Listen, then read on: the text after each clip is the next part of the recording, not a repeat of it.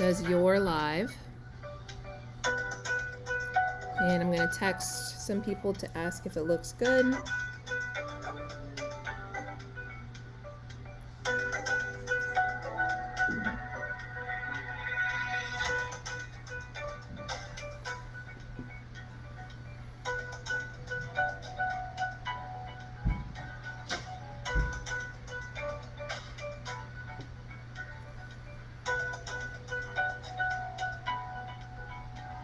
Here we go.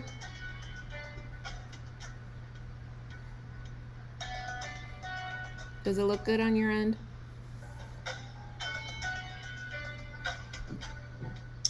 Good morning, good morning, good morning. I'm not.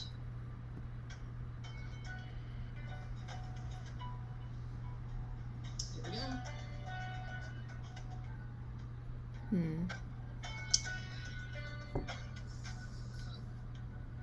I'm not seeing our images. I do notice that. If you can hear us, friends, we are getting the show started. We're just going to run through some technical difficulties. Yeah, they say they can see a black screen. All right,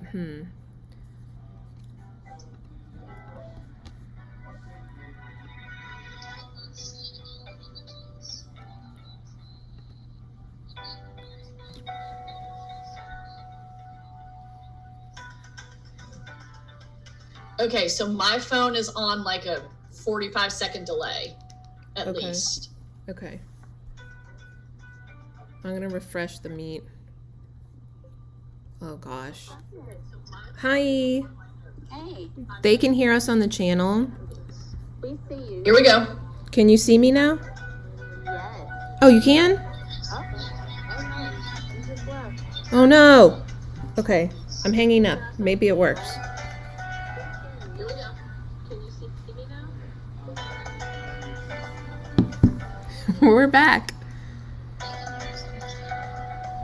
They say they can see us now that it's live. Here we go. Can you see me now? Oh, you can? All right, Miss Kelly. I think everything looks awesome. We're ready to rock. Okay, Becca, are you there? Sorry, I was muted. I am here, girl. We are ready to rock. It looks good on YouTube Live. There is a little bit of a delay. So guess what? That's like, I think, the fastest 3 minutes to get technical difficulties together. So I'm pretty proud of us.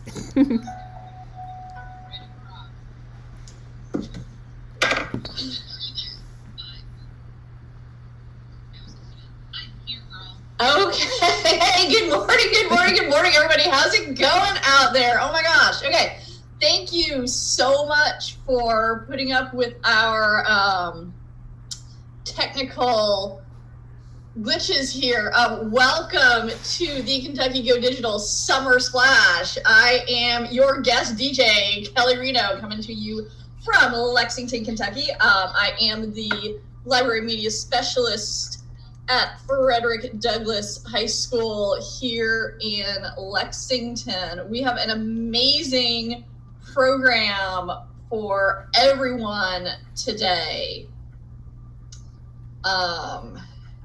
So let's go ahead, and I love that everybody is going and introducing themselves in the chat. Shout out to Hazel Green Elementary, Shelby Traditional, Scott County High School. I don't know that I'm allowed to say that. South Warren. We've got some people from JCPS in here. I know that I've got some of my Fayette County people in the chat. Looking forward to that. All right, so our program is set to start at 9 a.m. this morning. We've got everything up and running. If you have not had a chance, to get your coffee, get a beverage, get everything set up, please take some time right now to make sure to do that.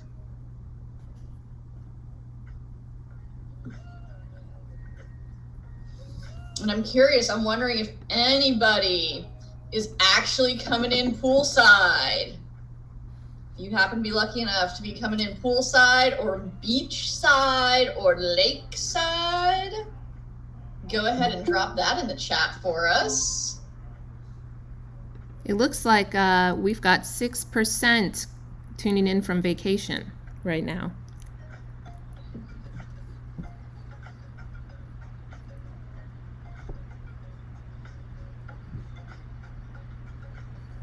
Oh, and we're back.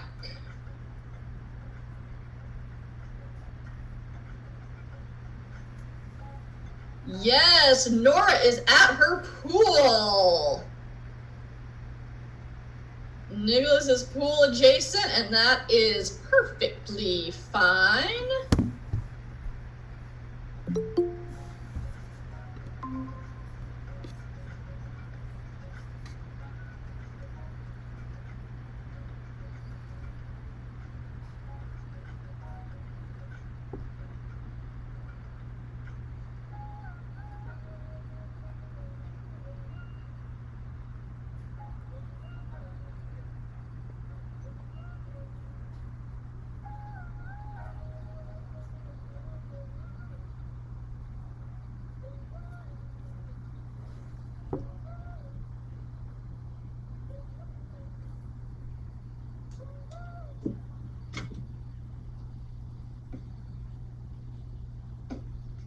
All right, friends, if you are joining us, good morning. We have about 20 minutes or so until we get started. We are taking care of a few little things here. So just bear with us as we make sure that all of our technology is up. Can you hear us, Miss Kelly? Barely. Okay, barely.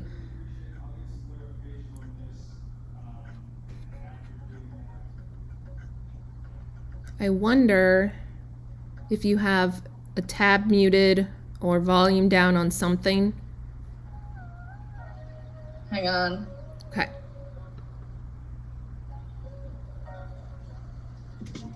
All right, friends, so just so you know, I'm gonna stop screen sharing here real quick just to change some things up. And we will be right back with you. All right, let's see here. I'm gonna stop that.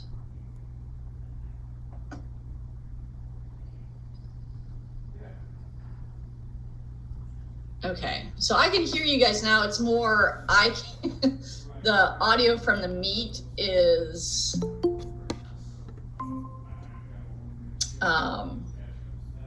competing with the audio, the background audio. Well, we can have the music just hanging out for a little bit, and then once you turn that off, it'll be good for you to hear the presenters. Okay. Yay. Yeah, just if there's anything that you need to tell me. Okay, I'll scream really loud. Yes. No, I'm kidding. Scream it really loud. SOS, or just text me so that I know what you need. Perfect. From there. Okay, so let's get this back up here. And I wish there was a way to just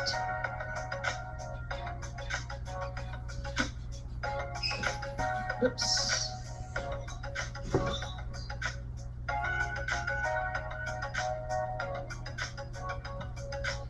All right.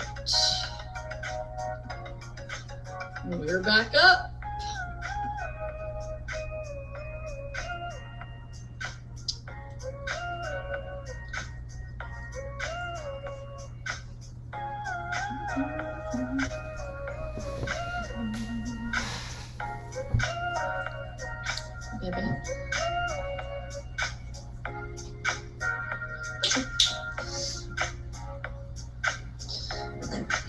All right, so my sweet little friend here, come on. She thought this was going to be Kentucky Dog Digital.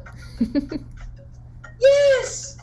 Yes, did you think it was going to be Kentucky Dog Digital? You sure did. the other four-legged companions with you? Give us their names in the chat. This is Sully. What do you think? Are you a good dog? Yeah. Okay, come on. Come on. Nope, nope.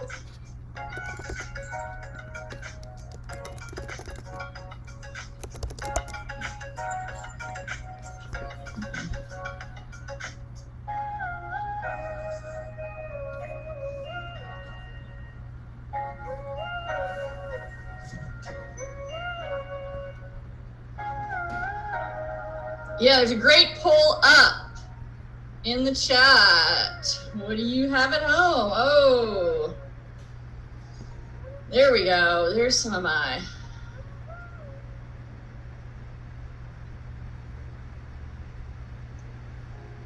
Yo, we have 500 people tuning in right now. Shout out Coda, the Aussie duo. There's a black cat named Blackberry. Oh my gosh. Yes. Anakin. All right, Anakin. I hope Anakin's black. Please tell me that Anakin's black. Pierre. Christina Sully is a mini golden doodle rescue as well. We got her from the Lexington Humane Society. Oh my God, stop. A Persian cat named Mr. Cuddles? I love it. We've got a guinea pig in there. A corgi poodle mix. Yes. Sarah Rogers, our kitty cat, her name is Ray, and she is a calico too. Not quite as good of a name as Butternuts with the Z. Skinny dog named Pudge. Yes, mini golden doodle named Watson. Did you hear that, baby? Luminescence and Luna. Oh, okay. I'm totally here for the pet names. Oh, who is that? Candy Bradford has a library rabbit named Reese. I love it. I feel like that's like too much responsibility for me. I keep thinking about it and then I'm like, nah, not gonna happen.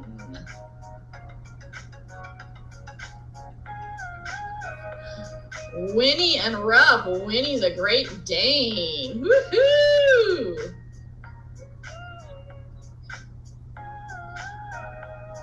Yes, another calico in the house.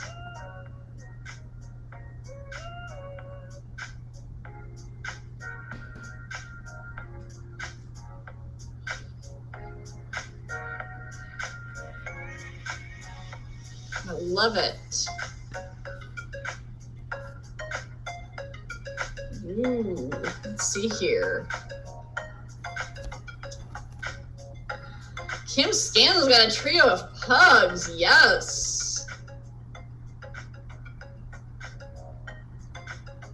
Oh. The screen should be coming back here in a second. There we go.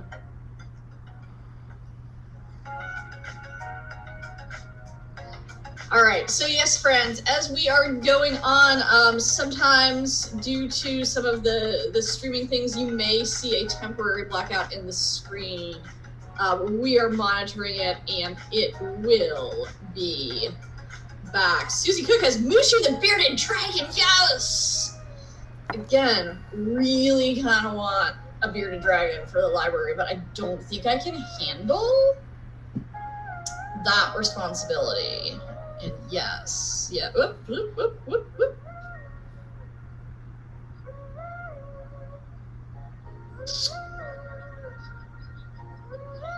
Nope. Hang on, y'all. Sorry.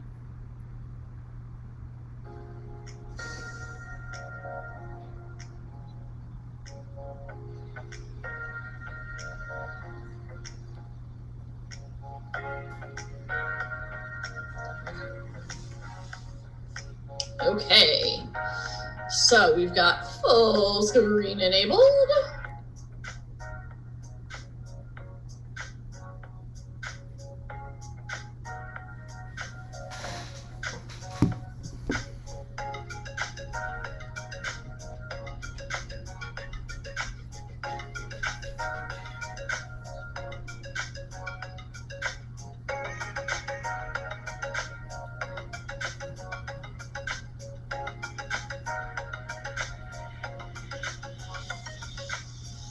All right, so just so you know, throughout the day today, we will have a few fun little surprises for you. So do make sure that you are letting us know that you're here in the chat.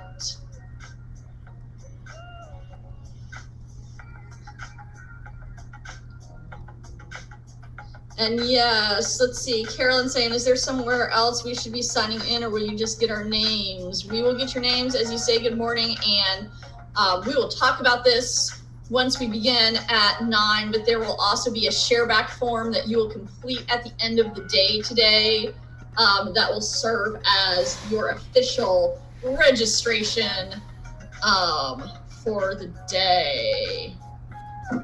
Oh my gosh, stop. Yvonne coming in with Boris the Pomeranian and Mr. Bitey the cat. Love it. Keep those pet names rolling, y'all. I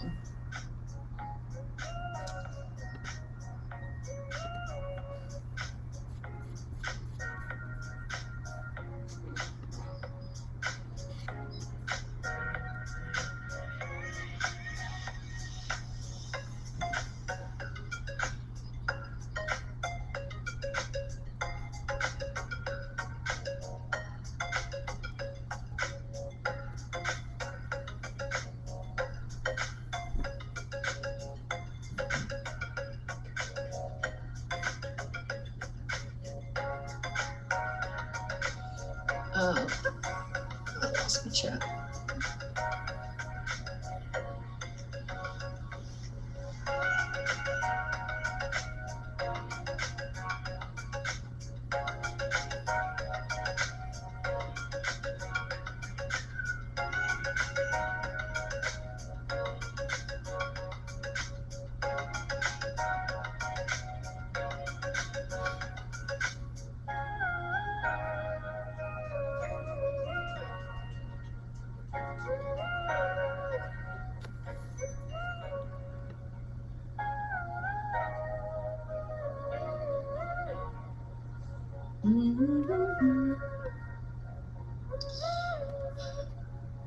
All right, y'all, we are about 12 minutes away from kicking this off right.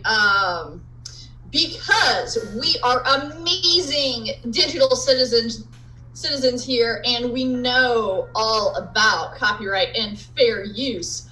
We are DJing with Creative Commons licensed copyright-free music this morning. So while I have an amazing playlist in my head, I was not quite able to get all of the licensing to use it, but that's okay. Another time, another place.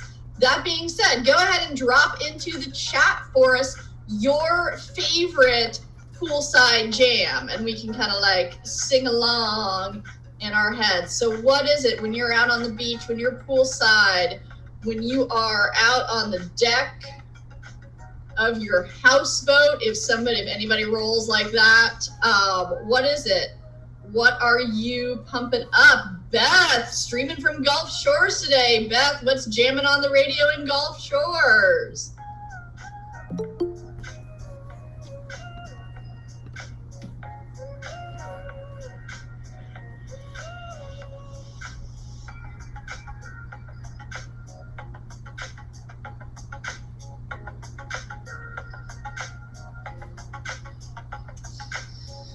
Johnny Cash, Yacht Rock, Oldies, Foo Fighters, Kenny Chesney, Bob Marley. Kim with the Chris Stapleton playlist. Rachel with the Shake It Up. Kim Courtney with the Steely Dan. Oh my gosh. Just as long as it's not Gaucho, Kim. Just as long as it's not Gaucho. I've got a Gaucho story. It's all right. Hi, baby. Yes. We got some parrot heads in here. Sounds good. Ooh. Lots of 80s. Emily T coming in strong with the boy band songs from the 90s. Yes. The Cure. Oh, okay. Got a little like goth emo poolside going on here.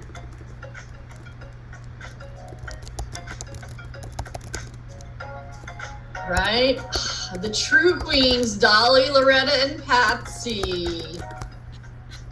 Steven from Menifee Central, the Eagles, CCR. Nice.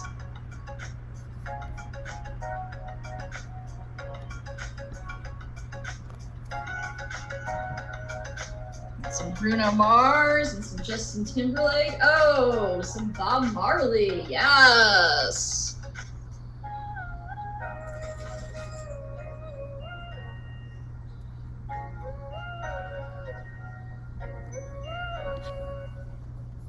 Ooh, Sarah's keeping it classy with the Michael Bublé.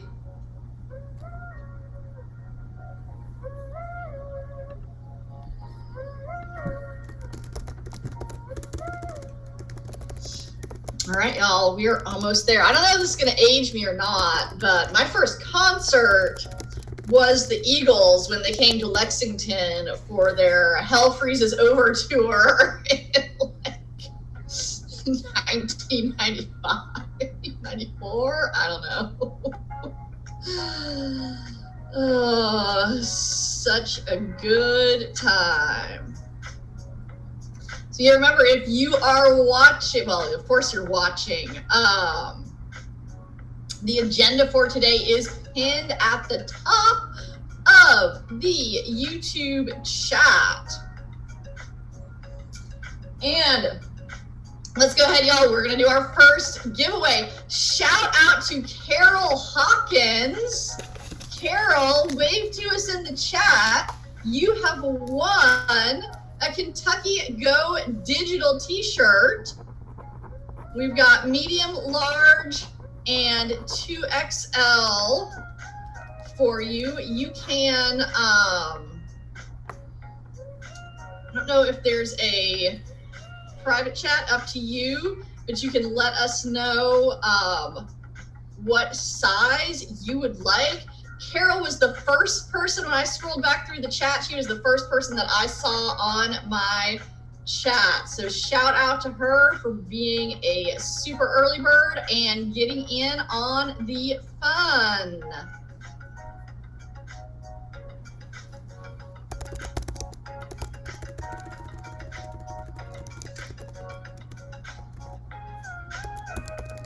I would say, Carol, if you want to email Rebecca Reynolds your size,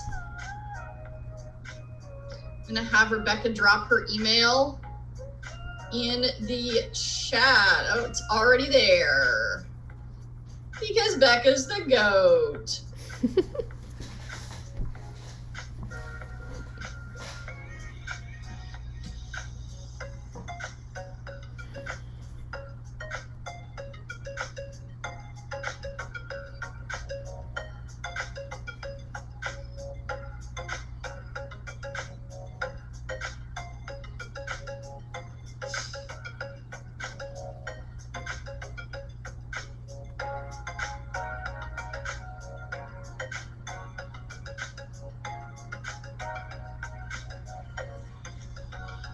I don't know. Yeah, so I love how everybody is shouting out Carol. Hey, Carol, just give us a wave in the chat if you are still tuning in with us and you got our message.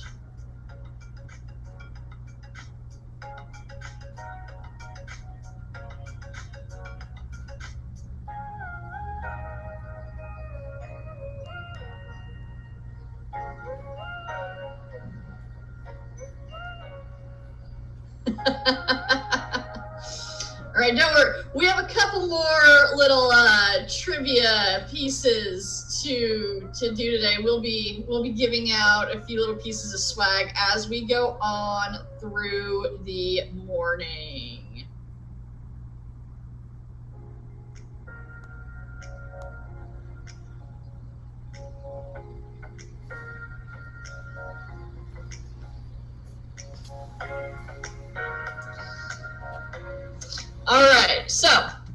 We did get some of the fun stuff out of the way, but go ahead. We have T-minus 4 minutes until we officially get this party started right. Let us know, and I know some of you guys have already done this, but to help us refresh, go ahead and drop into the chat your school, the district you are representing, and your job title so we can see who we have in the house today in terms of, you know, those professional hats that we put on.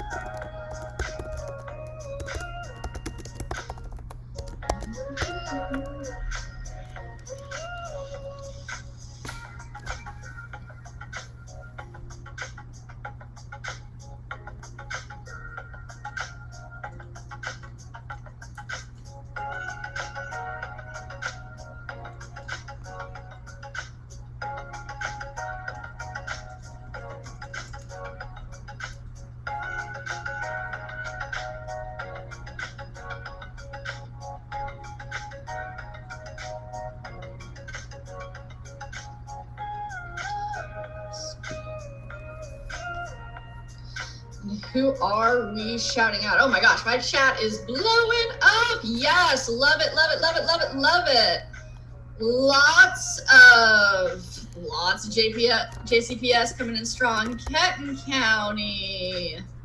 Oh my gosh, I just saw one of my library media specialists. Y'all, you do not understand. Like, my chat is popping.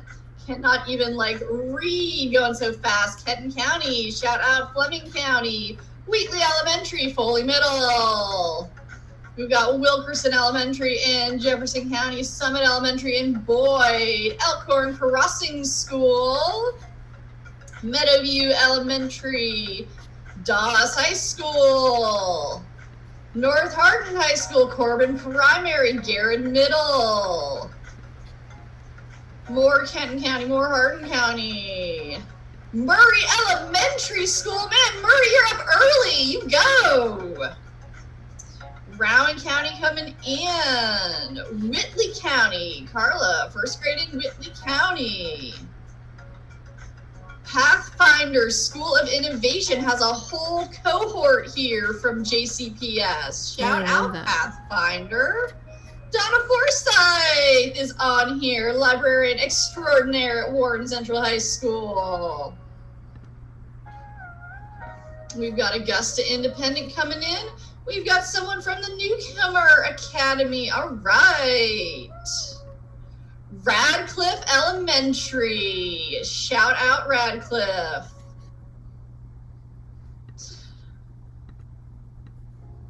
Alrighty, Sacred Heart Model School, more JCPS folks. Breckenridge County Middle School, yes. Jody, Library Media Specialist, and Kentucky DLC. All right, DuPont Manual coming in. Eisenhower Elementary, I'm telling you, JCPS.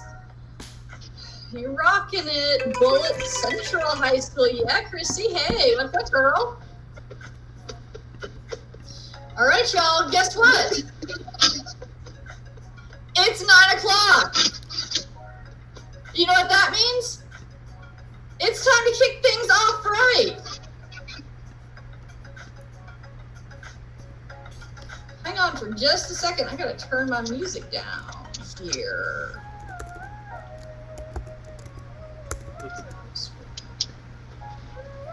All right. You don't see the man behind the curtain at all. All right, good morning, good morning, good morning. Welcome, welcome, welcome. This is the Kentucky Go Digital 2022 Summer Splash. I am your honorary DJ Kelly Reno. I'm the Library Media Specialist at Frederick Douglass High School in Lexington, Kentucky. And we are going to have a great day of learning and sharing and partying about all things tech ed. All right, so Hello. I just realized, oh my God, guys, I forgot my script. We want to go ahead and get things started off right with our norms for the day.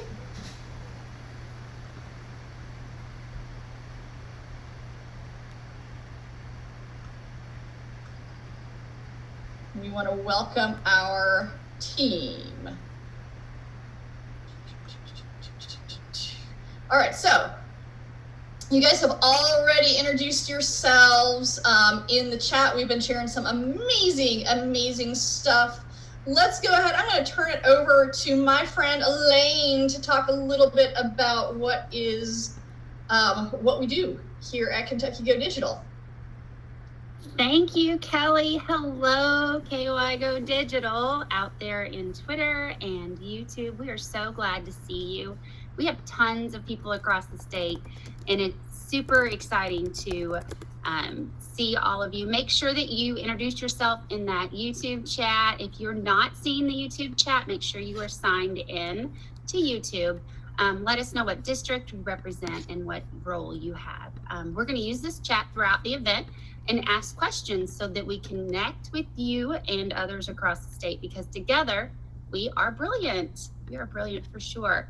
So speaking of all of that, thank you, Kelly. You are amazing. We're super excited to have you today. And we have a wonderful panel and setup for you. But let's review the mission for all of this great work here in Kentucky Go Digital. So KYGoDigital is to inspire Kentucky educators to create, innovate, leading, and learning experiences. Connect us together through social media, live digital events, and conferences so that we can share ways we are innovating and investing in more digital learning superpowers for our Kentucky students. Yes, for sure. Awesome. So everyone knows here at Kentucky Go Digital that the purple cow is a special symbol of not just being afraid to stand out and be remarkable, but sharing to 2,000 people here. We have 2,000 people over signed up for this event. So that's super exciting that we're connecting all of those here, those people in Kentucky. And it's certainly remarkable to shout out once again to all of our presenters and all of you in the YouTube land for saying yes to creating and connecting and sharing for our Kentucky students, for sure. So on the other beliefs that we have at Kentucky Go Digital, it is to shatter these silos. So each one of you have your own district. Of course, we have my district where I'm from, and from district to district, because we are now together, we are shattering all of those silos, and together we are being brilliant. I'm going to go ahead and throw it to Rebecca, and she's going to talk about how to ensure that you are getting connected here with Kentucky Go Digital. Hi guys, so excited to be here and so excited to check out what you guys are doing in the chat today on YouTube. But I also see that a lot of you are connecting and sharing on Twitter with our hashtag KYGoDigital. I just saw Lindsay with her cute pup. They are tuning in from the porch. They look so cozy. So definitely go check out and make connections there today. And as we know, at the end of the day, this end game for us is about learning and growing with our kids all over Kentucky. We want to applaud all the people who are tuning in here today as you grow and learn for your students. STLP is that big end game. We want students creating and innovating. So I know that you guys are dying to know how you're going to get your credit, how you check in, all that stuff. You aren't going to have to check in. At the end of the day today, we are going to share in the chat from the KYGoDigital account the poll, or for your PD credit, a form, sorry, not a poll, a form, and you're going to have 24 hours to complete that for your 6 hours of credit. So we will send that out at the end of the day. All right, so this summer we are celebrating the 6th anniversary of Kentucky Go Digital, which would not be possible without our amazing partners. So please help me shout out Kate at Murray State, KEDC, the Kentucky Educational Development Corporation, GREC, the Green River Regional Educational Cooperative, Western Kentucky University, the University of Pikeville, Bellarmine University, the University of Kentucky Center for Next Generation Leadership at the College of Education, and WKEC. We would also like to thank the sponsor of our t-shirts, which I believe is one Miss Heather Warrell.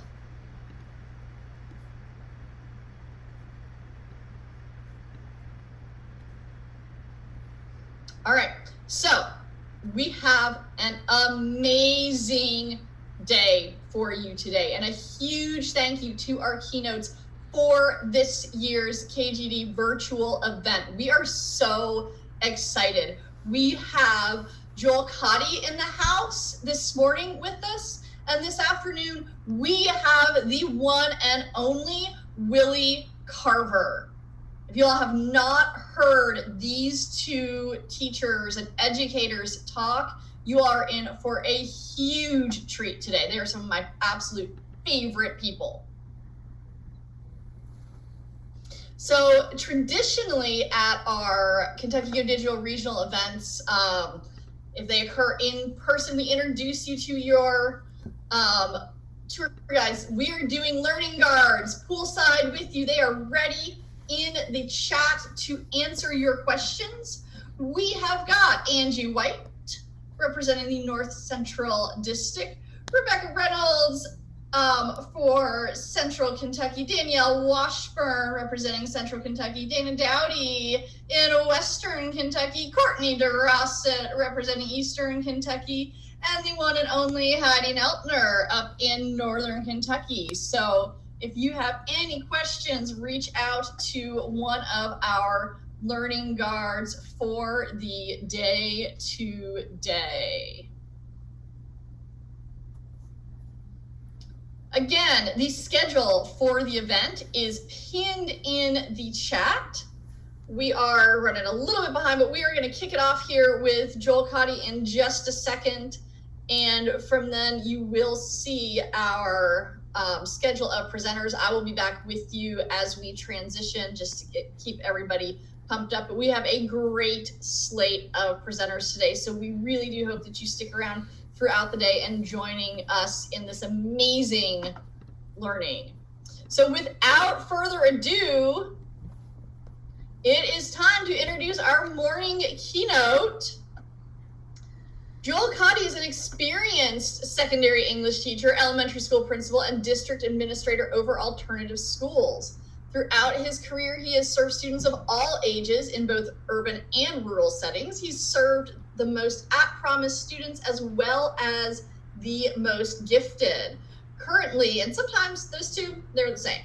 Currently, he teaches at the Success Academy here in Fayette County Public Schools, a dropout re-engagement program in Lexington, Kentucky. And I cannot say enough about the work that he and his team do over at Success Academy. Joel helps educators realize the most important relationship is the one they have with themselves, and then equips them with tools and a renewed commitment for maintaining a healthy work-life harmony. His strategies for helping the best of you land in the heads, hearts, and spirits of those you work with and serve are differentiated for all educators. Whether you are a Ron Clark type or prefer to do your best work behind the scenes, Joel's use of humor, stories, amazing shirts, and reflection are sure to inspire you to #be more you.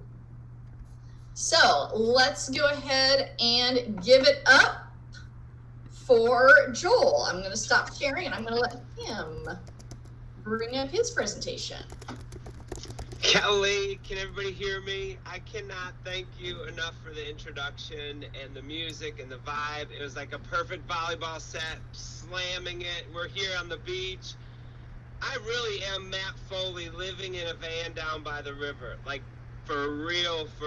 Like I work with staffs and I say, look, when you leave that school building at the end of the school year, especially this year, because every school and district I've worked with, they thought the year was going to get just a little bit easier, and it got exponentially harder. So normally I'll take you through like a shaking activity, but we don't have time for that. But just trust me on kind of forcing a cathartic tremor, kind of just shake out the, or like, imagine you have an Etch-a-Sketch of your last year, you're holding it and you're looking at it one last time, and you're just going to shake it clean. I mean, seriously, shake.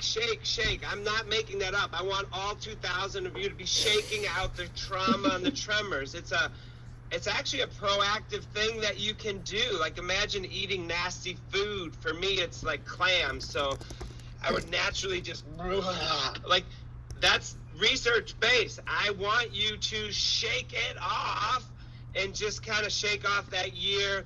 And then some of you, oh, by the way, thank you for joining me on a June morning. I know how special and glorious June mornings can be. You can roll over to your honey and snuggle and say, baby, get up and give me some, cinnamon rolls. Can you make me some cinnamon rolls? Like, I know that happens, and you're choosing me and this amazing conference, so I take that with, that's love right there.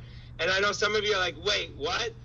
The former principal from Kentucky in his car keynoting, and it's not Gary Brooks, and you haven't left, so thank you. All right, now I'm going to exhale just a little bit. Connect. I love that word. And the one thing I'm going to push you, as long as you're with Ignite #LoveInSchools. And by the way, people are like, why #LoveInSchools? Because it's an algorithm. It's the best of you sharing things with me, and then I go throughout the state and the country and share it with other people, and it just keeps building. So there's no one keynote, there's no one CAN program, student assembly, family engagement. It keeps getting better and better. So I can't wait to see where this takes us. But I always say the most important relationship is the one you have with yourself. We're very uncomfortable with that. And so today I'm gonna give you some tools, and I'm really gonna affirm this group. I am not a tech leader, so when they ask me to keynote, I'm like, are you serious? Like, I crave VHS tapes. Like, I crave them. Like, I can point to them, I can hold them, I can take them out, I can kick them around the floor, and when I put them back in, they're in the same spot. And that's the era I live in. But I know we don't live there anymore. And I've moved to DVDs, and sometimes I wish we could live our life like a DVD chapters, right? Like right now we're living in summer, hanging on to these summer moments. They're beautiful, they're glorious. But I know in a blink we're gonna be at a PD getting ready for our next school year, and you'd say, oh, I wish I could do anything to go back to that conference and have my whole summer upon us. And I know tough stuff happens. Like, where are my Seinfeld people? Kelly was doing a good job kind of going down nostalgia lane. Where are my Seinfeld people? Remember the episode of Summer of George, right? We all went out of our classrooms this year with our fists in the air, like, don't look back, so, the Breakfast Club, don't you forget, we're going to crush it. But then, like, life happens. Like, here I am living in a van down by the river. I'm taking care of my two granddaughters, and they're 4 and 6, and their parents are deployed in the Navy right now. Their mom is in Poland and has been since the Ukraine conflict. So you just don't know. And one of the things I talk about is pain. A pain paradigm, it doesn't have to be a bad thing. Like, look at it, a chance to flex your muscles. Like, no pain, no gain. Rocky IV, right? You work out, you get stronger. My coaches and athletes out there, when you wake up sore the next morning, you're better for it. So lean into these obstacles and know they're opportunities. Now, I really want to pour into you guys, because I'm so bad with technology, and I know that 92% of the time, these amazing people like Kelly, they'll come in with they have like just this aura about them and this presence, and they glide in and they say, would you mind powering down and then powering up?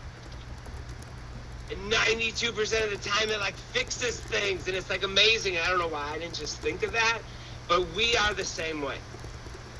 So I want you to be, I hope this is one of the things that sticks with you today. I want you to think about this summer, next year, moving on the rest of your career, the next chapters in your lives. What are your go-to things that help you power down and power up? Because just like technology, you need that. For years, I've been talking about the strategy in Ignite, #LoveInSchools, called Tom Cruise It. And many people are like, he's not cool anymore. In fact, he's creepy, and we don't necessarily, but I think he's becoming cool again. So my timing is right. Tom Cruise It. Number 1. Do you remember that scene in A Few Good Men where he's holding the baseball bat? And he's just kind of recalibrating, and he's getting the best of it. Just, you know, it's like Michael Jackson, and this is it. He's letting it simmer. He's letting it simmer.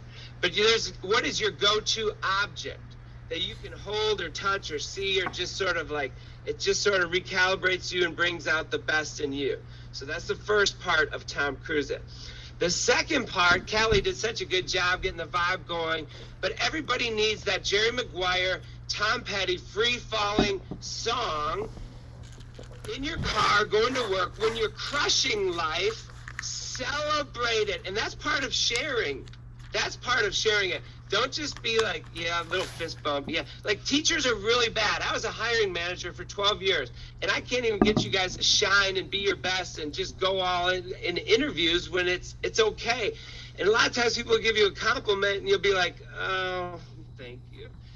No, soak it up and store it in some place that you can access it later. Go back to that DVD chapter and be like, I am a rock star. I am pretty awesome. So what is your Tom Petty, free-falling Jerry Maguire song?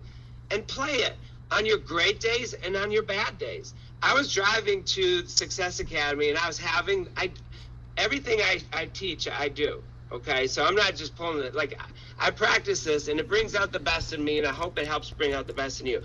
I was having my Jerry Maguire free-falling, and I was just crushing it. I was like, I seriously get a salary with benefits to go play full-court basketball with my kids and walk my emotional support dog with them and walk and talk. And, like, I was just, like, loving my job. And one of my colleagues came up to me the next day. She's like, Joel, are you okay? I said, yeah, why? She said, I saw you in your car the other day, and, you know, I'm a little bit concerned. And I'm like, oh, no, that was good. Like, that's good. Like, see, my father-in-law gave me the best gift of all, the greatest affirmation. One day he said, Joel, just keep being Joel. In fact, be more Joel. And I was like, are you serious? I can be a lot. Like, my whole career, I'm in year 21. Like, I know. That's why these Purple Cow people, I need you all, because people look at me and they're like, can you tone it down a little bit? Like, can't you create a PD to bring everybody back down to my level? Like, let's just all live in this little status quo place right here and just kind of, no, be more you. And I want to be around people that encourage me to be more me. Okay, so this is a challenge over summer. I want you to start a list. What are your top 3 things that make you so darn special? Like, seriously, pour into your own bucket. What are your top 3 things that make you so darn special? And that modeling that positive self-talk is about the most important thing you can do to your students and colleagues, but it's part of you powering down and powering up. And once you get there, keep going to 30 and 300, because there's enough of them there. And I want you to develop that habit, because we often have the other one say, oh, you're not this, you don't know. I'm not Google certified anymore. I was at one time. I'm really proud of that, but I'm not anymore. And but I'm not carrying that guilt.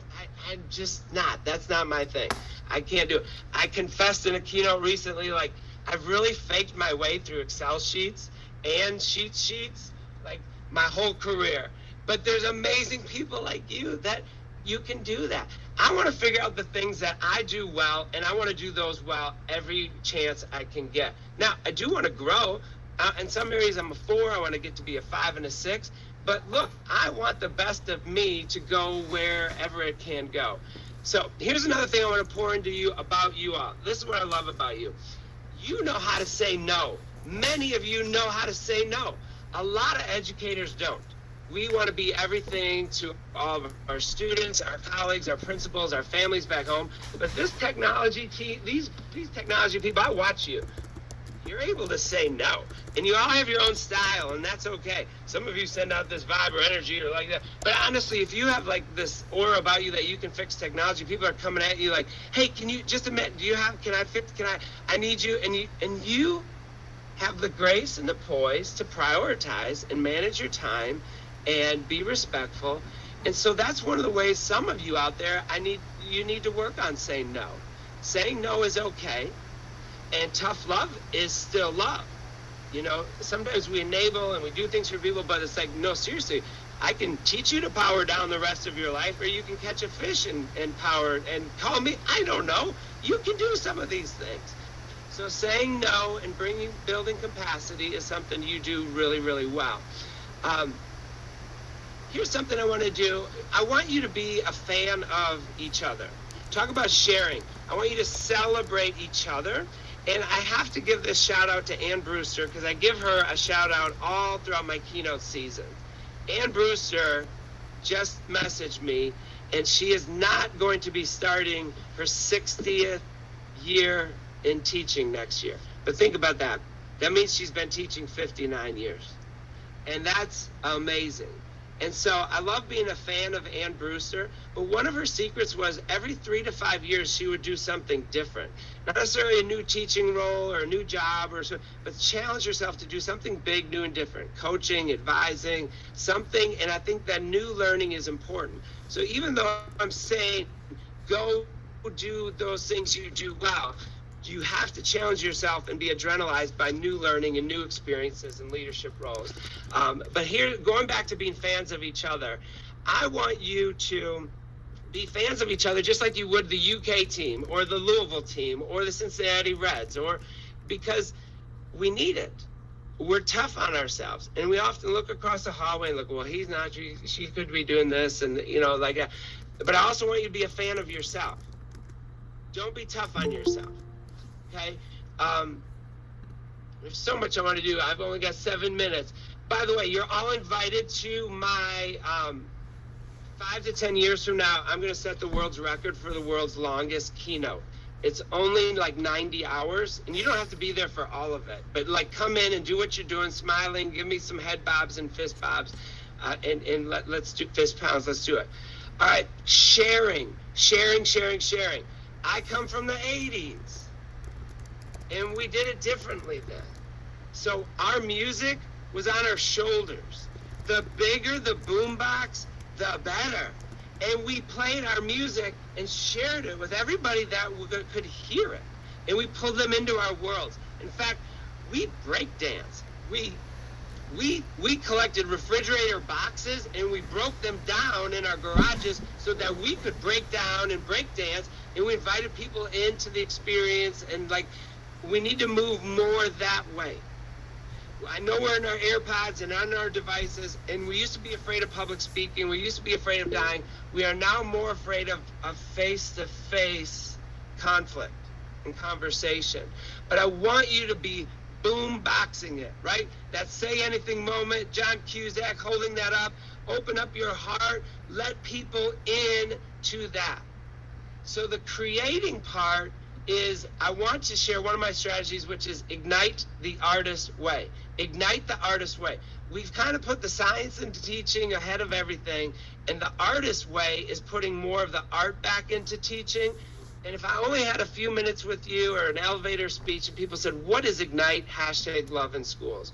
Well, whatever Eric Jensen is to the brain, I'm trying to be that for the spirit of teachers and kids and family relationships.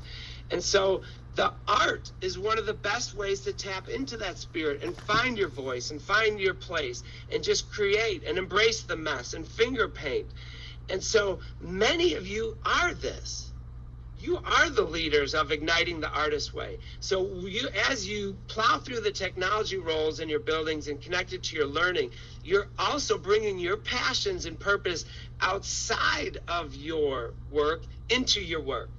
And that's the secret sauce. If the best of you and your hopes and dreams, let's say that part of you that wants to be a photographer, that part of you that wants to be, a filmmaker, that part of you that wants to be a speaker, if those places find a place in your teaching role, your engagement goes up. And the best way to improve student engagement is to improve your engagement. So my mission is you, igniting your passion and purpose. So your interests and dreams need to show up in your classroom and in that work that you're doing. See, the brain tells us it fires better when you're interested. It's not a motivation or an attitude thing. It's really not. It's a science. It's brain-based. It's firing better. Here's a secret. You're most interested in yourself. Here's the proof. If I took a screenshot of all 2,000 people views, is that even possible? I'd love to see that. But it's probably not. But who's the one person you're going to look at? You. So be more you in your classroom. It gives permission for your students to be more themselves. And you're dang excited, free falling, jamming into the school building, and that is contagious. So if you create these spaces and learning opportunities for your kids to show more of who they are, you won't believe how the engagement goes up. Now, I know I only have 3 more minutes, so I want to talk about 7 seconds moments, because that sharing, that creating, that connection, you're creating an experience. Yeah, you have to be dramatic. Maybe you're not. You have to be funny. Maybe you're not. Find the things that allow you to create the most impactful experience and connection with kids. You're shooting for 7 seconds moments. And what I mean by that, this is a moment that can change a kid's life and his family and future generations of families. And I want to tell you about my father-in-law, Merle. He said, Joel, and remember, he's the one that said, be more you. He's kicked my butt out here. He said, teachers need to hear your message. You need to get this out there. And when you do, tell them about Miss Lubens. And I said, who's Miss Lubens? He said, Miss Lubens pulled me aside one day in 3rd grade and said, Merle, you are smart. And he said, no, I was not. He told me, he said he thinks he was dyslexic.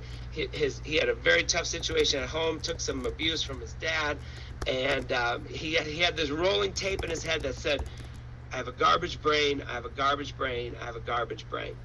Well, Miss Lubens pulled him aside one day and said, Merle, you are smart. He said, no, Miss Lubens, I'm not. I have a garbage brain, I have a garbage brain. She said, Merle, you are smart. You are a gifted athlete. You cannot run, jump, pole vault, play basketball and football like you do. If you're not smart, you are smart. And he believed her. And at that moment, that tape that was playing in his head that said, you have a garbage brain, you have a garbage brain, it changed. Now, another person who created that kind of connection and experience with him was a cafeteria manager from Russell Springs, or Russell County, Russell Springs Elementary School. Like 30 years ago. She made pinto beans and said, Merle, come in here, try these pinto beans. These are the best pinto beans. And she just made this experience. And then years later, when he had a chance to move to Kentucky, he thought of her. And he said, the nicest people in the world are in Kentucky. I'm going to move there. So these are the tiny moments that put things in motion. I wouldn't be here because my dad passed away in 2009. And, you know, I was grieving and seeing a counselor, and they said, don't do anything major like quit your job or move. So I quit my job and I moved to Kentucky to be by my father-in-law. It's just like my kindergarten people out there. If you say, don't hit in the hallway, what happens? The little guy goes, boom. So, but without Miss Lubens, without that cafeteria manager, I wouldn't be here. Those 7 seconds moments put things in motion long after you're gone. Good things. So again, that's part of the algorithm. I want to honor your time. It's 9:30. I hope this gives you just a sample of what we can do together. Share my phone number. Just call me. I'm old school. I like phone calls. I like listening to voicemails. I'll leave a voicemail and you don't even have to listen to it. I understand that's not your thing anymore. But I want to know how I can help you, your students, your school, and your district, and feel free to call me anytime. Thank you for this opportunity. This was really an honor. Oh, thank you. Thank you. All right, y'all. Joel got me feeling my future so bright, I gotta wear shades. That's all there is to it. We want to go ahead and give a huge shout out, thank you to everyone who is presenting with us today. We could not do this without you. So huge round of applause for all of our educators throughout the state. Without further ado, we have got to keep this going, keep it pumping. We have with us Daniel Bemis to talk about social media in the classroom. So I'm going to go ahead and turn it over to him. And hey, good morning, everyone. there we go. Everybody hear me? Good. We can. Right. Good I'm gonna morning. Get presenting here. Here we go. All right. Everybody see that? I got like 2 screens going on. Last year I did virtual, and so I feel like a professional on Google Meet. So I have my 2 screens up here. If you see like 2 Daniel Bemises, that's why that's going on. So today I'm going to be presenting about social media in the classroom. And let's talk a little bit about me first. You can see over at the left-hand side here, this is a picture of my family. I have 2 sons. The one that is dressed up as Darth Vader, that's Jonah. He's 11 years old. And then the kid that's right behind him, that's my older son, Elijah Bemis. He's 16, so he's in high school. So he's, he doesn't really like taking pictures and all that, so he's toughing it out there. Over on the left-hand side, that's my wife. Her name is Allison Bemis. She works at Green River Educational Cooperative, and she's also an author. And I'm going to do a plug here. She has a book coming out on August 30th. She's behind the scenes too, laughing at this. 50 hands-on strategies for literacy. So that's coming out in August. A little bit about me. I teach at Drakes Creek Middle School. I actually wrapped up my 15th year in education. For 11 years, I did English as a second language.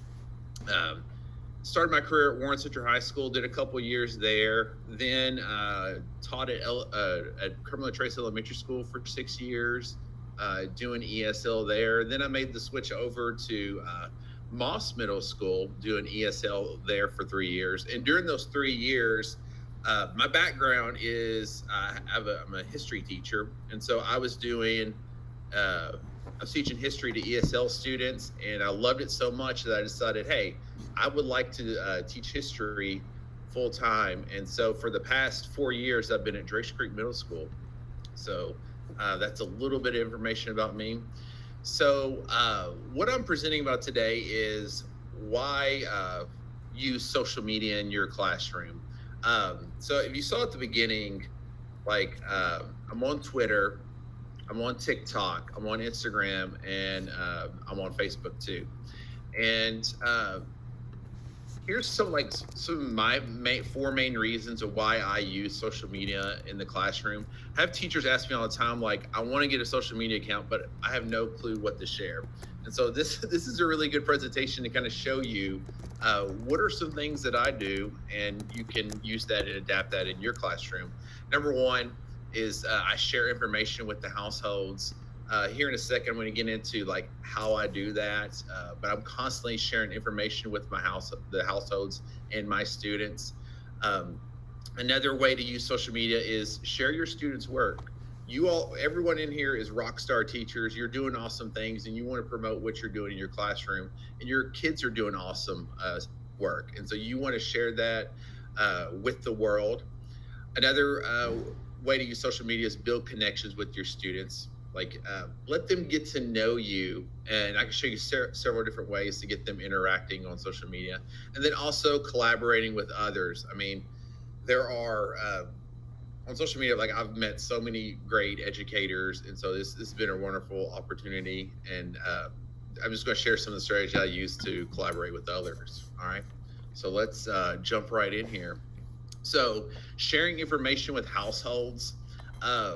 Something that I do every about Sunday night, I have a weekly calendar that I just used on Google Slides. Like I created the background in Canva, I have a Google slide that's titled Weekly Calendar. And so during the week, I'll go in and make edits to it. Just let everyone know what I'm doing in the classroom. You can see I have birthdays for that week. And then I also have assignments that are due. So I'll just take a screenshot of that. I'll tweet it out. I'll post it on Instagram, share it on Facebook. And that's just my way of letting students know what is happening this week. Also, there's a link to my school website. And what's cool about this is when you're using Google Sites, you can put this weekly calendar like on the site, and it will constantly make changes to it. So you can see I've already got one ready for August 8th. Yes, it's kind of weird and crazy, but I'm already ready for the first week of school.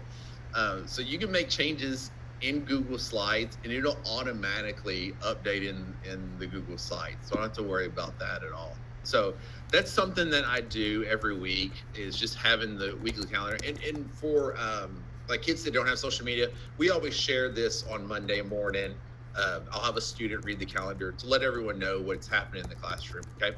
Something else that I do, and I did not get this. I mean, I did not create this, but I got this from Sons of Technology on Twitter. You can follow them. They got really great stuff. But something that they shared was the State of the Classroom weekly address, okay? And so this is through a website called Wakelet. And what you can do with Wakelet is you can save like YouTube videos or like different links, and you create like sort of like a page, and then you can share that out with your classes. But something that I do with Wakelet is the State of the Weekly Address. And what's cool about Wakelet is it's integrated with Flipgrid. So you can create these Flipgrid videos, and you could post them to your so-called wall here. So we'll just kind of watch one. This is 1:44. We won't play the whole thing. Happy Friday, everyone. You're watching the April 29th State of the Classroom Weekly Address. I want to start off with a shout out. Valeria, you are our Student of the Month, so congratulations on earning that. Let's talk about what we did this week. This week, we continued on with the Civil War. On Monday, we looked at the strengths and weaknesses of the North and South. And then on Tuesday, it was Miss Brush and Mr. Hayden's last day with us. And so the students did an activity where they created. So the way these are set up every week is I tell, like I'll start off with a shout out, you know, if we have like a student of the month or something important that has happened. And then I share what we did this week. So I kind of just break down the week for them. And then I share what's going to happen next week. Okay.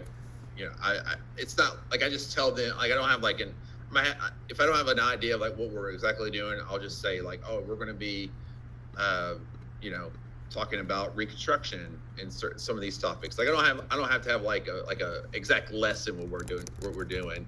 Just kind of have some sort of idea what we're doing. So and these are like super easy to share. All you have to do is hit the share button, and well, let's see. I don't know what's going on here. Normally when you hit the share button, it has like, you can share it on Remind, you can share it on Twitter. I think there's like a Google Classroom button. So whenever you hit the share, you can share that out. It gives you like a easy link that you can copy. So what I do is I copy and paste that, and then I'll email that to the parents. You can link it in Facebook. On Instagram, what I do is I just use my phone and I just record that video from Wakelet, and then I just post it in Instagram. So that's like the way you can get into Instagram with that. Okay, and then some other things that I share is I share just different things that's happening at school. So I'm just like another mouthpiece for them. Okay. All right. So that's some of the stuff that I share with the households. And so moving on here. All right. Sharing your students' work. everything that we do in class, if it's an interesting lesson, I always try to take pictures, and the kids like laugh at me. By like the end of the year, they're like, Mr. Bemis, is this going to be on Instagram? And normally I'm like, yes, it will. So they get really excited to see their work on Instagram. So anything that we do in class, I'll take a picture of it, and then I'll tweet that out. I'll share it on Instagram. I also use the the Instagram stories feature. And so if you don't know, this is like you can share this out, and Instagram has like a feature called stories, and you can make these stories where you can just tell like a story of the day or the story of an activity. So this is one I did for when we were doing the 3 branches of government. They had to create a superhero, and so I thought that was really neat. So I created Instagram stories. You can use these. You have like different highlights you can add in Instagram, and so this is a student's work highlight. And so whenever you're on Instagram, you can go to my profile and you can click on the different highlights, and one of those is like the student's work, or sometimes like I'll share like any historical news, and so people can click on that and then they can watch and see the different stories. So it's a really neat feature in Instagram. Something else I started using this year is TikTok, and so what I'll do is I'll make a video about whatever we're doing in class or students' work. So let's watch. This one had 500,000 views on TikTok. So I'll go ahead and we'll watch it. Make it bigger. Hey, we got the accent challenge. That we're today from us 10. All right, number 1, we got Bemis. Number 2, we got E. Number 3, we got E. Number 4, we got B. And so the students, they were like, oh my gosh, I'm TikTok famous, and they love seeing their work on that. But basically what I did was, this was this so TikToks, they have different sounds, and this was a sound that was trending, and I'm constantly on TikTok looking through different sounds, and you can save different sounds you can add them to your favorites. And so anytime I'm watching, I'll hit as a favorite and be like, oh, I'll use that later for whenever an idea comes up. And so for this one, this was a sound that was trending, and I think teachers were using it they were having their students draw self-portraits of them. And so when I saw that, I was like, oh, this will be a cool way to show my students work. And this is an elective that I teach. It's Fraternity 46. And so I had the students create presidential Funko Pops. If you Google Funko Pop PDF sheets, you can find these are available online. And so what they did was they just created a Funko Pop for a president or a first lady. And so this is one of their favorite activities that they get to do. And I just used it to make a TikTok just to show off their work. Hey, we got the accent challenge. That we're today from us 10. All right, number 1, we got Bemis. Oh my gosh. Here we go. All right. So another way to use social media in your classroom is to build a relationship with your students. Okay. I'm really big on Instagram, and so I'm constantly using the story feature in Instagrams instead of just posting photos. And you have these neat little tools that you can use in Instagram, and one of those is polls. Okay. So you ask the students a question, and then they get to choose, either side. And it could be it could be with your content. It can be just totally random things. So last month, one of the Fridays in May, it was one of the most geekiest days ever. You had Obi-Wan Kenobi premiering, and then Stranger Things premiering. And so I'll just get on there and I'll ask people which series are you watching first, Obi-Wan Kenobi or Stranger Things? Like Super Bowl, I'll ask who's gonna win the Super Bowl, the NBA Finals, who's gonna win, Warriors or Celtics. I also used the polls a couple years ago. I designed different logos for my Google account, and then I just had people vote on that. So that's a great way to use the polls feature in Instagram. Something else that I use is the quiz feature. And so you can post an image, and then you can ask a question. So this was for this day in U.S. history was George Washington crossing the Delaware. And so I asked, the students, what were Hessian troops? Okay. And so they had to choose which one was the correct answer. So this could be like this, like I'm a history teacher, so it's like this day in U.S. history questions, or it can be relate to what we did that day, or with the content. And so I've got a lot of people love this. Like my wife, she'll get on there and answer them. I'll even have teachers at my school that are like, hey, did you see that I got the Washington crossing the Delaware question right? So they get really into it. So that's a different way to interact with your students on Instagram. I always shout out student accomplishments. So I'll be on Twitter or on Facebook, and if I see one of the teams is doing well, I'll take a screenshot and then I will shout it out on Instagram, or do an Instagram post. And you can have this as a highlight in your Instagram stories. And so when they click on the student shout outs, that's all that they see, is just all the different shout outs. So it's different art accomplishment, band accomplishments. Something else that I do too is on this day in our classroom. And so Instagram's got a really cool feature, in your archive, it'll tell you what happened 3 or 4 years ago. And this is something that I did in 2020, I didn't do, but my Western Kentucky University student was showing the class that he can balance a desk on his chin. And so that's a actual video of him doing that. And so that happened in 2020. So that's really cool to show what's been the history of your classroom. The final thing that you can do with social media is collaborate with others. You can follow different museums and places and people that pertain to your subject. So you can search through Twitter, Facebook, Instagram, and all that, and you can follow them. And you can share this with your students in your classroom. Another thing that you do is you can share a strategy or different activities that you use in your classroom. So on TikTok, I shared that we do would you rather questions when I take attendance. So instead of saying here or present, I have a question of the day. So it'd be like, would you rather watch Obi-Wan Kenobi or Stranger Things?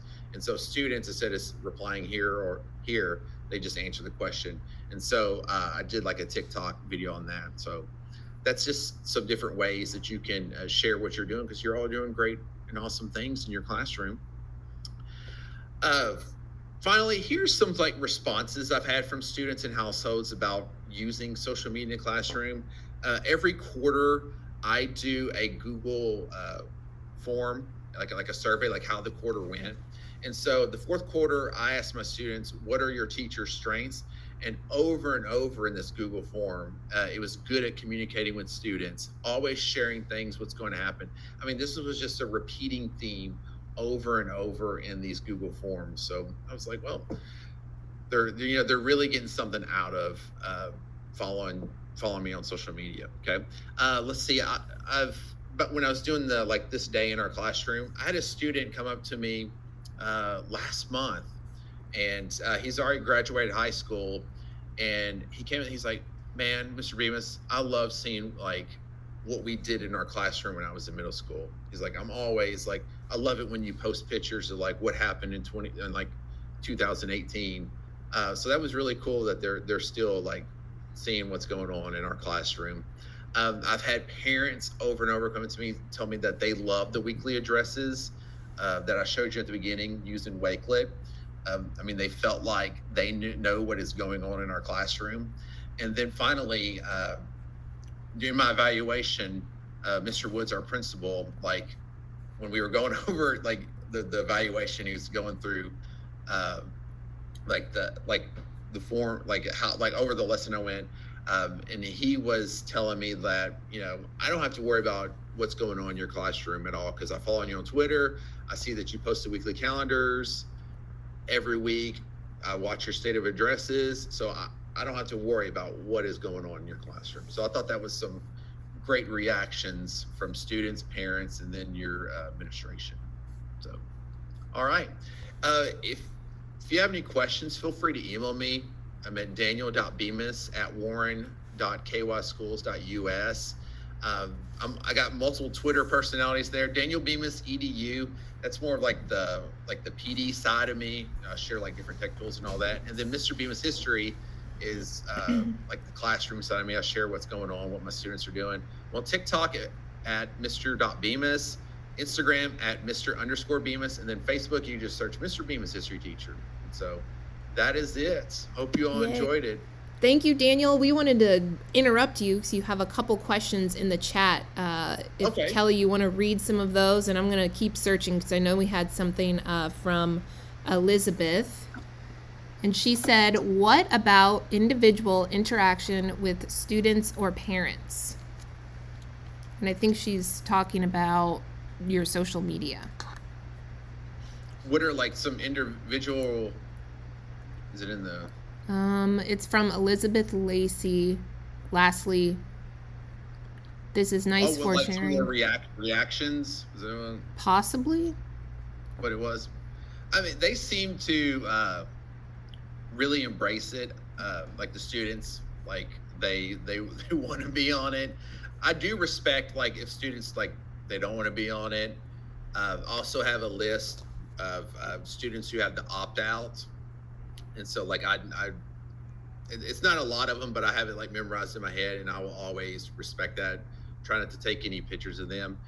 The parents, I've had some say, I love seeing what my kids are doing in the classroom. I love your post. I love seeing what they're doing. I love seeing my child's work. So it's been really positive with some of the interactions.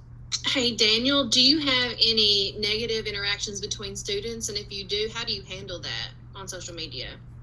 I haven't had anybody post anything negative. We did this year though, have someone say something negative about a teacher on social media, and they found out about it. And so I felt it was my job to kind of step in with each of my classes. And Hey, Daniel. yeah. Sorry, I thought I heard. And so at the beginning of the year, we talked about like digital footprints. And so I gave them like a digital you can leave positive digital footprints, or you can leave negatives when you're like talking about, different students or teachers, so somebody is going to find out what you're what you're doing. And so I felt that went really well too. Awesome. So I think that if you put the work in beforehand, then the negative things don't come up as often. Yeah. I mean, knock on wood, I haven't had anything negative. And if something did, I would just immediately address it. What you're doing. What a great opportunity to teach that digital citizenship, right, Daniel? Yeah, it's a very great experience for them. So they seem to really enjoy it. And I don't know if you're looking at the chat on YouTube, Daniel, but you are getting a lot of love and hopefully a lot of Twitter followers. I don't have the YouTube up yet, but I've got my phone here, and I just kind of like glance over. I see like all the Twitter. So this is great. Yeah, they're very Thank you thankful. Larry asked if you could put up all of your handles again, if you could share that really quick. Yes, yeah. I can do that. While he's doing that, like if you haven't checked out his TikTok, it's super awesome. So please check that out because it is a great teaching tool. Yeah. So for TikTok, I mean, it's like I do like this day in history, or like anything that we're doing, like our units. Like I'll just create some funny TikTok for that, and the kids, they love it. They think you're like a rock star. Like they think you're like TikTok famous. Like you'll just show up on their For You, like at their For You page, and they like it's hilarious. Just their reaction. So yeah, there is all my information right there. Perfect. We appreciate you diving in with us today, Daniel. I love social media, and I learned a lot, and I apologize. I can't mute, So I was laughing at your TikTok. You probably can't hear me because I just love that noise. Makes me laugh. I've seen TikToks with like kid art and all kinds of stuff. So sorry you guys could hear me laughing, but I learned a lot, and thanks so much for being here. Oh, you're welcome. Y'all take care. You too. Have a great summer. Y'all have a great summer too. All right, Kelly. All right. We're back. We're gonna groove a little bit here. Thank you so much, Daniel, for sharing with us. Real quick, in the chat, let's go ahead and put in, we had Joel, who was joining us from the beach. He was joining us from Florida. I think it's giveaway time again. If you are okay with it, drop in the chat where you are joining us from. Let's see how far and wide we are reaching today. If you can drop in the chat where you're joining us from. Is anybody joining us farther than Central Florida? As you guys are going on with that, you can see our schedule for the rest of the day. We are getting ready to rock and roll with Sharon Davis and Kayla McKinney at Adams Middle School. Whoops. I had this all like, I was gonna be so good. So they're going to be talking about communicating with families, students, community members, staff, and faculty. So a great segue from what Daniel just talked about with this here. We've got New Jersey in my backyard in PRP. Woo! Indiana, Crestwood, Independence, Mount Washington. All right, Lake Barkley, sounds good. We will, hopefully I've got some other people helping me in the chat here. I know we had somebody from Gulf Shores earlier. What? No, stop, Terry. Shelburne, Nova Scotia, Canada. What? Life in Nova Scotia. Okay, I think Nova Scotia might be winning. I did have a friend who popped in from Seattle, but she had to get back off and go do her her to-do list for her other job. But love it.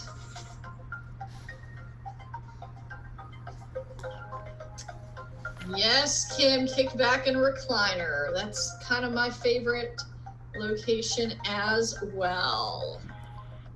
I'm going to hop in here real quick, Kelly. And if you guys are worried about getting your PD credit, do not worry at all. Even if you did not register and you are joining us today, later on, you are going to be able to have a link here in the chat as well as on screen, and you'll be able to fill out that share form so that you can get your credit. So don't stress about that.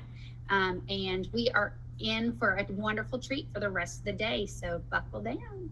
I'm ready, Kelly. Who's next? All right. So up next, we have Kayla McKinney and Sharon Davis. Kayla is the school counselor at Adams Middle School. And I believe Sharon is the assistant principal there. They are going to be talking about communicating with family, students, community members, staff, and faculty. So let's go ahead. I'm going to stop sharing, and we are going to welcome Sharon and Kayla to the stage.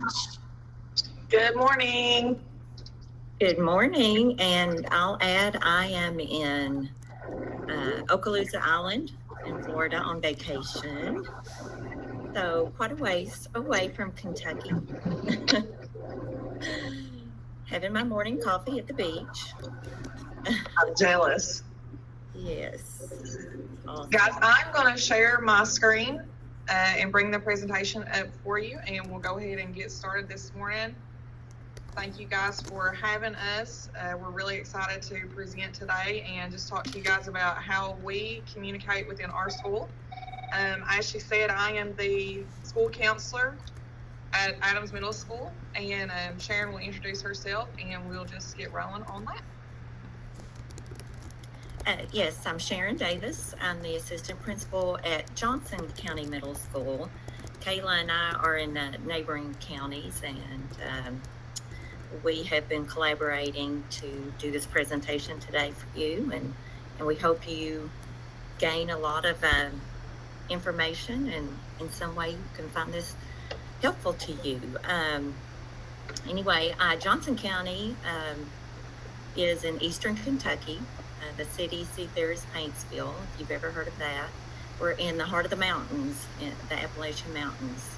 My husband is Rodney, and I have 2 sons, Grant and Austin, and I'm going into my 28th year in education, so I have a lot of experience there. I've been a special education teacher. I was a school counselor for the majority of time, and I'm in my 3rd year as assistant principal. So it's just one of those, I'm just trying it all.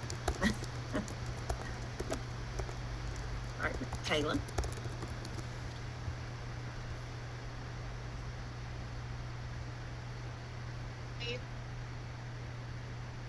The presentation. We can see it, Miss Kayla. Can you make it full screen, the slideshow? Yeah. Oh, sorry. You're doing great. Perfect. There we go. And then just press that little hide button and it'll look awesome. You guys are doing great. And congrats, Awesome. Sharon, for your many years. Thank you. Thank you. My name is Kayla McKinney, and this year is actually my 1st year as a school counselor in a middle school. So previous to this year, I have taught high school English, grades 9 through 12, for 11 years, and I am national board certified in adolescence ELA, and decided this year to make a big leap in my career.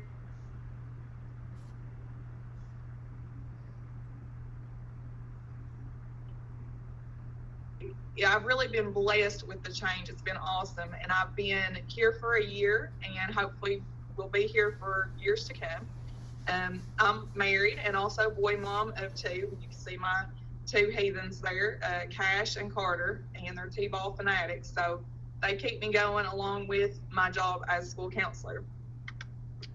So what we're going to do today is to talk to you some about what we personally use and what works for us when it comes to communicating with just about everybody that has a hand in our school. So our students, our parents, our community members, even our teachers, and communication within the administrative team. So of course, you cannot talk about communication without talking about social media. And our biggest platform here is probably Facebook.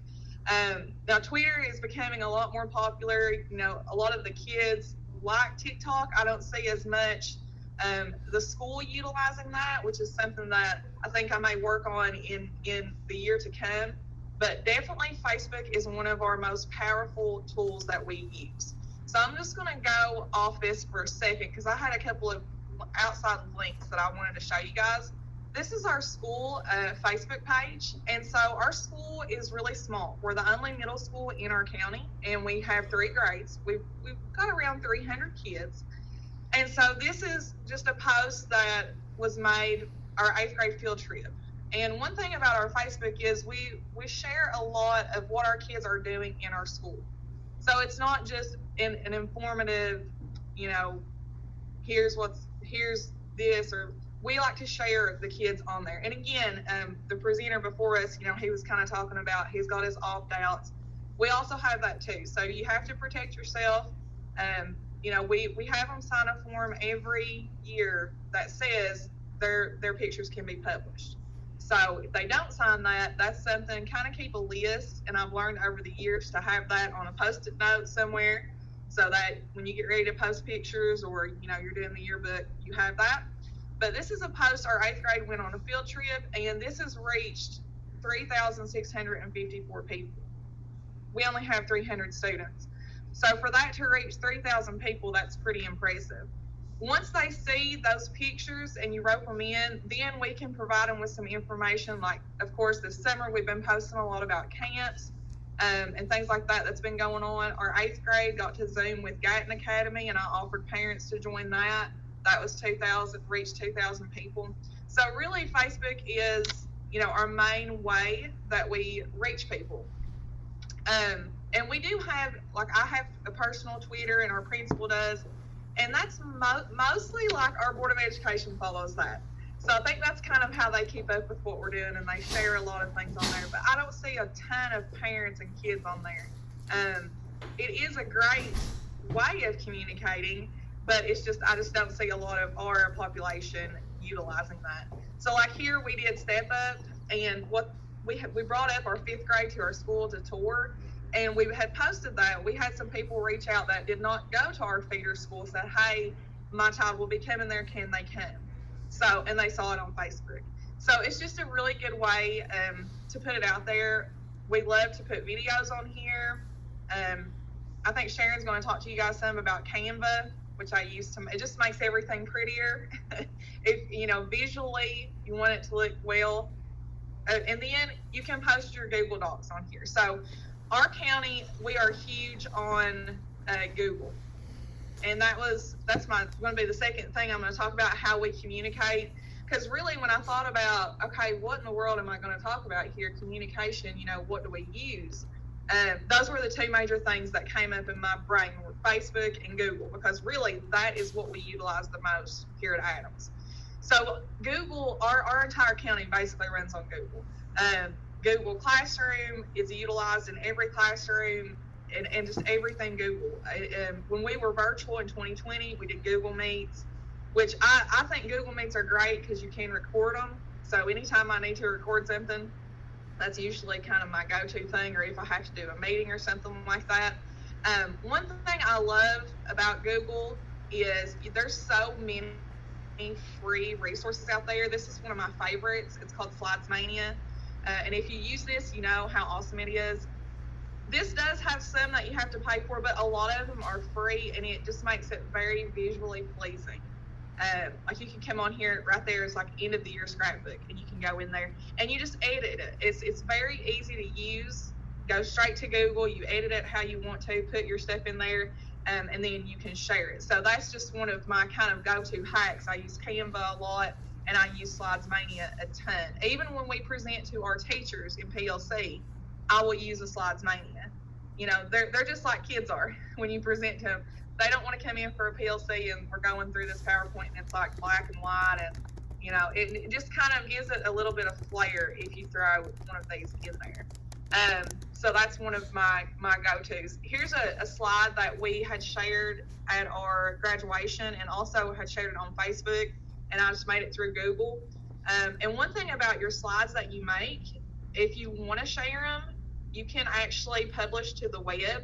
So for this one, I wanted it to go on its own, to change the slides automatically. So if you publish to the web, you can choose how long you want your slide to be on there, maybe about 5 seconds or something, if you want it to start and restart, and then you can just share that link. So a lot of our parents were like, hey, is that going to be shared somewhere? Can you send it to me? And I just put that link on our Facebook. And so they all got it, just put pictures of the kids on there, to recognize them at graduation, and they got their recognition on Facebook too. We also use Google Forms a ton. If you're not utilizing Google Forms, it's a great way for communication. So I've got a school of 300, and if a kid is too shy or just doesn't feel comfortable, maybe somebody's seeing them come to the counselor's office or something like that, they can do this. So this is my student self-referral form. All the teachers share this on their Google Classroom, and the kid goes in there and you can just kind of see what they do. They'll give me their name, where they're at, their grade, and then kind of give me an idea of what they need. Like, what do I need to do? Do I need to get you right now? Like something crazy has happened, I need to get you right now. Kind of describe to me what's going on. So I'll have a little context before we go in. And do you need to talk to me? Do we need to meet one-on-one? Maybe I need to call your parent. And of course, at the top, I put, you can always have a parent guardian call me if they're even not comfortable enough to do this, but maybe they might need a parent or guardian to call. And this has been utilized a ton in our school. When kids have issues and they can't leave the classroom, You see I've got 22 responses right there, which a lot of them I kind of filter them and get rid of them as needed. I also use Google to keep up with my caseload notes. So if I ever need to communicate those or share them with teachers or whatever, I can do that as well. I also have one for teachers to fill out because you guys know the day gets busy, and if you're passing somebody in the hallway and they're like, hey, Jeannie's having a really bad day today, can you pull her, can you talk to her? And then the second I walk away, I forget that. So this is just a way to keep that response. And this wasn't utilized a ton because I did try my best to do a good job of remembering when they would tell me somebody, and if not, they would remind me. But this is something I'm really going to push for next year for them to use, just so that we also have documentation that, hey, this has been reported in the end, kind of what is the follow-up. And on this creates a spreadsheet for you, which is the great thing. Over here, you can do the spreadsheet and it creates it for you, and you can add or take away. And then that brings me to the last thing that I was going to talk about, which is spreadsheets. And we use these a ton here at Adams Middle School. It's probably, my principal and assistant principal love them to communicate. But honestly, they're so organized. And that's what I love about it, is the organization. So this one, I have been on here at least 1,000,001 times. This is our schedules and rosters. So everything, and I'm a new counselor, so I don't know what I'm doing. But everything I need as a new counselor is here. Where the kids go, their schedule. And then as we go on down, they even have like all of the 6th graders and what homeroom they have and what schedule they would have. And so all that's on here, and who has IEPs, everything. And all the teachers can access this, and they can just click down here. Google Classroom code, if you have a kid that's out sick. So to have that, especially as a new counselor, this was very helpful instead of me having to run and, hey, what's this or what's that? I would just go into here and it was there. We also utilize this for our MAP scores, which is, we do the MAP test here, and we kind of do them, in the fall, and it's our benchmark pretty much. So we utilize this to share our scores, and then, as you go on, there's kids, it goes on into deep detail where, the kids' names are actually there, and it shows what their score was for the fall, what it was for the winter, and we kind of map that growth through the Google Sheet. So it can be very helpful, and they're really good at all the formulas and things that, that make it work. And something else that we do, but I didn't want to share it because it's got some personal things on there. We do also utilize Google Calendar. So we have a Google Calendar for our whole school, and it's just called the Adams Living Calendar. And everything that happens is on there. That's probably one of my favorite things that we have, because every teacher is on there, and they can go and see, okay, tomorrow we have an assembly at 9. We've got this going on in our media center. This person's going to be coming in. Everything that we're aware of that's happening gets put onto that calendar, even down to, if somebody's going on vacation and they're not going to be here, they'll put that in there. So that's one of my favorite things we do here, because we really are aware of what is happening every single day. And those are my 2 ways of communicating, and I'll let Sharon take it away with her communication. Yes, and I just want to reiterate how resourceful that Google is. And we use wanted to add that we use the Google Classroom so much, actually from our district level on down. District level, we will have Google Classrooms for just about everything. We have for admin and sharing docs and information there. And then in the school, not only does each of our teachers have their Google Classrooms, but the admin, we have established a school classroom for teachers so that we can put all of our forms and documents, any kind of schedule or anything in that classroom. If we need to send out a survey, we can put the link to the survey in the classroom and ask teachers to fill it out. We have a student body Google Classroom as well. So it's been a godsend as far as communicating with teachers and with district personnel. So we use that quite often. But anyway, my slides focus on mainly communication with home, because it is a challenge these days to find what works best. And what I found has not worked in the last 4 to 5 years is hard copies. We've been sending home report cards, newsletters, and notes and things with kids, and we just found that parents were like, what? We didn't get anything. And it was usually stuffed in the student's backpack or in the trash or something like that. So that wasn't working. We've tried mailing documents home to get information out there, and half the time it was returned to us at school. So okay, so what works? Next slide there. What has worked? And again, just like everyone else has said today, it's social media. Everybody is on social media all the time. So we utilize that the best we can and use it to our advantage. And just like Kayla, we have a school Facebook page that we put information out on, and it seems to work the best. And we find that, like you, people love seeing pictures of their kids put on social media. They're more apt to share it, to like it, to comment on it.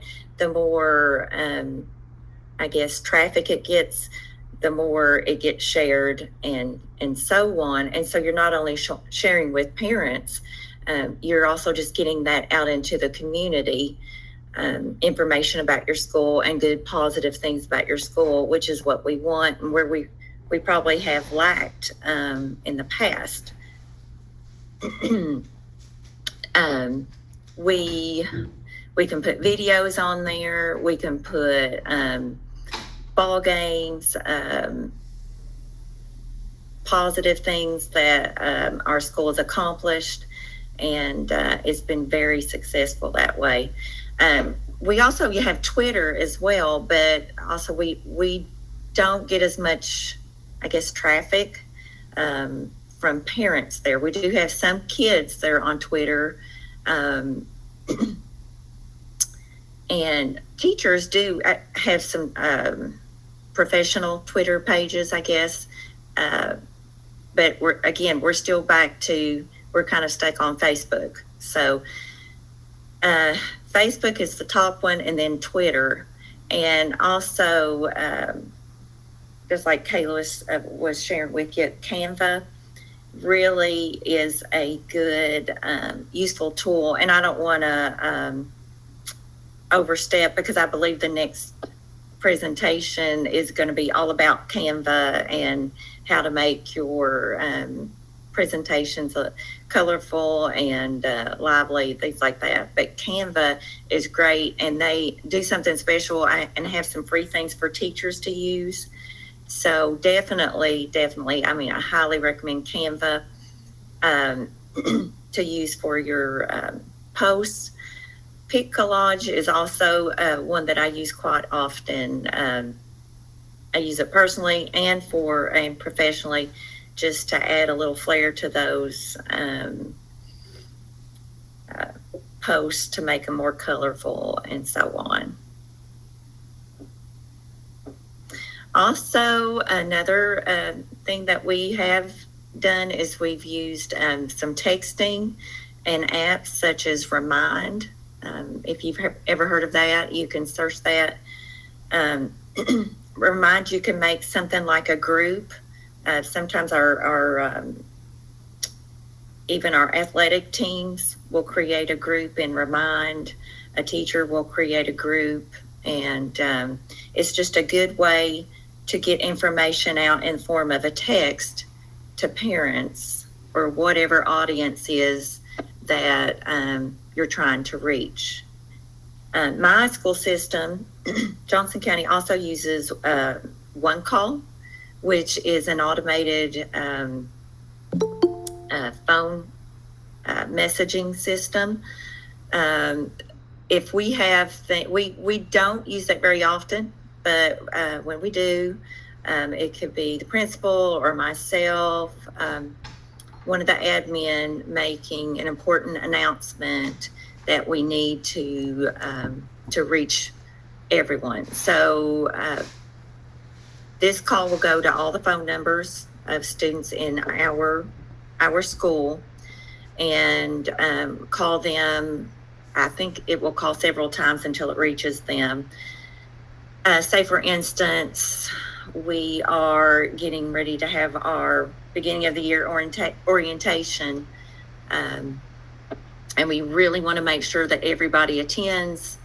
Our principal will make a voice recorded One Call, and it will go out to everyone. We can also type that information in, and it will be automated and read to the one it reaches. But One Call is a really, really good tool to use as well. A lot of our teachers use emailing parents. A lot of parents that work, they give us their work email. They check it daily, and it's a good way to converse with parents as well. And then you have documentation there of your conversation. And the last thing I wanted to share was that my district uses ThrillShare. It's a tool that it's kind of hard to explain. It's kind of complicated, but it's they have it as an app. They have it web-based, but we go into ThrillShare and we make our post and it will go to our Facebook pages, our school Facebook pages. It will go to our Twitter accounts, our school Twitter accounts. We can have it go as a message on cell phones and to our Johnson County webpage. So you work with ThrillShare, and I guess you make it fit your needs. So it's definitely something that you might want to look into if you're just looking to streamline, I guess, all of the sources to get information out to your audiences. But it's really about finding what works for you and your audiences, what they use. Like I said, right now it's still Facebook. It seems to be the most popular in our area. Not as much Twitter or any Instagram or anything like that. But yeah, just there's plenty out there to use. Kayla, do you have anything else to add? I think you're muted. It is, sorry. I just included our emails at the end if you guys wanted to see any of the documents, or if you want like a copy, because I know a lot of the things I shared I didn't link because it was just a lot of stuff and a lot of things that we personally use. But if you're interested in getting a copy, I wouldn't care at all to share with you.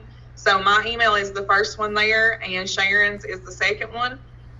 In the end, we also put our tweeters and our contact info on the first slide as well. So if you have access to the slides, then you'll be able to access our contact info. But definitely, if you want a copy of anything, you can feel free to email me, and I'll be happy to send it to you. Hi, ladies. Thank you all for representing East Kentucky. It's always nice to have a counselor and an admin who is, you're in the trenches. I know Erica White was talking about if you don't brag on your own and overshadow the negative, that, somebody else is going to tell that story. So I think you all really shared some different things. I wanted to, I don't know if you all knew this, and I know you were talking, so you didn't get to see the chat. But for the people that maybe have not been watching the chat, Mary Beth Mink talked about, when the ladies were talking about Remind, she talked about another tool called Band that offers up really good two-way communication. I have never heard of that. I mean, some people are popping in that there's no character limit, and Band also you can share photos and videos. So that's another tool that we could all learn about. That was in the chat. So thank you, Mary Beth, for dropping that in there. And thank you all. I just wanted to add that. Thank you for having us. Yes, thank you so much, guys. And Sharon, I am so sorry that I got your school wrong. I was trying to cram at the last minute, and I was like, That is okay. Totally okay. but I want to yeah. add one thing about Sharon's school. My child goes to Johnson County, and when they use Canva, their slides are patterned by the audience and the department that it comes from. So as a parent, they don't just use Canva. I know the next presentation is going to go over maybe how to, but something that districts do that I think are appealing for parents is when we see a slide that is a common background with colors that you know instantly who that is coming from, and it helps that communication. I guess, hey, this is from the principal, or this is from, the athletic department. So it's really a nice touch that they hone in. They don't just use Canva for it to be pretty. It's actually designed in a strategic way to make it more meaningful of how they communicate. Exactly. That's awesome, and I'm such a huge fan of well-branded documents.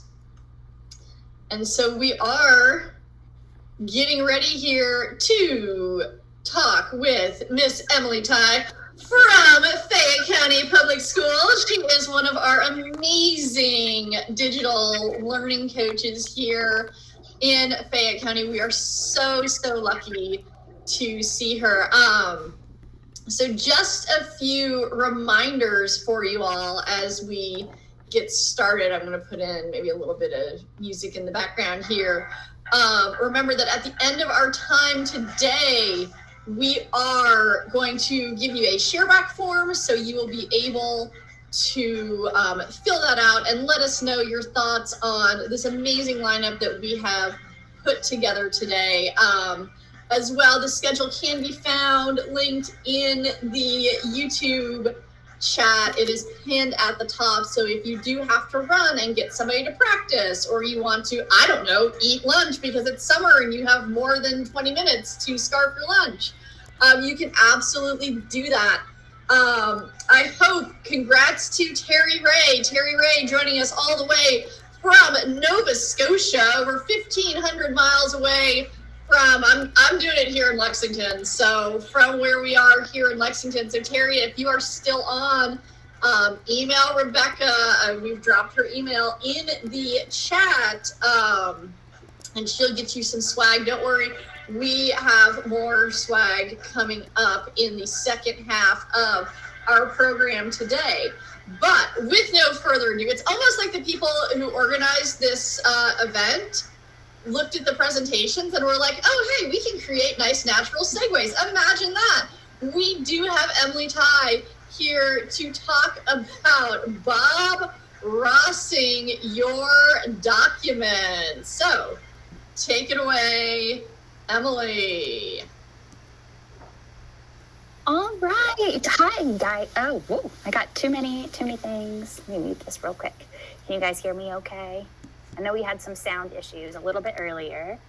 Oh no, and I disappeared into my background. All right. We hear you. Okay. We don't see you. I don't know where you went. Usually my hair will like disappear into the background, but not usually my whole body. So, okay, here we go. So this is Bob Ross Your Docs, and I love that we have had so many people talking about Canva, and this is one of the conversations that keeps popping up over and over and over again with the teachers that I work with the administrators that I work with, even just my friends wanting to make cute little birthday invitations for their kids. So Canva, without a doubt. And when Rebecca asked me to talk to you guys, I was like, I wish I could present how to use Canva in 25 minutes, and it's just not going to happen. So what I'm going to do today is actually focus a little bit more on how to use Canva instructionally, because I know that when we talk about tools, yeah, I can show you how to do something, but actually how do I use it either with kids or use it in my classroom or use it with my parents, whatever.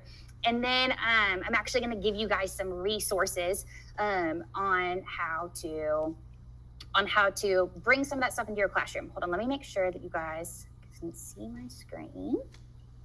Oh, entire screen. Here we go. Can you guys see my presentation okay? We can. It's loading. Awesome.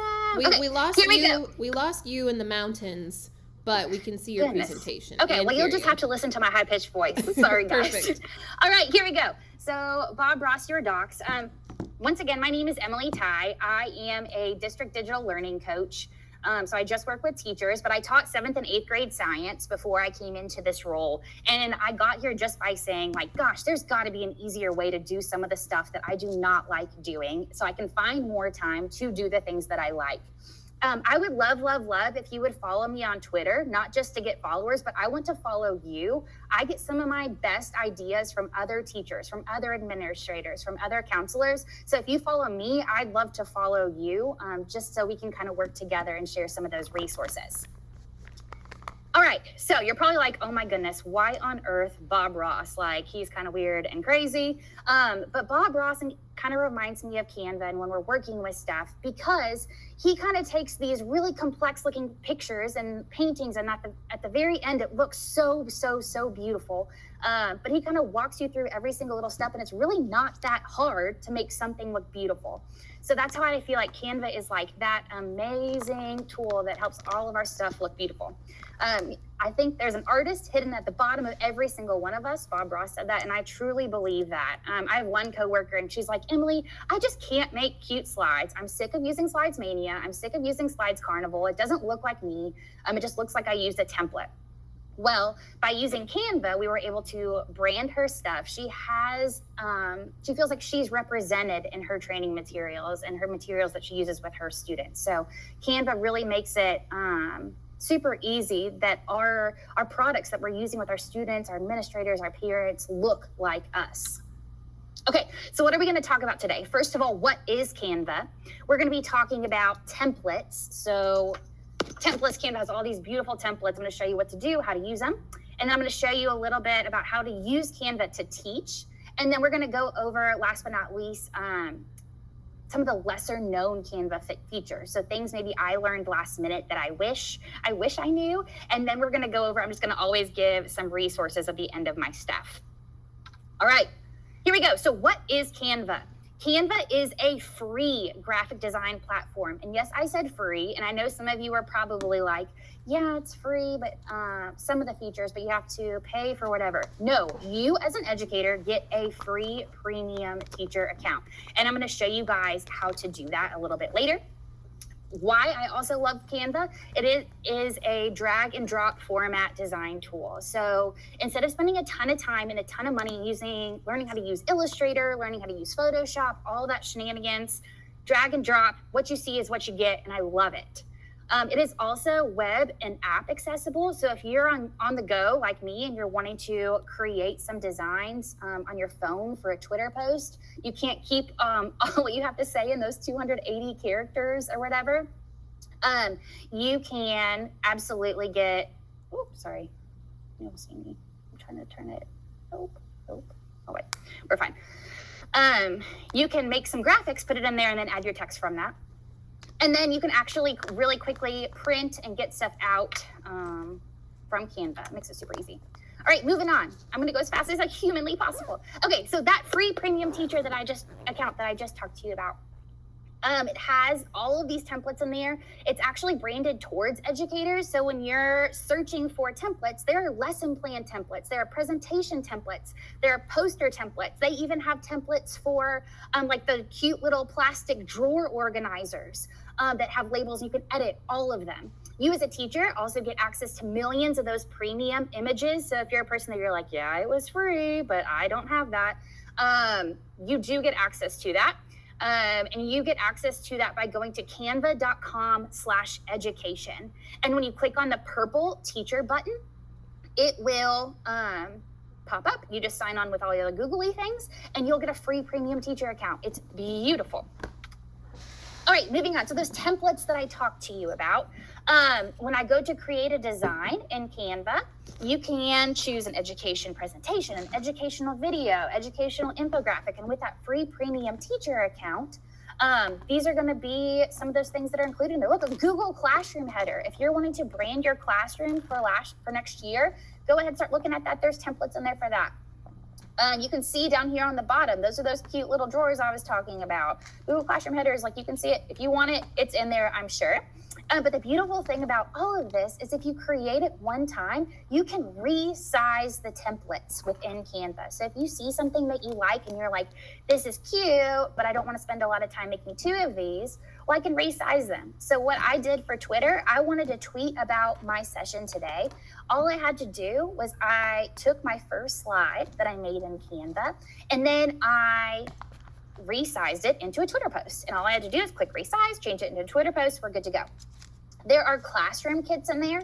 So what that is it's just all of the same kind of theme, color scheme, picture scheme, whatever. It's all in there and you have a classroom kit ready to go. So instead of going to the parent teacher store and dropping a small fortune on your classroom decor, it's already in there. There are also video templates, guys. So if you're one of those people, and I saw it in the chat a little bit earlier in Daniel's session, they're like, yeah, I would really love to do TikTok with my kiddos or have them make TikTok, but like actually have them doing stuff in TikTok like scares the you know what out of me. Well, there are TikTok templates in Canva that you can have them use and create those TikToks, but not actually ever get on TikTok, which is calms my teacher's soul a little bit.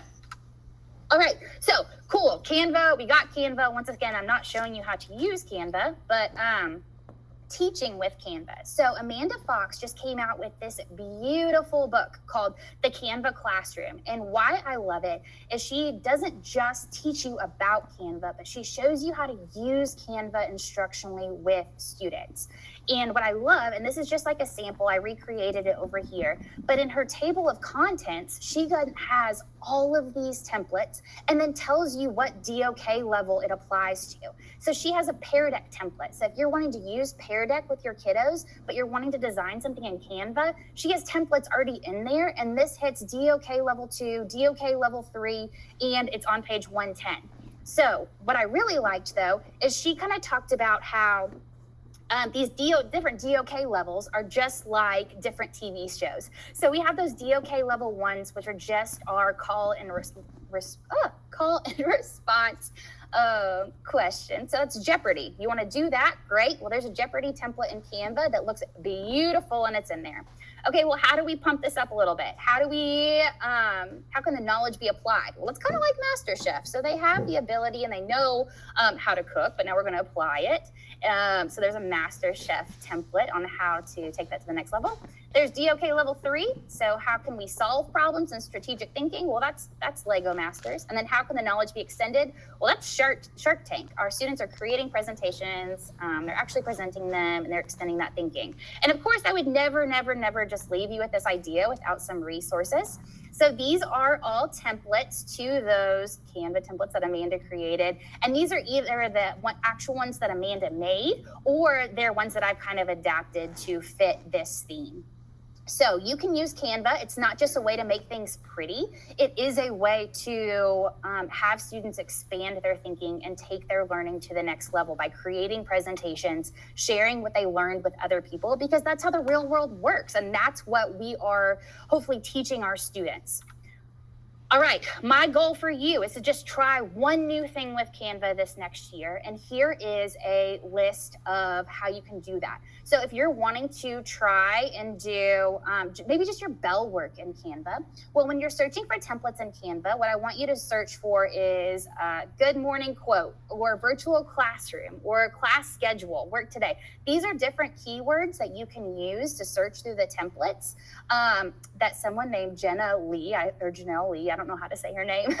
She created this kind of list, but it's just a way to get you started. So I'm always about working smarter and not harder. And if someone's already made created template that I can just steal and tweak to fit exactly what I'm trying to tell my students, I am all about it. So try one new thing with Canva this year.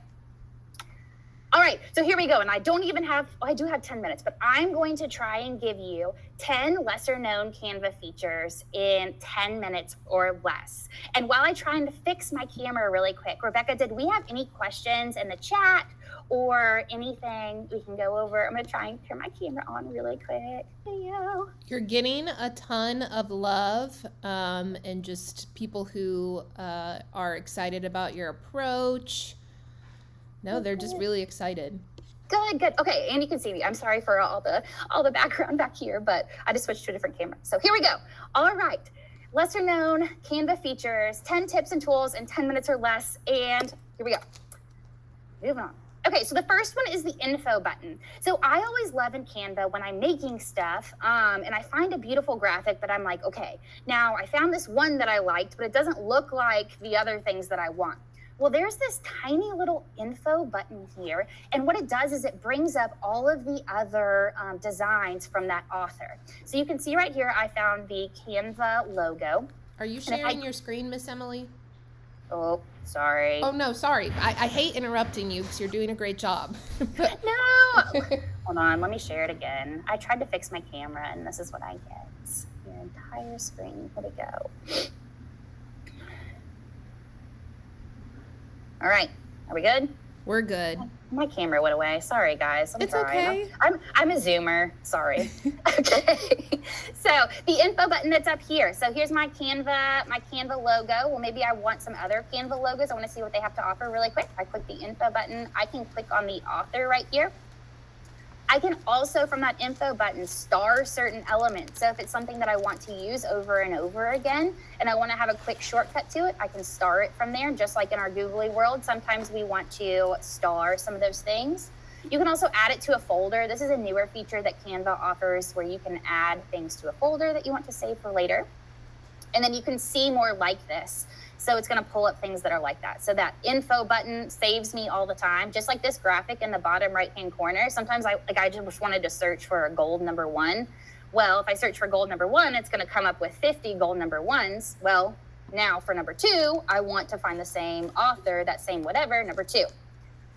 Moving on to number 2, these are those presentation features. So you can actually present from Canva, and it's a really fun and engaging presentation tool. So students, maybe if they're a little bit burnt out from you presenting in Google Slides, or even just using Pear Deck, you want to try something new, try presenting from Canva.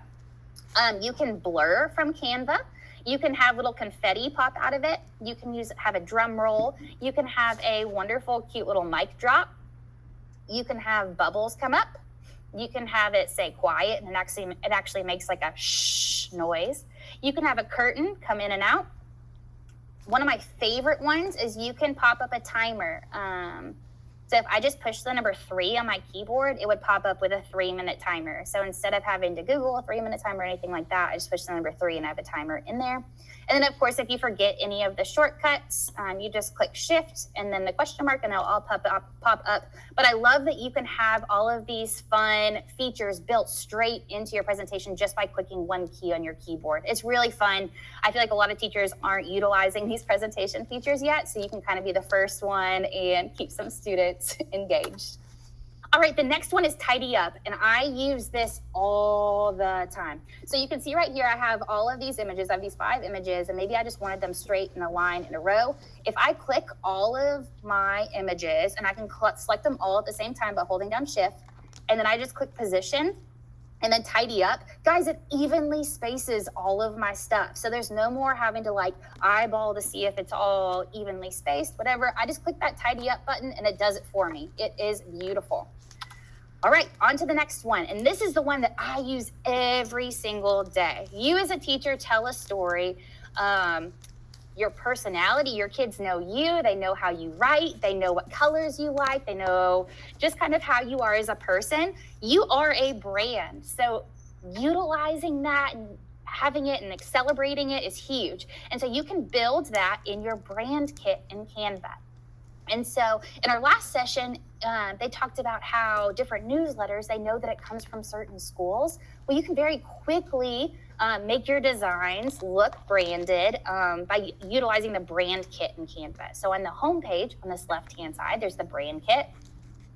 And you can see I've built these different color palettes.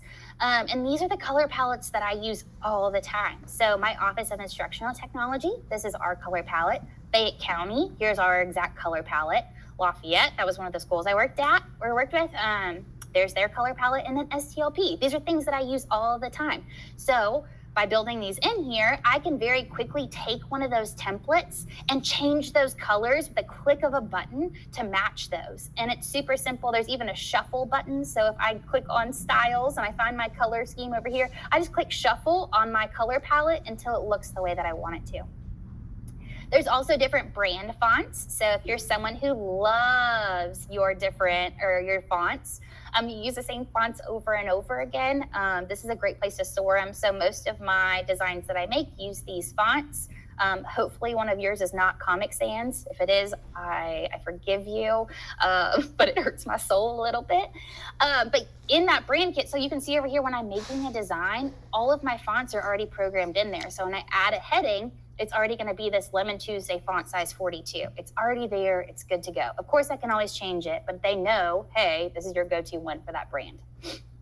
The next one is Content Planner. So I love Daniel's session, this first one today on social media, but he has his life together way more than I do.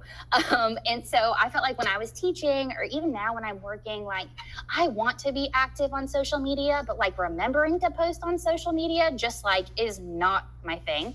So what I do is I actually build in time every Monday into my schedule to sit down and create my Twitter posts for the week. So I design my Twitter posts in Canva, and you can see right here I have my Twitter account synced. You can have multiple synced in there, and you just choose which image you want. You can put your text in there, and then you just schedule the post. So you can see right here that I have my date and my time, and then I just push schedule post. So there's a content planner. It is so easy to use. It has a calendar up there. You just push that you want to use or schedule a new post, and it's good to go in there. It syncs with not only Twitter, it syncs with Instagram. It has to be a business account. It syncs with Facebook. It syncs with so many different social media platforms. So if you're a person that wants to dabble in social media but doesn't have their life together like me, the content planner option in Canva may be a great place for you to start. Moving on are the advanced search options. So I feel like whenever I'm making designs, I'm looking for kind of weird stuff sometimes, or I'm looking for something very specific. Well, when I'm searching for an element in there, you can search by color. So if I really wanted a pink horse, I could just search for a horse, click pink, and then one will pop up. You can search by orientation. So if I really wanted a vertical dog instead of one that's horizontal, I can search for dog and then click vertical. You can search and sort by whether something is animated or static, so does it move or does it not? So if I'm looking for a clock that moves, I can make sure that it's animated. And then cutouts are ones that don't have background. So if I really wanted an astronaut with no background, maybe I have a really cool space background and I just want an astronaut, I can just search by those cutouts only. And you can search by price, but remember, you as an educator, you can create a free premium account. Next one is one of my other favorites. It's a QR code generator. So no more having to go to a third-party site. Straight built into Canva on the left-hand side over here. Once you use it once, there's a more button, but then QR code, all you have to do is click or you click on it, put in your URL, click generate code, and then a QR code is going to pop into there. You can resize it. You can make it bigger. You can make it smaller. You can even change the background color with one little click. It's built into Canva. Moving on is the background remover. I use this all the time. So if you have a photo, so I had this photo of Bob Ross, and I wanted to put him on this like painty, swirly background, built into Canva. So all I have to do is upload my picture. I click edit image and then choose background remover, and it'll analyze it itself. It will pull that background out. It is not perfect, so sometimes you do have to edit it a little bit, but there's a tool that will pop up that you can either erase more or restore some of the stuff that it took away. So you can fix it if you need to. Moving on. Sharing things as a template. This is beautiful. I always love making stuff, and I love sharing everything I do with whoever wants it. But I don't want people to mess up my stuff. You work so hard and you're like, gosh, dang it, who messed up my stuff? Well, you can make things into a template. So if I had this presentation that I was working on today and I wanted to share it with someone in Canva, I can choose to share it, go to more, and then a template link. And then you just copy and paste that link into an email and you can share it with someone, and now they have a template ready to go. And this is also good for students. So if you wanted to share a template, if you have those sharing agreements that students can use Canva, you can send those templates in there. And last but not least, my 10th fact is you can upload a PDF to Canva. So you don't have to beg people to buy you a fancy schmancy PDF editing software. You can just use your premium Canva account, upload a PDF. So when you go to create a design in Canva, just choose import file, and you can import that PDF, and then you can type things straight on there. So like my daughter's preschool, I had to like fill out a form, and they sent me like a scanned worksheet. And I was like, this is not going to work. So I just imported this into Canva, and I typed my stuff in there, and I even like just wrote on a piece of paper my signature, and then I used that background remover tool that we were talking about. I removed the background on my signature, and then I just pasted it straight into that form. So that's the background remover. All right, guys, I did it. I went as fast as humanly possible because I wanted to leave time for questions if anyone had any. I'm gonna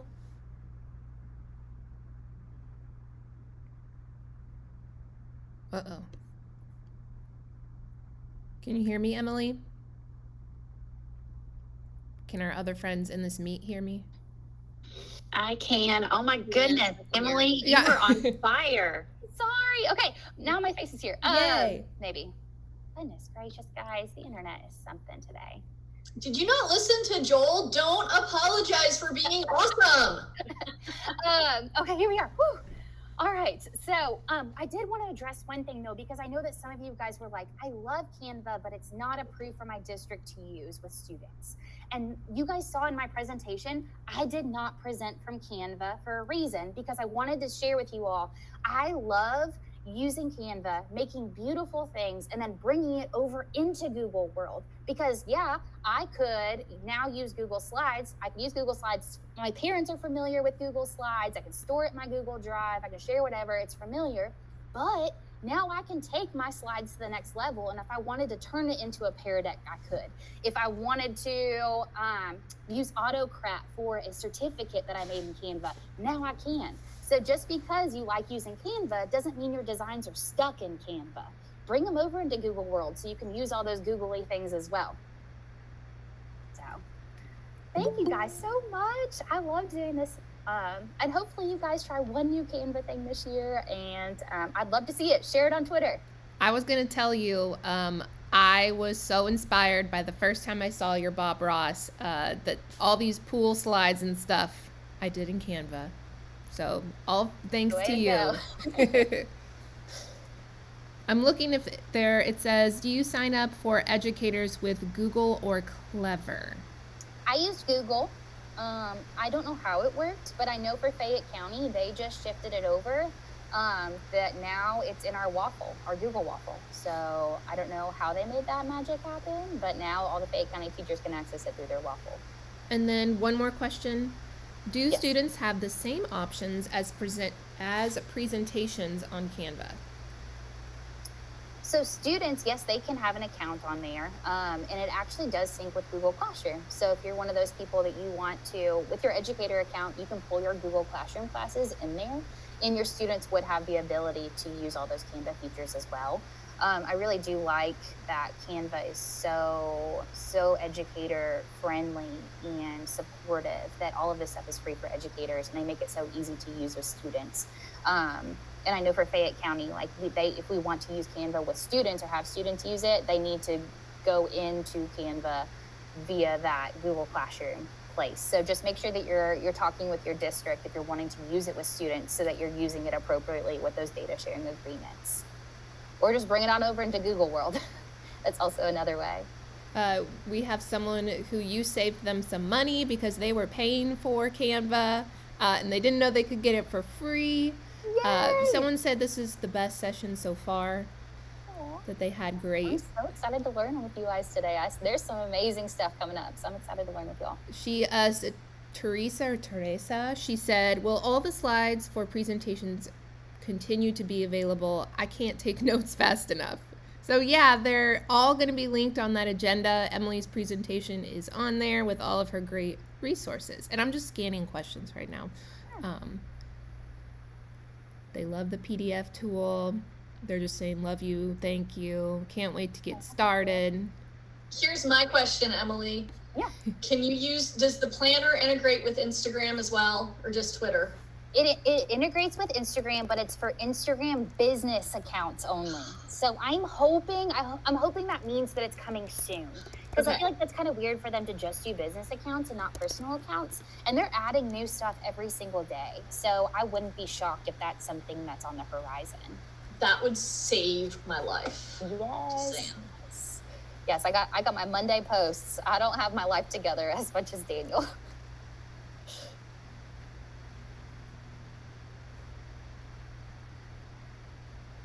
We had the Jeff Sobolski pop in and say Canva equals STLP goodness and Emily equals total awesomeness.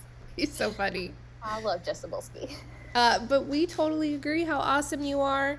Thank you so much for your time and your creation. I know that you worked really hard on that and it was awesome.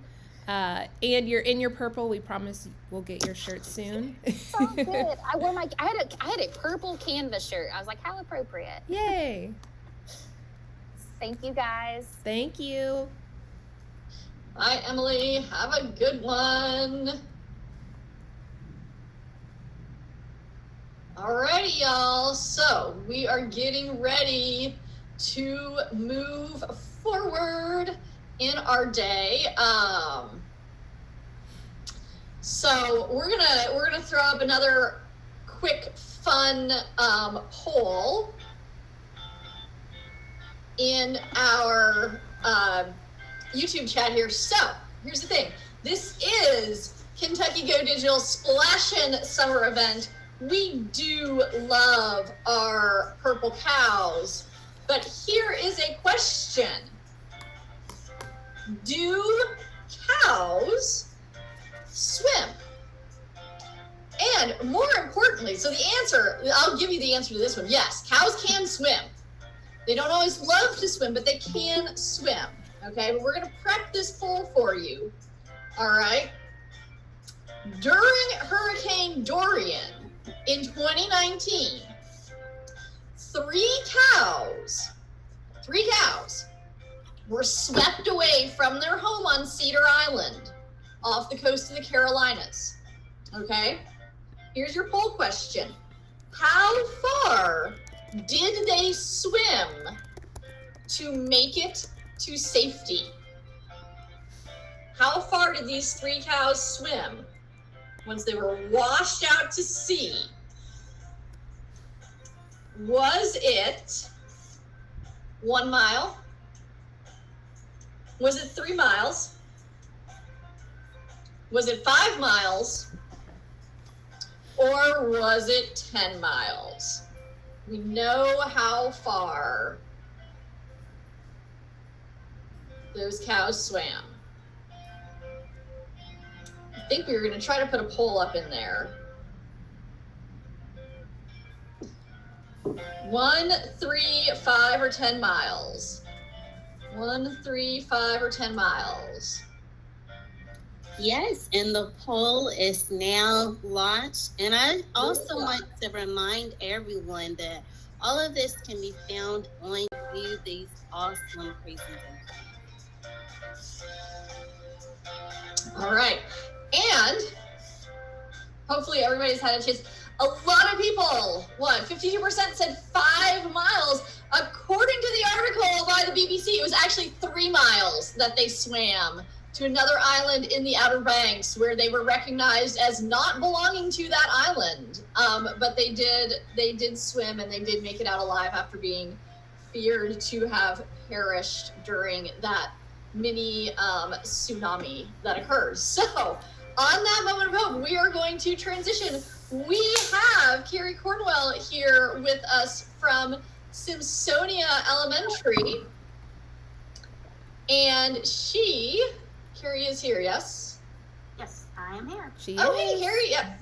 She is going to talk with us, let me go back to the correct slide, about creativity in the science classroom. So go ahead, Carrie, and take it away.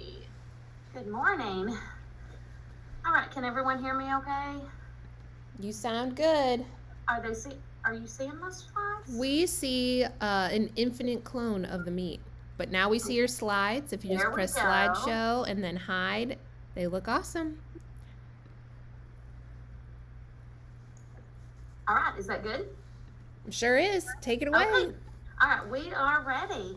So I am going to talk to you a little bit about creativity. I work in a science classroom. I'm a 4th grade science teacher. So I'm going to talk to you a little bit about using creativity in the science classroom. But I think what I'm going to share with you could be, any content area at all. And this actually is geared more towards elementary because that's what I do. But again, I think it could be middle or high as well. So here is going to be my contact information, and I have it on the first slide and the last slide. So I know you have this slide deck at your disposal. I do tweet out quite a bit of my student work, and I have my Facebook page you see there. That's my student Facebook or family's Facebook page. That's the 2 that I use the most. I just barely started with some TikTok, so I have a few, I think maybe only 2 of my room transformations on there right now. But I'm kind of getting more at that.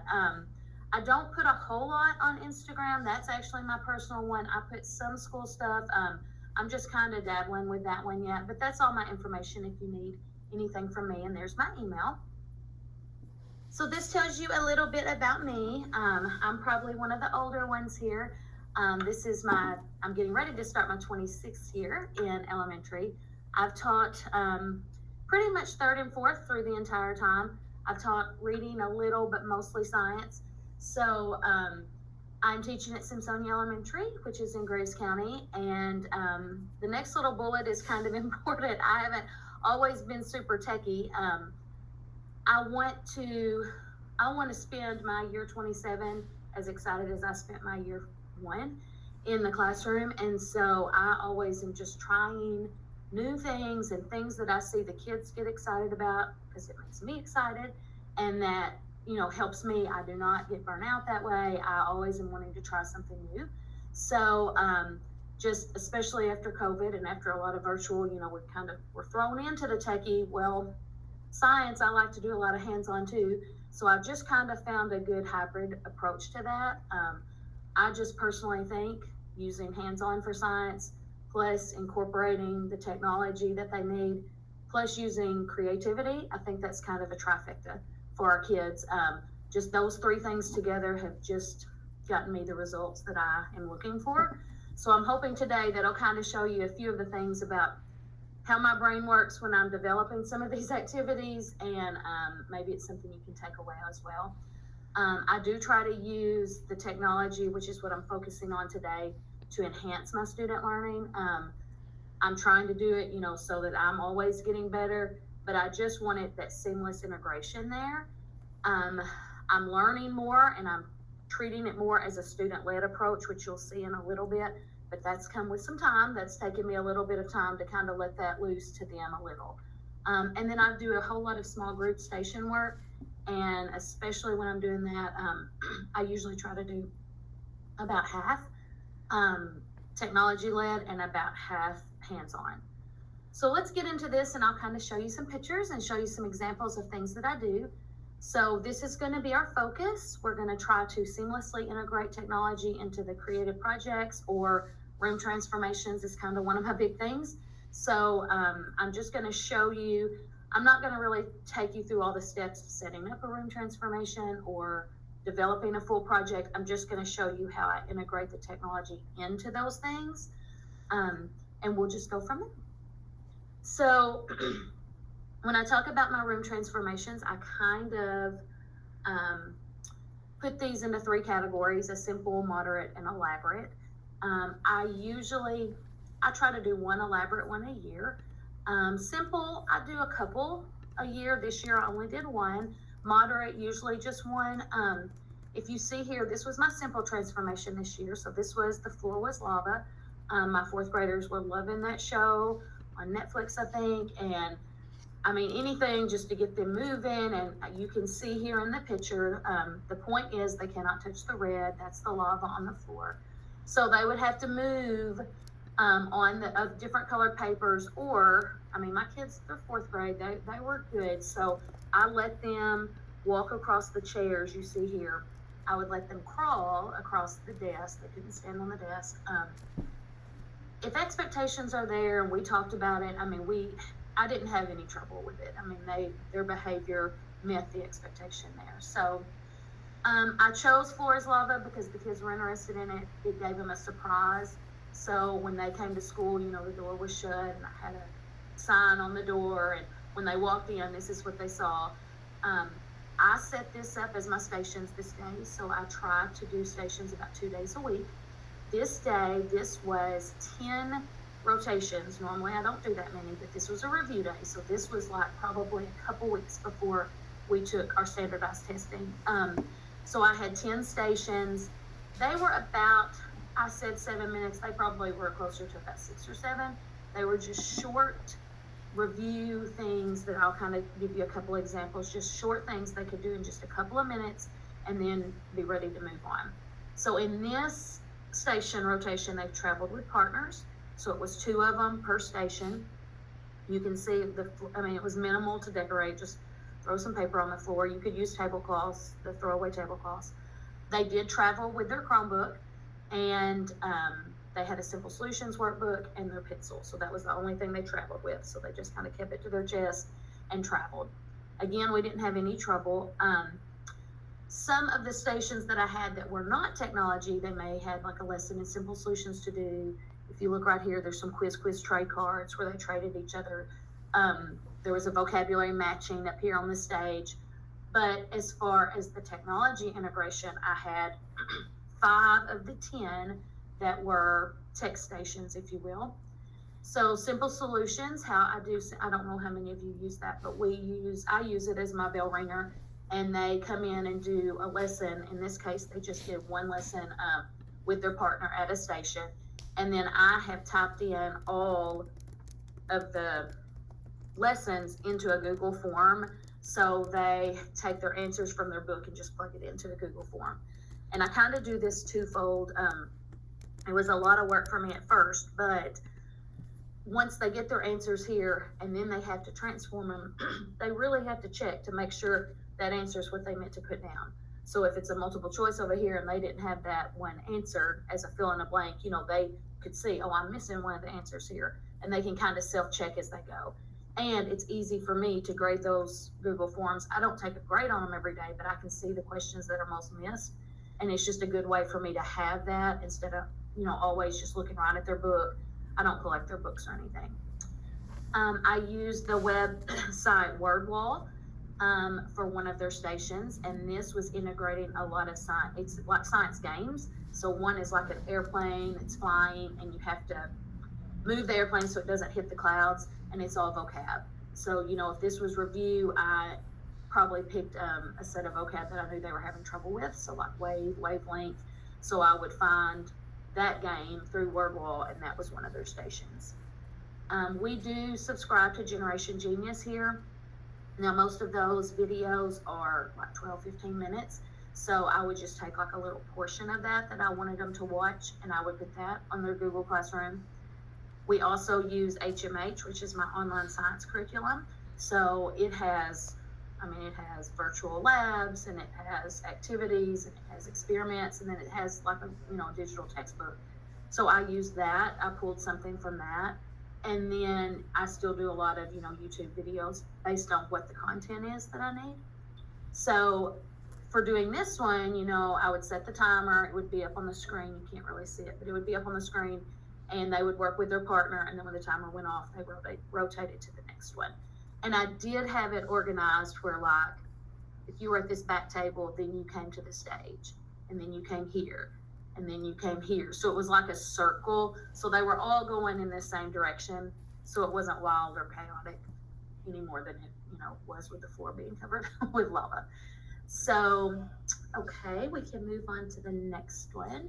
So this was a moderate transformation I set up. So this is it was a little more to it, and took a little longer to set up, had a little more pieces to it, moving pieces to it. This is one that I really like to do every year. This is Science Super Bowl. So I do it, the Friday before Super Bowl is going to be that Sunday.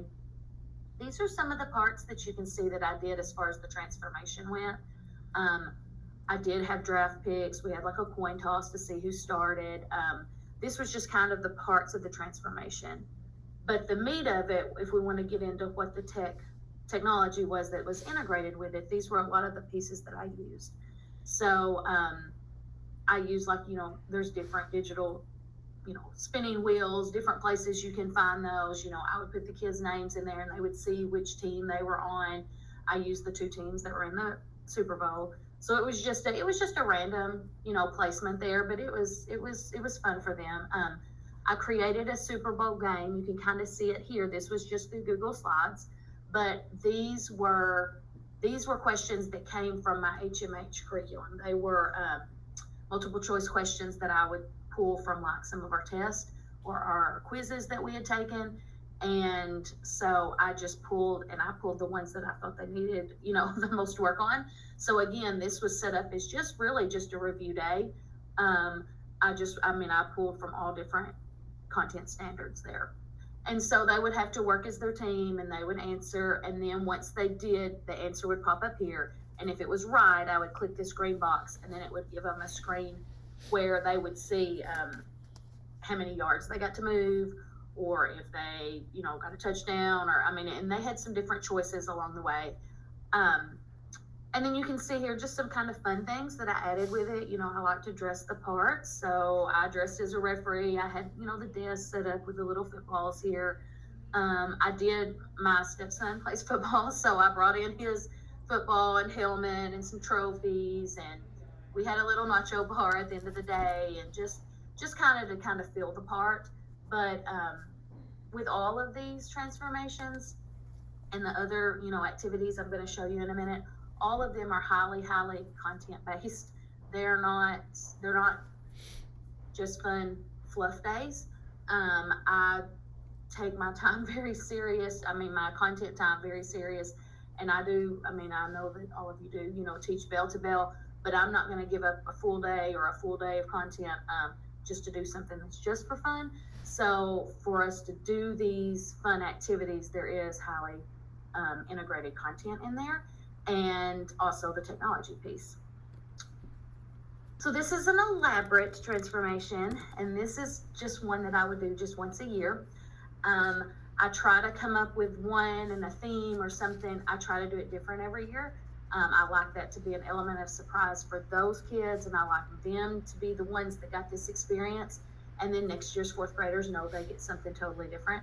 So this year was New York City, and this one I actually set up in the library because I wanted just a complete element of surprise. We walked in, it was just, the whole library there was New York City.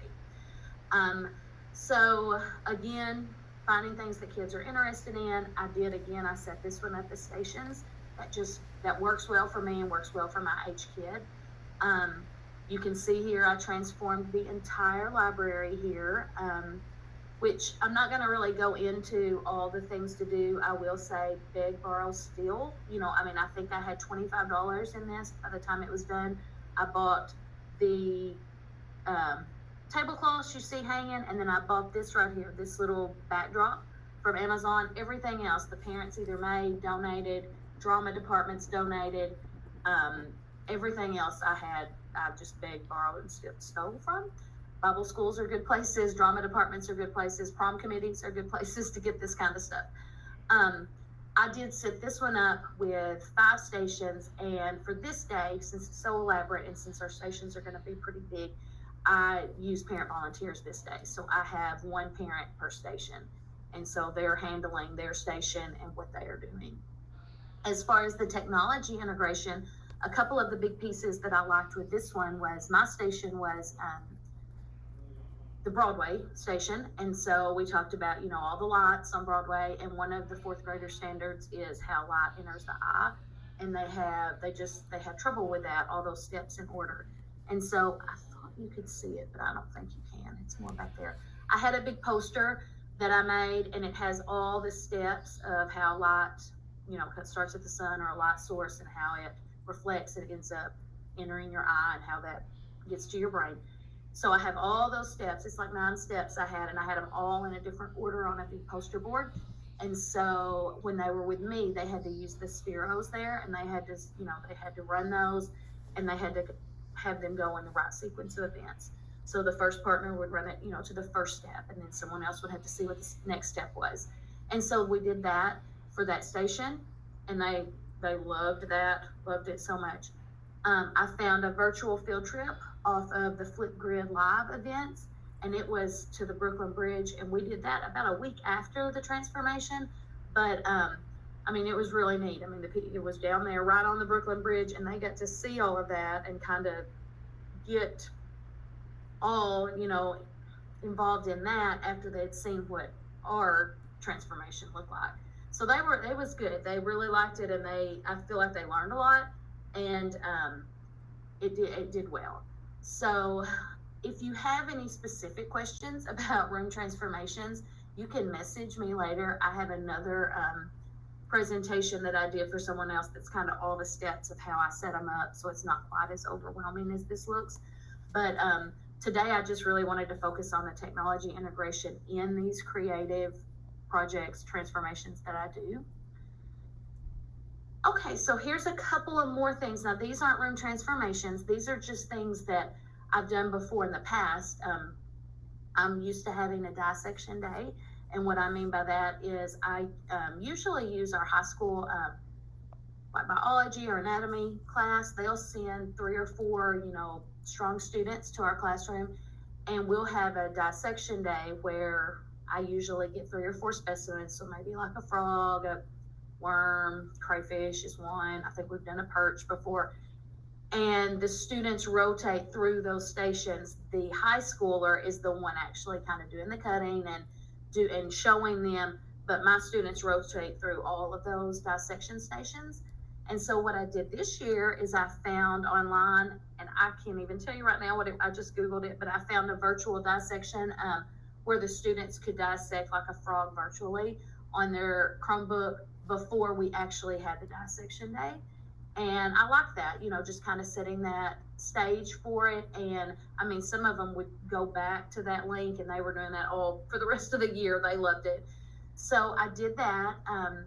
Egg drop, I know everybody that has taught science or engineering, egg drop is kind of overdone, but on HMH, they have a virtual egg drop. And so when we were doing our engineering unit at the beginning of the year, we would, there is a virtual one where they could pull and they developed and made it online there. They could make it however they wanted to with the materials there. And then it let them kind of move their person up a ladder to see how far they could drop it. It would tell them if it cracked or if it didn't. And so they had a big time doing that actually, we did that a couple of days because, I mean, there's just so much more you can add to it. And then we did the actual egg drop containers after that. So, you know, when I say kind of seamlessly integrating it, I still have to have that hands-on piece for them. I still have to have them actually building and doing and failing and trying to see how to fix their mistakes. But the virtual aspect has been helpful, kind of to give them a different way of thinking before they start building. So the egg drop was very successful this year, and I think it was because of that. Our field trip this year, we got to take our kiddos to the Nashville Zoo. And so I wanted to do some stuff in science to kind of incorporate what they were going to be seeing at the zoo. And so students made brochures. So they had to choose an animal that was at the Nashville Zoo. So they had to choose an animal there. They created a brochure on it. And in this one, I'll go ahead and show you the pictures. I let them choose on this one. I let them choose if they wanted to make it from the computer, if they wanted to do, one on paper, or like this one over here, you can see kind of has a little hybrid there. They printed some pictures out, but then they used their stickers here. So, again, it's using that creativity, and it's what they wanted to do to be able to present theirs. So they did, zoo research on an animal that was housed at the Nashville Zoo. We use the Nashville Zoo website to get most of our information. They created a brochure, you can see here, different ones. And then they created a flip grid, which is where they took their brochure and I can't really remember how, I think it was a minute is what I gave them. I don't really remember, but I gave them I set the time on there. And so they created a flip grid that told about their animal, what they learned about it, what their favorite, facts were. And then when we actually got to the field trip on the zoo, they had to find their animal and take a selfie with it. So you can see here, her animal's kind of back there, but they found their animal. And then I had a hallway display, which was, it had their brochure on it, and it had their selfie on it, and then it had the QR code that you get from Flipgrid. So if you clicked on it in the hall, you could hear and see their Flipgrid teaching about their animal. So that was a lot of the tech integration that we brought in with that. We also used Google Earth. You can see here, he has a map, and he went to his Google Earth here, and he's trying to find what route he wants his group to take when they get to the zoo. So how they can get to finding their animal. So, I let them work with their partners that they were going to be at the zoo with, and they kind of planned out their route. Oh, we want to go see this animal first, or this one, or the zip lines, whatever it was they wanted to do. So that was kind of how I integrated technology into the zoo. And that's all that I have for this session. Here are my contact information again too. But I think just don't be scared to try things. I've had to try a lot of new things this year, and most of them have worked, but sometimes they don't. But trying new things keeps me fresh and keeps me excited. And I think it keeps the kids excited because they can see I'm trying new things, so they will too.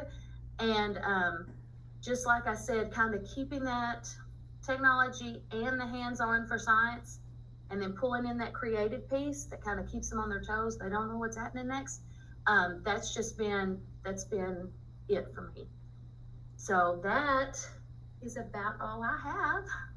Hey, Carrie, she's like an amazing science teacher. So if you follow her on Twitter, her room transformations are top notch, and students really are engaged. But someone did have a question, and I know that you did teach third grade too last year. So they wanted to know, how can you offer some great resources for teaching third grade, and what are some of your suggestions? Okay. Well, I did teach third grade for part of the year this year. That's kind of a different story, but we did looping part of the year in science. So I had third grade and fourth grade. Now the big New York City transformation that you saw, that was just fourth grade, but the floor is lava. I did that with my third graders as well. And so, we have HMH, that online curriculum. I have that for my third graders as well. So I just use my standards, and I use some activities from that, and I just find, I just kind of find what works for their interest. It kind of depends on when you get your kids. Some classes are really into something and some aren't. So it kind of just, once you know what they really, really like, then you just kind of take it from there. But I pretty much use my same resources for third and fourth. Awesome. And like she said, just reach out to her. I know Carrie is very willing to collaborate with anybody that reaches out to her. Oh, for sure. Yes, for sure.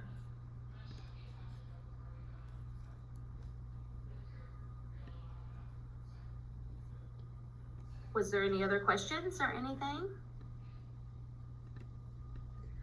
I didn't see any, but I have to tell you, Carrie, that if I had you in science, I would have had way more fun, I think, over the years. I had some really awesome science teachers, but I think that this wood is top notch and so exciting. Thank you for being so awesome for your students. Thank you. Well, Carrie's inspired me to transform my Zoom space. So we're really getting into the flow with it right now, right? Yeah, so thank you so much, Carrie. You got some great ideas from you there. Love all the pieces of collaboration that you did with the students. As a high school librarian, I love the fact that you brought in students from upper grade levels to help your kids work through those dissections. It's such an amazing form of collaboration for everyone there. And you're getting a lot of love in the YouTube chat. So please do make sure, did we get all your network and sharing information? Yes, it is on my slides. Awesome. So those of you out in YouTube land, do make sure that you click on the link in our agenda to get to her presentation. It's a great time right now to take a little bit of a stretch. If you need a stretch break, go up, grab something to drink, take care of your bio needs. Up next, we are going to keep going with the primary spaces and go back into Google land a little bit. So we do have our next presenter is getting set up as we speak.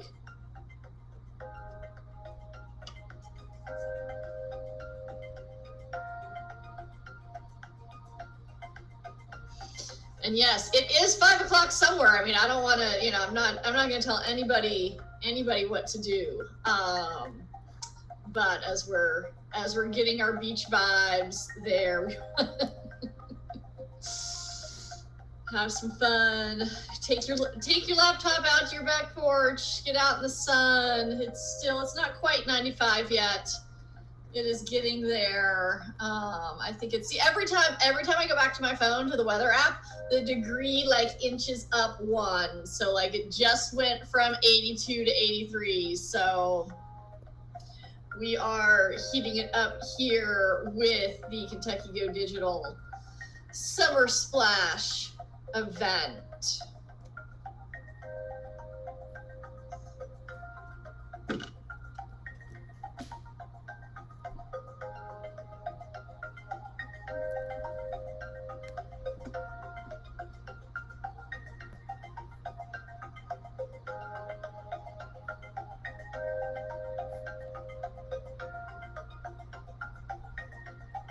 Again, you can see we are going strong until 12:25, and then we will go into the lunch and learn portion of our day, which will be a great time to grab something to eat and also do kind of a quick review of some additional ed tech tools that have been mentioned during our presentations.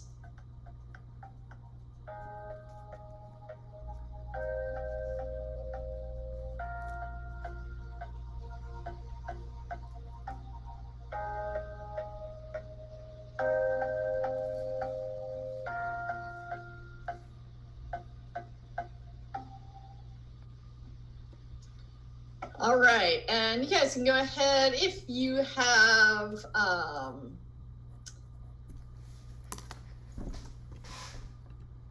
if you've been taking a break, go ahead and bring yourselves on back. We are just about ready to get rolling with our next presenter, who is Jordan Hensley, and Jordan is coming to us from Beechwood Elementary School. You can find him on the social medias at Mr. Hensley II. And without further ado, I'm actually going to go ahead and turn it over to Jordan.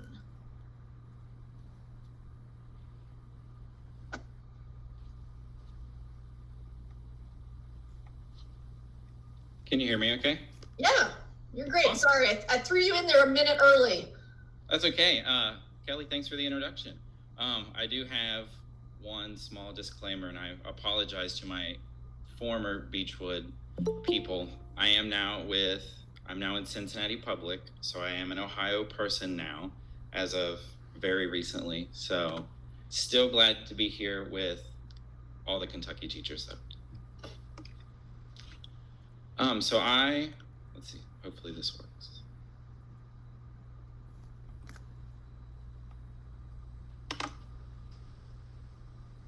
Is it showing okay? It is looking good if you just press slideshow and then hide. Yay, thanks Jordan. All right, so I wanted to talk about one of the things that I love using and the kids have loved using a lot is the Google Workspace. I think it was the Google Suite for a while, and I think they're changing over to Google Workspace, but everything has primarily stayed the same. And at the bottom, you can find my contact info. That is my personal email. I don't have a school email currently. And then Mr. Hensley second on Twitter. And I kind of wanted to just talk about all the different things that can be used in the Google Workspace with especially primary kids, because I feel like it's extremely widely used in intermediate, middle, and high school, but there's definitely so many features that can get our kids engaged in the content in the primary grades.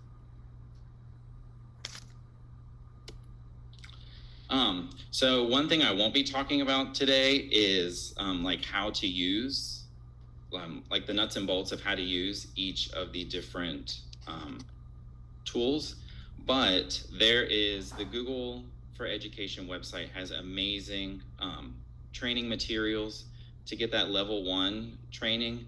And then also, and this is all linked in the presentation, Eric Kurtz has a fantastic training checklist for like all those, like if you're working inside a Google Doc, what are the things that you need to know to be like a level 1, which is really all you would need mostly for primary grades. They do have a level 2 training, and Eric Kurtz, if you just Googled Eric Kurtz Google training, he has fantastic checklists for like all the different things that you should know. You can go down one by one, and the Google website does have like step-by-step, this is what you need to know, this is how you can learn it, to use all the different features for all the different Google toys out there.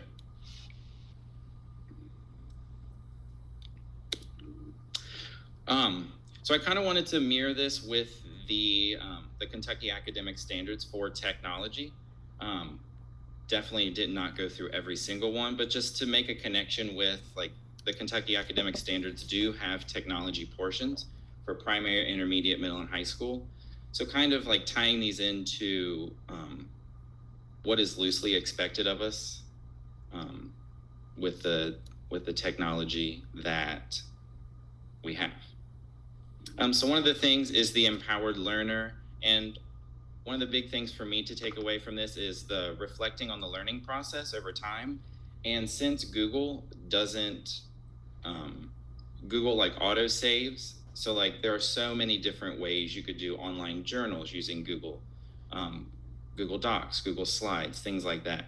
The any type of online journaling or writing thing that you want them to do, the autosave and that it collects all their stuff in an online portfolio for them is just a fantastic feature.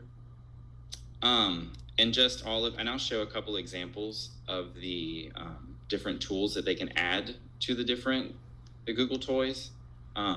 Just getting them, our primary kids, experience with those very basic features. And they love being able to do all this fancy stuff on their own. This is just another example of a really important technology standard, using, and we'll talk about the feedback portion, getting our students to work with each other through technology in responsible ways. So this is what, if you haven't used Google before, I feel like most places are using Google.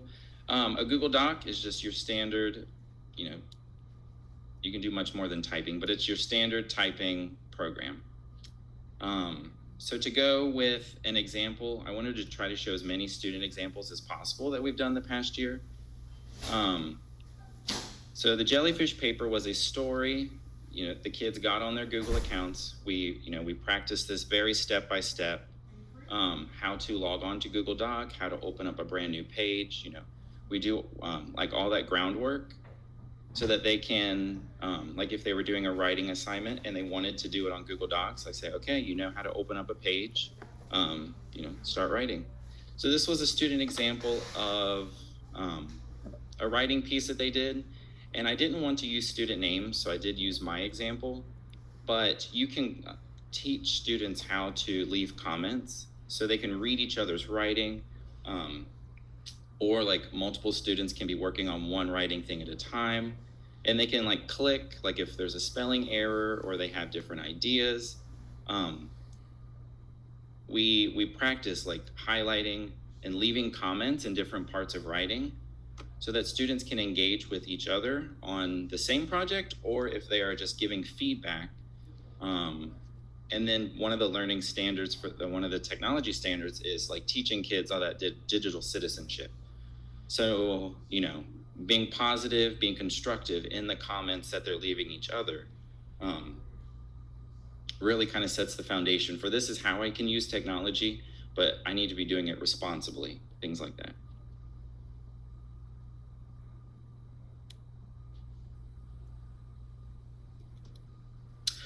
This was another example of a student work created using Google Doc. We were learning about the body systems, and she decided to write a letter to her kidneys. So we talked about, you know, like one of the writing standards is how to format a letter. So we talked about, you know, how to use your technology tools to format a letter. How to format a letter, you know, putting the date at the top, right corner, and then how to do an introduction, you know, how to type with indents, things like that, things that we should be doing when we're writing, but we're just typing it instead. And then like going through all the different features, teaching the kids how to insert an image, which are there's a lot of, I always tell the kids there's lots of buttons, but there's lots of easy buttons. Google is extremely primary friendly. There are, you know, we do tell them there's a lot of buttons, they do a lot of things, but it's very, very streamlined, very easy, very primary friendly.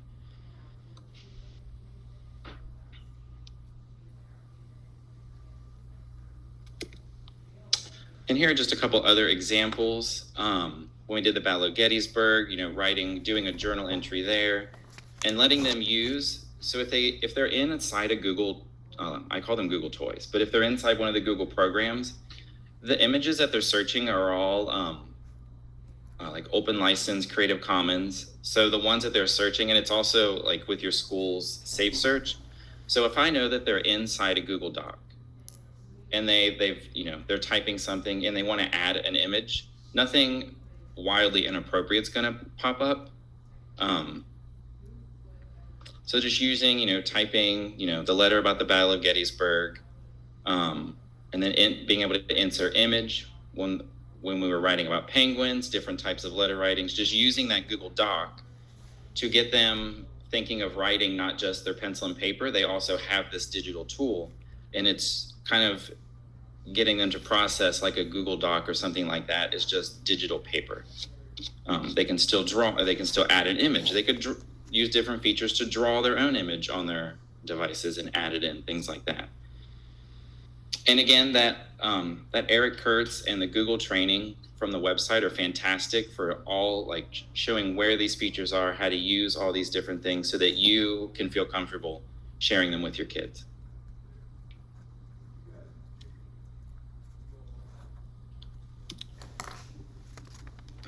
Another one of the standards is using technology to, you know, gain more information. So we definitely talk a lot about how to do Google searches. In addition to like wonderful programs like PebbleGo or Epic that we used at our school, like teaching the kids how to use a Google search bar, you know, productively.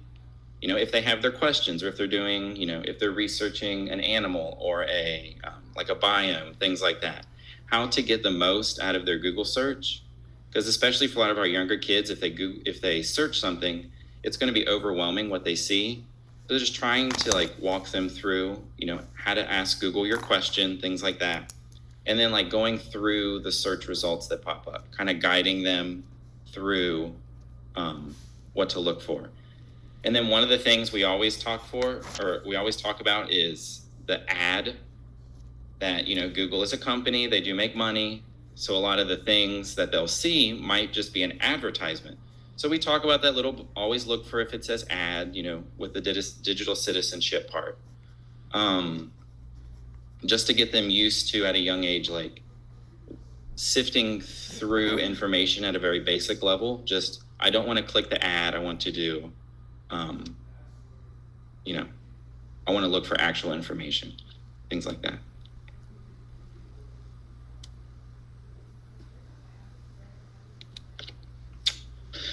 One of the other big technology features is using tools, and this is going to come in, using tools to, collect data, analyze, and then represent that data. And we actually this year, I wanted to try using Google, the Google Suite, the workspace, to teach like graphing, like data collecting, representing your data, only using technology this year, not doing paper and pencil too much.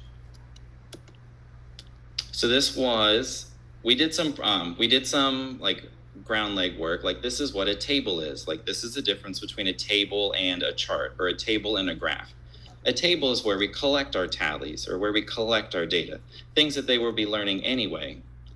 But, and like we see some, you can see in the background, there are some handwritten examples. And then I say, we're going to turn these into we're just going to put it in a digital table.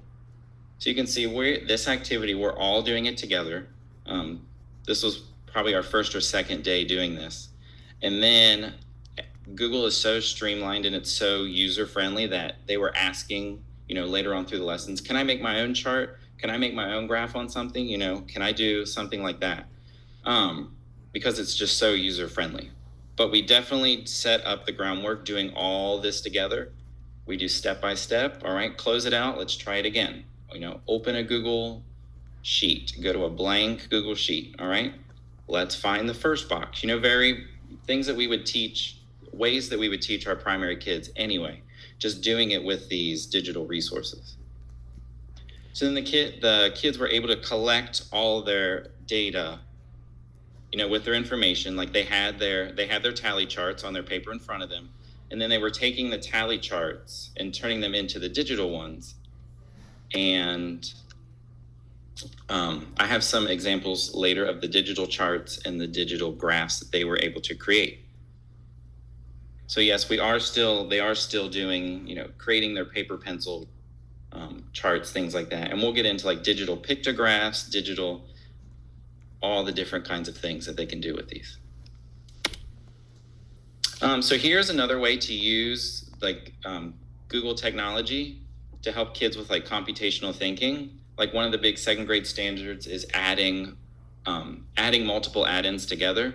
And we can like teaching them how to do charts, how to insert a chart into something, or how to insert a table, and then how to very, very simply manipulate the table to show, like, I want to add these two add-ins together to show the process of like number grouping, things like that, that students are naturally learning anyways. And then using, like during our money unit, sending these things out and having them use like the image tools, like they can insert an image of a quarter or insert image of dimes, nickels, pennies through the Google image search to show different ways of thinking.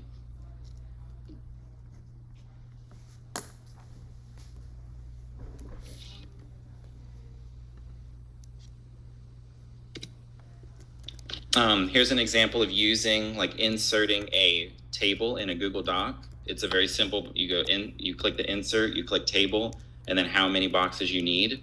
When we did our repeated addition and multiplication units, we practiced letting the kid, this was a kid's example, of different ways to show equal groupings, things like that we were learning. And this did take a little bit of time, but the amount of focus that they maintained was pretty great, that they were so involved with the technology. And this certainly did not replace any of the manipulative, the handheld stuff that we did. This was just an additional representation of our repeated addition, our practicing with beginning multiplication, things like that.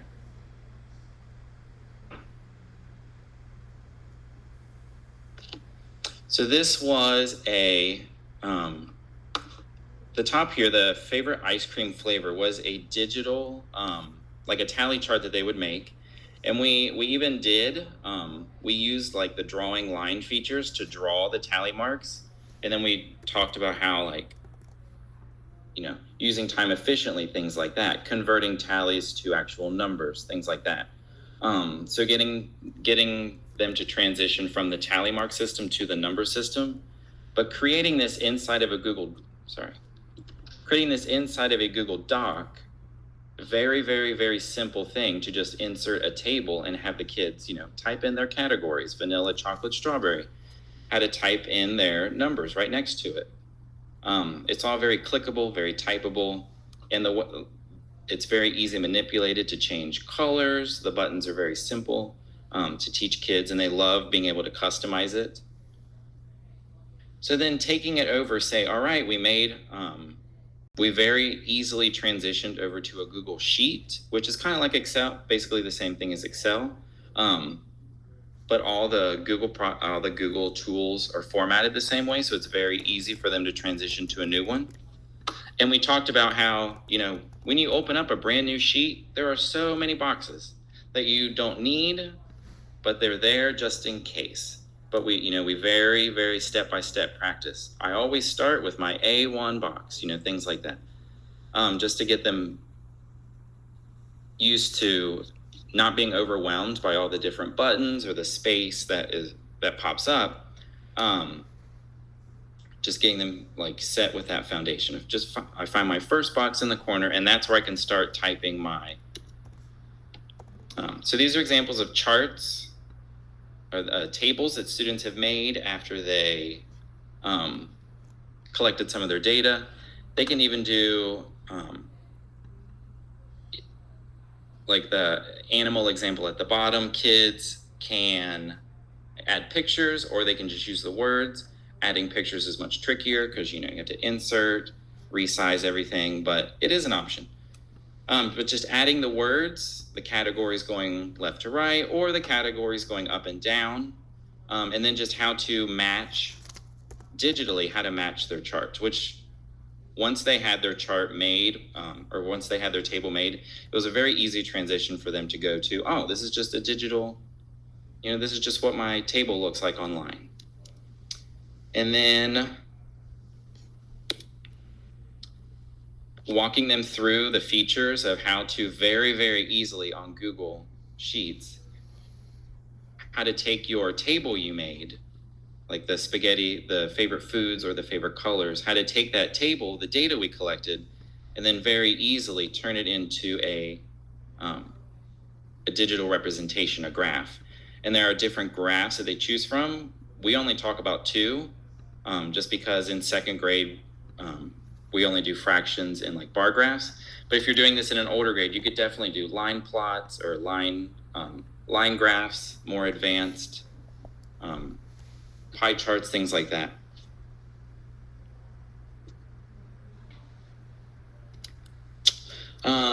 Another feature is Google Drawings, which is kind of like a blank slate. This is kind of like a blank canvas area. You can put anything into it. You can easily create activities like this to send to your kids, maybe on Seesaw or other things. And they can also do this as well, like insert anything. They can use Google Drawings very easily to insert, all right, let's do a table because we're going to practice our pictograms or things like that. And these are very easily added, or these are very easily created. And then students next to them, like, you make your chart, you put in your categories, all your data is represented. Students can even, type in their own questions, you can give them questions, or they can come up with their own questions on the side. But it's kind of nice because it's all very easily manipulated. Like, they can change the size, all these things very easily in Google Drawings.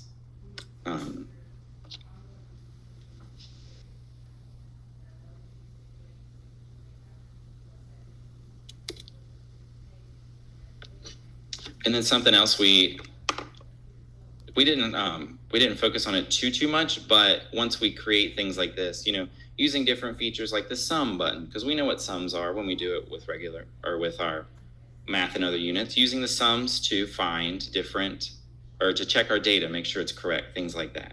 So just using very limited, kind of broad, but very limited features that the students can use to help them with any other work.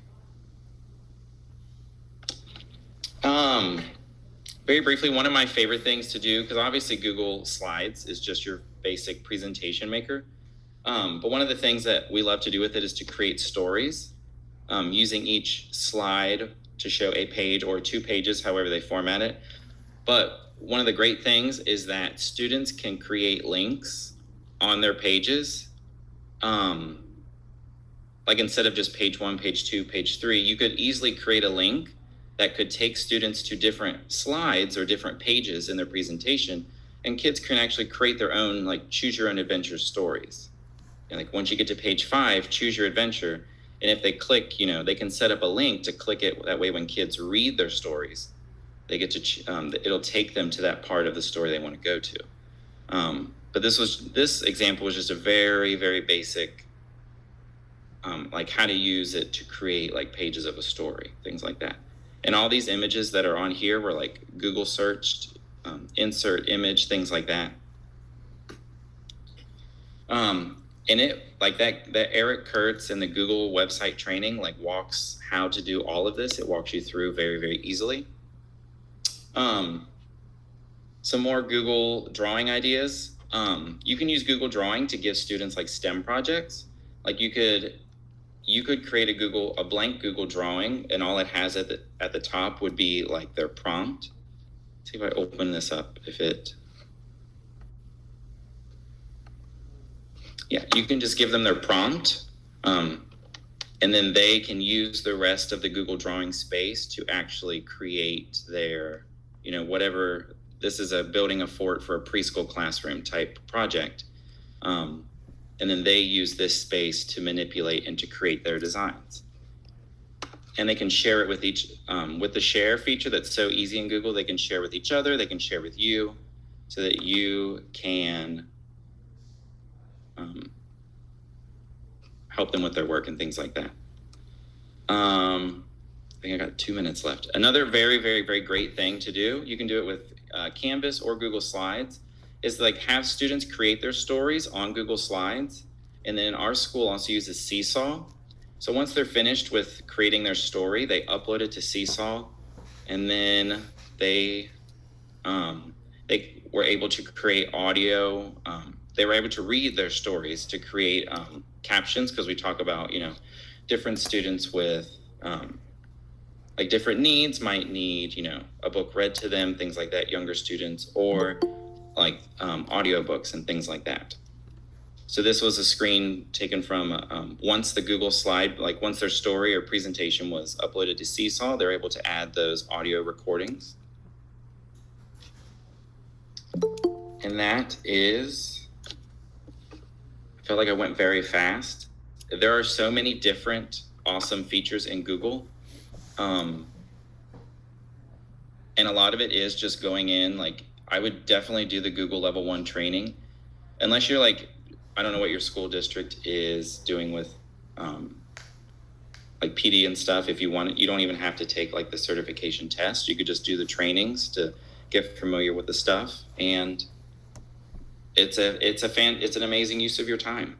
So, and the kids love using it. Awesome. Thank you so much, Jordan. Yeah, if you can just keep your contact information up there for a second, that would be great. We do have a couple of questions from the YouTube chat. Some of our viewers are very interested in the tally marks, but they want to know how that works in Google Docs. And there's something there with them translating to numbers. I didn't completely follow Sure. it. So one of the things they can do, like after they've inserted, is my Google slide still playing? Yep. Like once they've inserted a table, we talk about there's a line feature and you can scribble. Like you can make your tally marks, things like that. And then we kind of transition to, oh, well, this is cool. But like second grade's where we get them out of the like tally marks. So that's why we kind of focus on it. But it's definitely a very easy feature for them too. They just use this button is there in any of the Google programs. Mm-hmm. Insert, and then you can just scribble, or they can, if you don't want them to scribble, you can do a straight line. When we also talk, well, this does take a little bit of time. So is this, is this how I want to collect my data, knowing that it takes a little bit of time? Okay, awesome. What about how your Google toys connect with Schoology? Can you connect them with Schoology? Someone else in the chat might be able to answer. I haven't used Schoology, so I can't answer that. I can pop in and answer that. Yeah, you can use templates in Schoology like you would Google Classroom. So you would use Google, you would just connect your Google account and then use a Google assignment.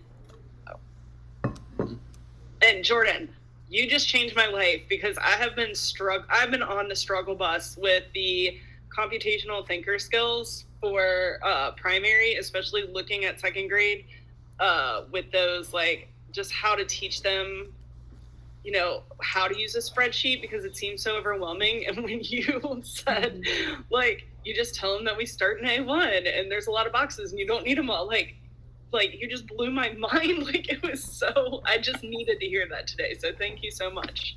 I would be lying if I said this, like day 1 and day 2, this was a time commitment. However, after they know like where the buttons are, because very like laying it out there for them, there are lots of buttons. We're not going to use them all. These are the ones we need to do, this. They get really, really used to all that. So they're able to like they were asking, can I make my own? Can I make a different chart? Can I make a brand new one? Sure. And the best thing about Google is nothing's, breakable. It's really hard to delete something forever. So when they make mistakes, they're super, super easy to fix. Mm-hmm. Well, and that actually leads us to the last question. How do you Google Sheets versus Microsoft Excel? Is there any differentiating factors? I would say that Google keeps everything in one space. So like they might be like currently working on a Google Doc or a Google Sheet, but once they go like click back and they go to their primary Google Drive, they have access to everything in one spot. And it's just very, Google seems to be much more like, what's the word? Just primary friendly. It's easy to use. It's easy to work with, easy to work around, things like that. But if the students have their Google accounts, everything that they create will save to there, so they don't have to like go searching for things too much.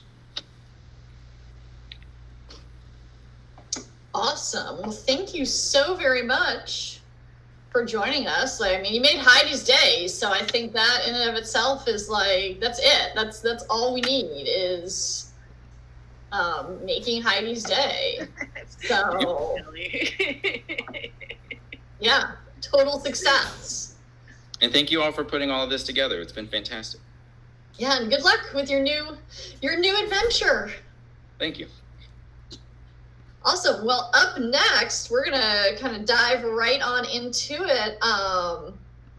We have a trio. Angie Antonio, Megan McCormick, and Lauren Peterson are here and I am so excited about this presentation. We have a new class, coming up at Douglas that's all about true crime. And so they are here to talk to you about authenticating argument and synthesis, so critical thinking and problem solving with murder mysteries. And I mean, they used a Charlie Day gif, so like I'm not even like, I'm just so in love with this right now that there's not much else to say. Friends, if you're ready, I'm going to stop presenting and I'll turn it over to you. Great, thank you. Hi, everybody. My name is Megan McCormick, and this is Lauren Peterson. Our third little trio, our third counterpart of our trio couldn't be with us today, but her name is Angie Gentonio.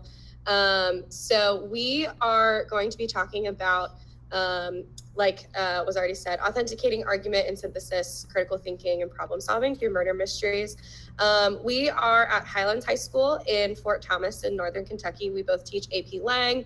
I teach English 3 and creative writing as well. Lauren teaches English 4 and are you doing dual credit? Dual credit. And dual credit English. So we're really excited to talk about this. It was such a fun activity for our kids this past year, and it was something that we did new. So we are by no means experts. Yes, we did this sort of on the fly because I'm sure the same with all of you guys. It's been a long couple of years, and we needed something different, something spicier. So we kind of came up with it on the fly, and Heidi helped us tremendously. So was right in the trenches with us, kind of doing it, and it grew exponentially. So kind of talk about what we did that worked and what didn't work. And it grew as we were doing it, which is what was really cool, and I think really fun for the students to see as well. When we started this, I don't think we knew exactly what the end product was going to be. But with, like Lauren already said, we have to give a huge shout out to Heidi Neltner because she helped us with so much of this work. And just a shameless plug to anybody who has digital learning coaches or instructional technology coaches, use them because they have so much more to offer than we could even do while we were teaching. Like Heidi literally jumped right in, did a bunch of videos for us, and did it in the matter of time, like, I don't even know, 24 hours, like so quickly. So we have to say thank you to her.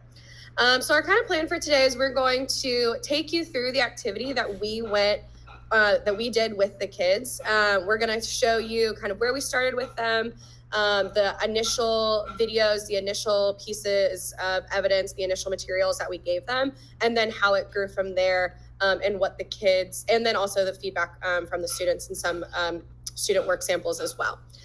So we mentioned Angie at the beginning. She, like I said, she couldn't be here with us, but she is the one that actually found this activity on the AP Lang Facebook group. It was posted by Patty Snowden. And then we took that, this idea and made it into or adapted it to what we needed it to be. So the actual activity is called The Murder of Alan Ripley. I think it's been around the AP Lang circle for a little bit. But how we used it particularly was to introduce argument and introduce synthesis for AP Lang. So if I can get this to go, there we go. So here's some of our general overview of how it went. We use this as our introduction to argument, and really we wanted to authenticate the terms and definitions that they were going to be using throughout our argument and synthesis unit. We talked about claims, we talked about evidence. One of the big things with AP Lang is a revision of synthesis with new evidence, questioning, lines of reasoning, and then the idea of perspective versus position. So we went through kind of those initial terms and then just had them jump right into the task. We gave them a list, or we gave them a task with, it was a little video from, we kind of got our central office personnel to help us. We got our principal to help us. We got a bunch of teachers to help us as well to be a part of the murder, which was really cool for the kids. But we gave them their task. We introduced what the problem was, which is essentially to solve the murder. Well, I guess we could play the video. Yeah. So this was the initial video that we gave the kids for what they were going to be doing.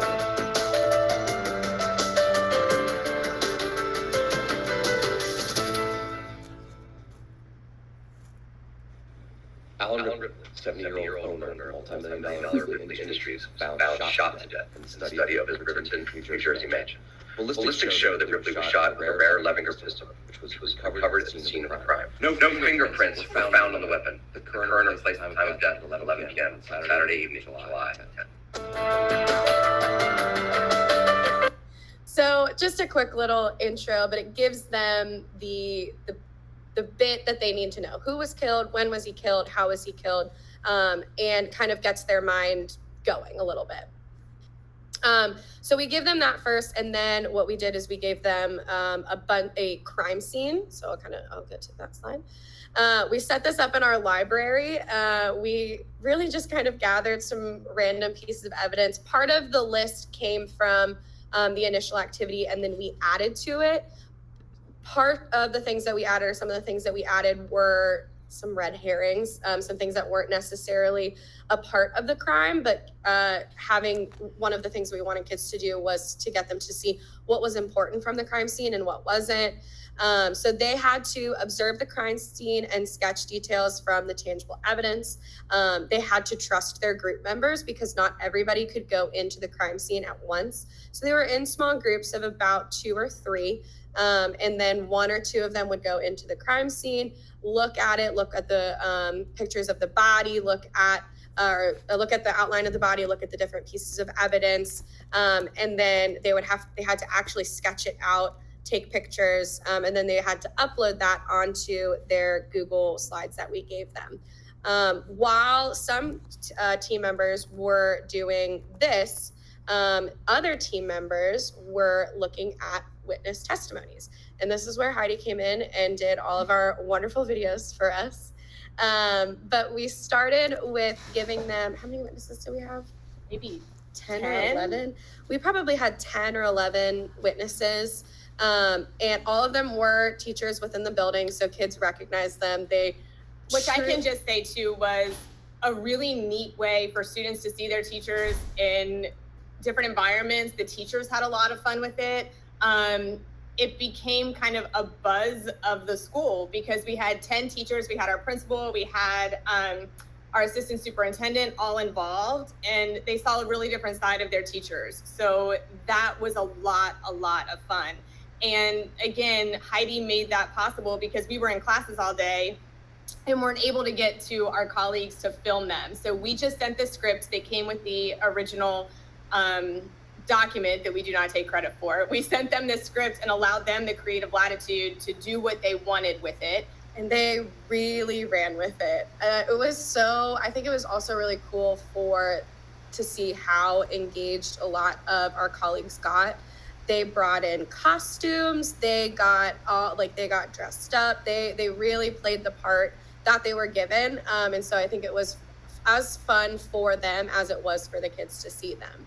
And we were able to use the green screen. So all of them had a background that kind of showed where they were, their personalities. We didn't put any of those videos in there. Oh, we have one that we could show you, but this is what the slide looked like. So each of the slides we'll play just a clip of the video so you can see it. This was our assistant principal. We'll just play it.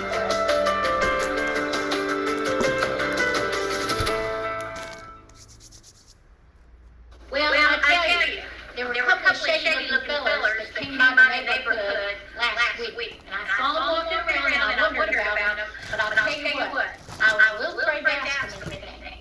Now, Eric. So that gives you an idea, and some were shorter, some were a little bit longer, but they had to extract what they thought was most related to what their question was, what that original task was. We put the picture down there, you'll see in the bottom right. And then there was a place for, as the group members were watching these videos and the rest of their group was recording what they saw at the crime scene, what were those additional follow-up questions for this witness? So as we've got kind of, again, you don't want all that downtime. So we've got each group member doing something different. And then eventually they were going to have to come back and really talk about everything that they curated. So this was part of where we adapted what we originally had. What was originally posted, or the original activity that we had, was just a very long document with different written out witness testimonies. And instead of just giving the students the list of the pieces of evidence, the list of different testimonies, that's where we wanted to incorporate more technology.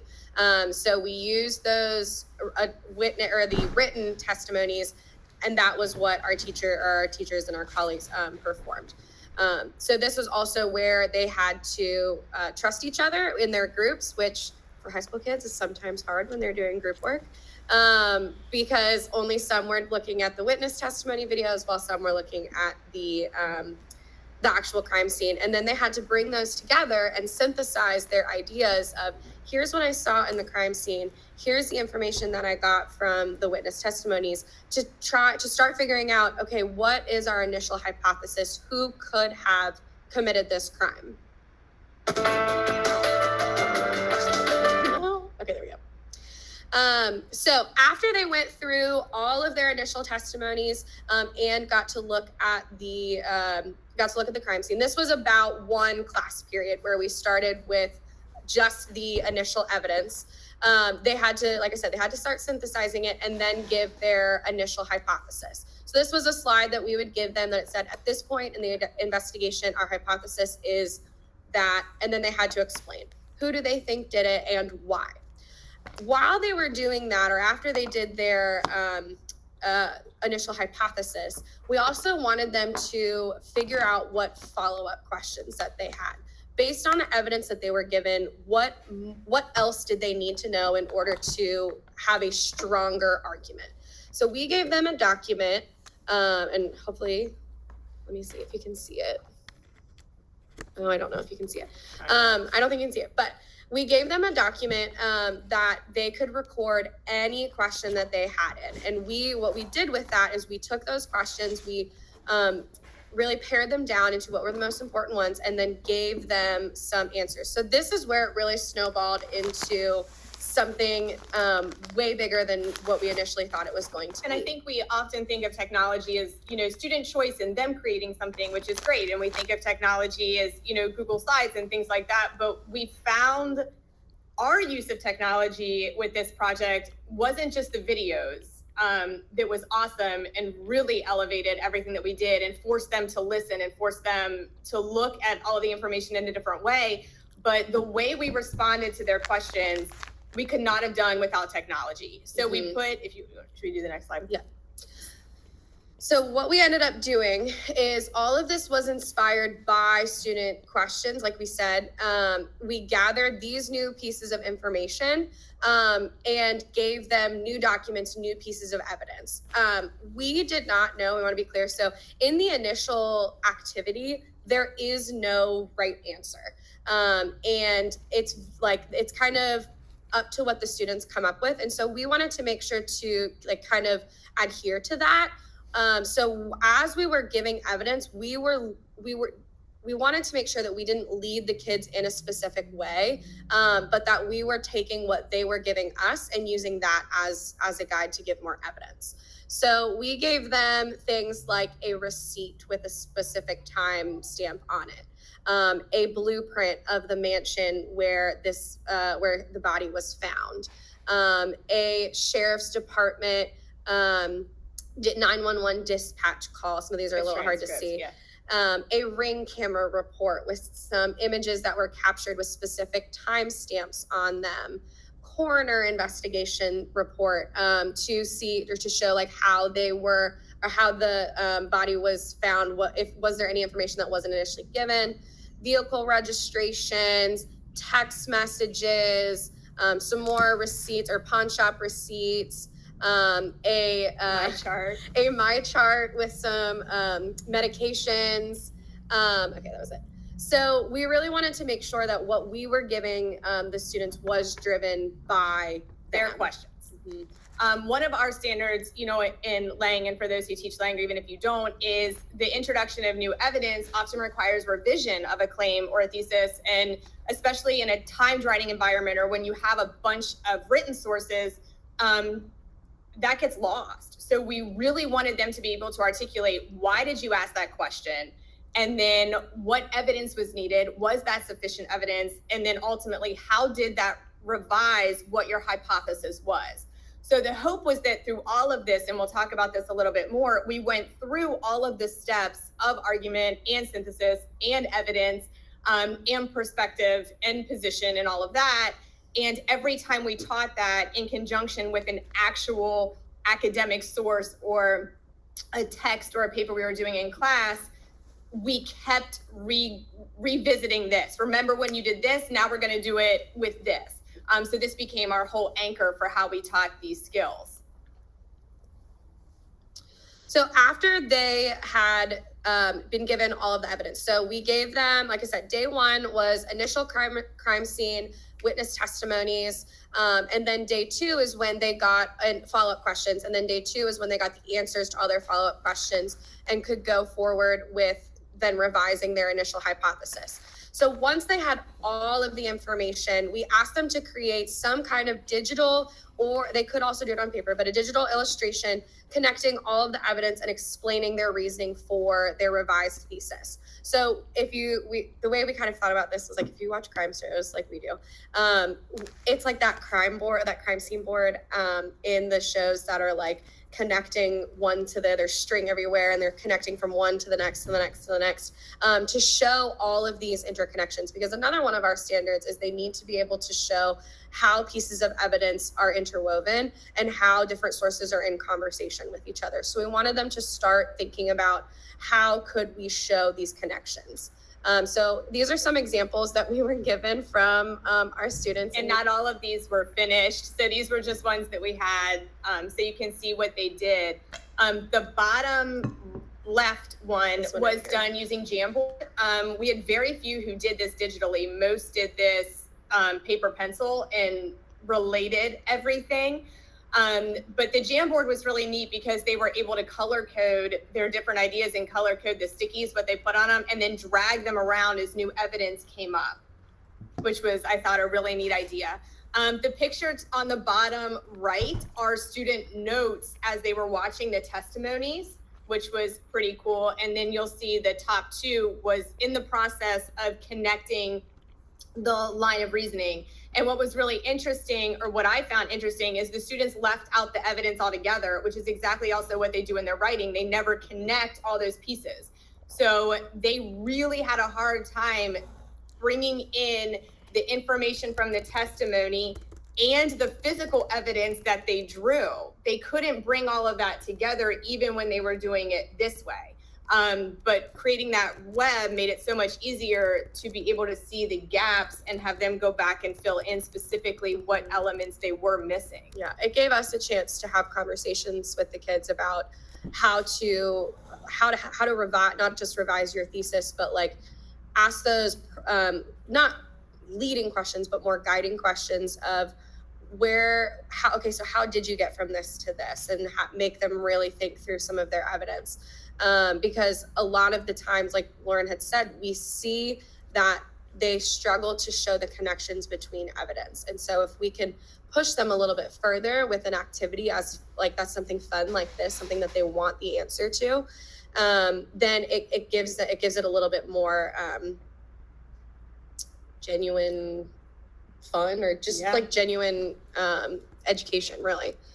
So those were just some of our examples. So the ending thing, the last like culminating product that they did, and this would have been day 3. So we did this over about 3 days, is they then had to create an arrest warrant. And this was also done independently. So far, everything that they've done has been with their groups, their partners, their small groups. So this was kind of that independent component. Could they actually articulate the process and everything that they did well enough on their own without their group? So they had pictures of their visual, they were able to look at their web, but now they had to actually articulate it. And this was a way to make sure they could do that independent of their group members as well. This also gave us a chance to show them how the terms that we had introduced at the beginning were going to be seen throughout the rest of the unit with argument and synthesis. So we had them provide an overview where they had to give exigence and context, necessary background, where they had to describe the crime, basically. We had them give a description of the testimonies and the videos and what did they find most important from those witness videos. Then we had them think about the actual tangible evidence. How does all of this come together? What are the necessary details from the crime scene itself, from the follow-up documents? Then the last thing, or the last two things they had to do, was make those connections and bring them together. And this was hopefully where we pushed them a little bit with the web, and asking more of those guiding questions, helped them kind of spur on what is the connection? How does all of this come together? Who committed this crime, and why do you, or how do you know? So using that evidence to support your thesis statement. Because it's an argument, we also wanted to make sure that they talked about a counterclaim. Could they anticipate if they were to bring this to a judge, if they were to bring this to a trial, could they anticipate what the defense might say? Or where could they identify their own lapse? You know, what was kind of this gap in their own line of reasoning that they were very aware of that they needed to express concern over? So as this is just a short example, it doesn't have the whole arrest warrant, because this student was very into it and went very much in detail. But you can see that the student took the first part and described what happened in detail, made sure that they gave all of the necessary details, and then when it came to the conclusion, really took time to add in the evidence while also explaining how that evidence supported her initial theory of who killed Alan Ripley, which in her thought was Autumn Ripley, his wife, and Matthew Piper, the financial advisor. And then what we did is we pulled these exemplars, or the ones that were not so exemplary, when we taught these skills on the actual, like the normal academic classroom, like argument and synthesis. And we said, look at this transition word right here, or look how they connected the evidence to their commentary here. And we used this as our anchors instead of just sample more academic essays, just to keep going back to this throughout the entire unit, which I found to be incredibly effective. It raised more conversation in the classroom. It just made that skill much more accessible so that they were better able to apply it to more complex conversations. So these are some things that we kind of talked about throughout the whole presentation, but just as we wrap up, kind of thinking about the 4 C's: communication, creativity, collaboration, critical thinking. How does an activity like this do it? For communication, they have to be listening closely to the testimonies. They have to be able to articulate key details. They need to be writing in various forms for various audiences, and they have to work on their questioning techniques. In this case, it was based on witness testimonies. For creativity, they had a lot of choice involved. They could choose how to display their line of reasoning and conclusion. They had creative use of details and synthesis to finalize their line of reasoning. With collaboration, they were working in partners or small groups to synthesize their information. They had to trust their group members. And then we also had other ideas that never happened, they were going to actually review other groups' arrest warrants. We were going to put them in groups and pull ones that were the best. Things just with, like we said, we hadn't done this before, and time was of the essence. But there are a lot of ways to even, have groups present them to add some more collaboration with other groups as well. Yeah. And then lastly, with critical thinking, they had to synthesize multiple modes of evidence. They were given videos, they were given documents, they were giving written statements, they were giving photos. They had to compose critical thinking questions. They had to respond to context and audience to create their line of reasoning. And then finally, they got to extend to backward exam to their final exam. So we had students that loved this so much that they asked if they could create their own mystery as their final exam project. And it was really cool to see how they took this idea of starting with a claim or starting with a problem and just ran with it, created their own evidence, had their own mystery. I had some students do a jewel heist. I had some students do another murder mystery.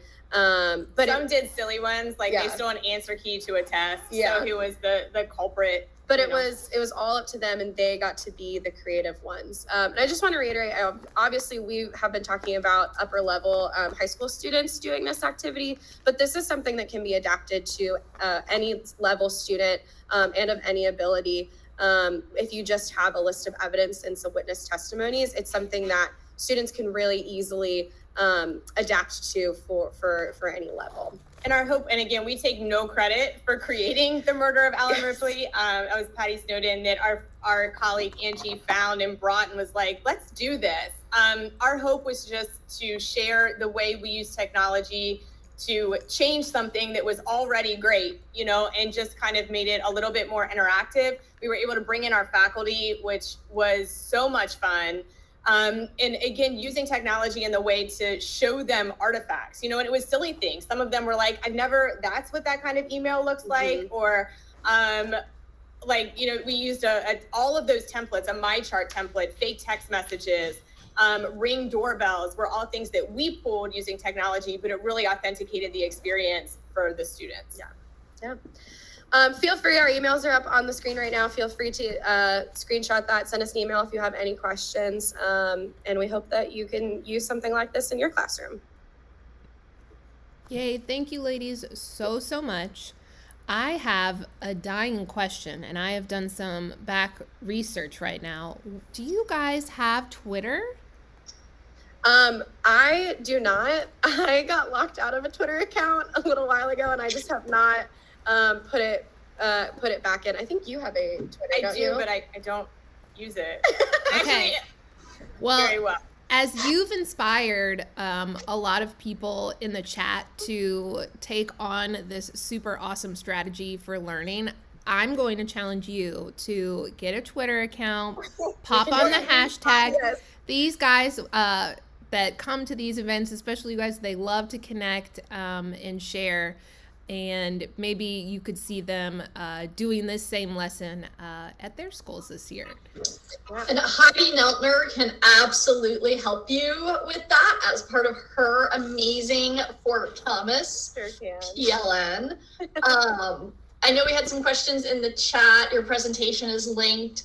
They wanted to know if perhaps you could also link like a sample document with maybe just the copy only feature so that people could do that. There are some links in the actual presentation to some of the documents that we use. So hopefully that could, but we can go back and add some more links in as well. Perfection. I know I haven't actually quite dug into all of that yet. I did share your session with a colleague of mine who is tasked with, again, teaching true crime as an English elective. The person who came up with the elective actually ends up not being the one teaching it. So she's like, this wasn't my idea, but I'm teaching it. So, okay. Oh, that is so fun. And she came to me for some help. So we're going to be heavily relying on you all. Absolutely. Well, hopefully it is helpful. And then our brains went to, you know, oh my gosh, this would be so fun to do, to have students video different sources. Mm-hmm. And then we should, you know, like there's so many different ways that that we could use this. So we're pretty excited. So many ins and outs. Well, friends, that brings us one more round of applause for everybody in the chat. I think I actually have DJ Maddie B made this awesome soundboard last year, and I just have not even gotten to use it, but here we go. Oh no. Everybody there? We are here. Okay, my entire camera just blacked out. We don't see you, but we see your presentation. No idea what just happened. Everything went black. All right. So again, I think that means that it is time for the lunch and learn. So we're gonna hand it over. Am I handing it over to Angie? Sure. Woo! Jump into this. Let me get our tab open.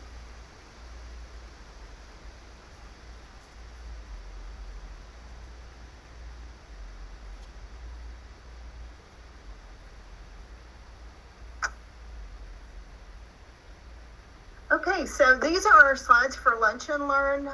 When we were sending out information to all of our registrants, we did ask you to share some of your favorite tools, and we took those, and we're going to talk about those a little bit, but we wanted more input from you all. So Dana has created a Padlet for you. And Dana, do you have that link where you can just put that in the chat for them? Yes, let me grab it and put it in the chat. So in that, it has each one of these, and you can add information about how you've used the tool in your different experiences. So let's get started here. And the first one that we have is Anchor. And B. Greenhill said that they use Anchor for students to record podcasts for their final project in chemistry. She was really blown away with the level of effort and creativity. I really feel like this hits communication and creativity. I'm not sure how many of you are familiar with Anchor. I have never used it, but I've been around different classes that have used it for different podcasting situations. So it is free, and it is something that you could use in Oldham County where I am. It has to be the teacher doing the posting. The students can because of restrictions, but it is a platform that's very easy, and of course free is always nice in education. Do any of you all have any experience with Anchor? Anybody? Okay. No, I'm excited to look into it and learn. So hopefully we'll have some people adding some information on that Padlet. And then next we have Bloxels, and I think Heidi was going to talk to us a little bit about Bloxels. I am. I love Bloxels. We've been using it here in Fort Thomas with our elementary kids for a long time, since probably it came out. It's a tool that allows you to create your own video games using 13-bit builders.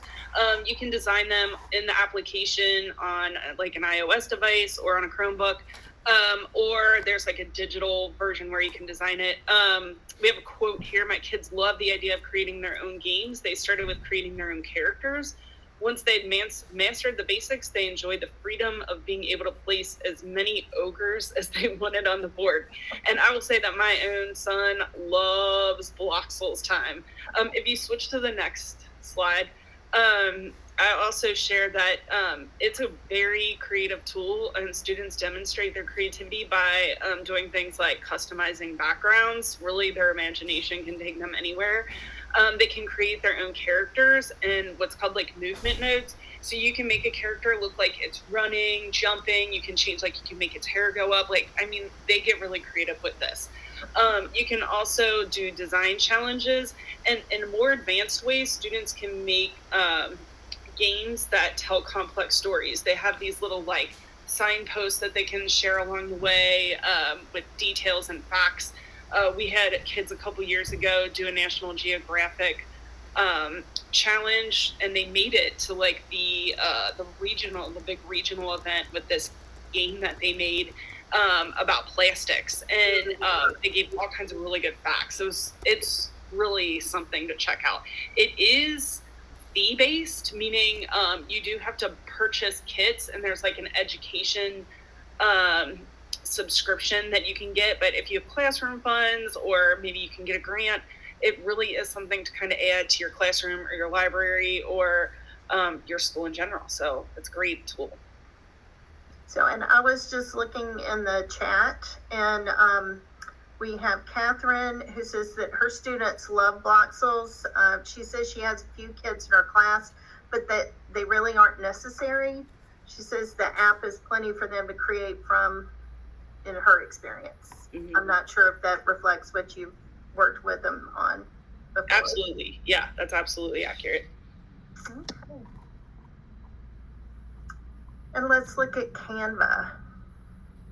Yes, so Canva, I know we had an amazing session on Canva. I don't know what else is there to say about Canva because Emily was just amazing. But just in case you missed it, it is a free online graphic tool used to create social media posts, videos, presentations, posters, logos, and more. And I have personally used it to create, like Emily said, those Google Classroom headers, social media posts on Instagram, just ways to communicate to our families. If you are in Padlet right now, Canva is blowing up. There are a few posts, and actually someone posted their newsletter. So if you click on that, you will be able to see a copy of the newsletter from the library, and there are certificates, class posters, travel brochures, environmental PSA. So there are endless opportunities that you can use with Canva. And Emily did post that quote there that we have, and I think she showed us the different DOK scales today in her presentation earlier. Awesome. And then Edpuzzle was another one that you all put in as your favorite tool. And Edpuzzle, if you're not familiar with it, it's a super easy platform that allows you to engage your students in video. And if you're just showing a video, many times you don't really know how much they're getting out of it. So with Edpuzzle, you're able to insert questions or insert your own voice to talk about a certain item within that video if you want to give a little more instruction. And on the back side in the dashboard, you can see exactly how much time your students spent in the video and how far they are in the progression of watching that video. So it gives you some analytics and really helps you know, did they really watch that video that I posted for them? That was very important during the times that we were out during COVID, during those shutdowns. So that was really helpful. So we had a quote from the person that put this in as communication, and they said, I use it for multiple activities. It's a good way to engage, learn, listen, and understand a new language. So thinking about it from that standpoint as well. Did you have anything else you wanted to add about Edpuzzle before we go on to the next slide on Edpuzzle? No? So I just used Edpuzzle in the past. I know I usually call it an oldie, but it's a goodie. Edpuzzle has been around, and it's just a powerful tool. And like they said, that you can easily assign those videos to those students. And I do want to add this caveat, because I know that some people are putting it on the Padlet and in the chat that this is a statewide conference, and we know and we understand that some things may or may not be approved in your district, which is totally okay. We hope that you can find that one tool that you can take back to either use it with your students, and if you can't use it with students, maybe it's something that you can curate and then deliver it to your students, and your students won't necessarily have to log in. But going back to Edpuzzle is just a great tool to use with students. So the previous person, if we looked at that, they had said that was a tool that they use for communication, but the same tool, someone else put it in as critical thinking. And I think that goes to show that so many of these tools meet multiple areas for our instruction. So for this one, they said, I love uploading my own videos so that students have access to content even if they aren't present at school. They enjoy embedded questions, and I get an accurate pulse on who understands content and who needs more help. So I think that's awesome. Yes, I love that. My favorite part, I think, is the open-ended questions, because that does allow for more critical thinking. So it's not just a multiple choice question. And then I love the feature on there that you can add a note. So you can say, you know, I really want my students to pay attention to this section of the video. You can also add a note to maybe even have them have a discussion with each other. So there's some really great features in there I love. So let's look at the next one, Flipgrid. So we've had several of our presenters today that have talked about Flipgrid as a part or a tool that they use in their instruction. And if you're not familiar with it, it's just an interactive tool for students to communicate their learning. They're very short videos. There are different links that you can make those. And the person that submitted this one said, super easy to use. It gives every student a voice. I am more than willing to help teachers get started on this platform. So I think that student voice piece is so important with Flipgrid. I love some of the things that they changed. So many of these companies during the time that we were in shutdown for COVID did so many things to help us meet the needs of our students, and Flipgrid was one of those. They've added some additional things now. You can even do a video to start out for your students rather than just having the question or the description in there for them to post. So there's so many new things. It's such a powerful tool. I love Flipgrid.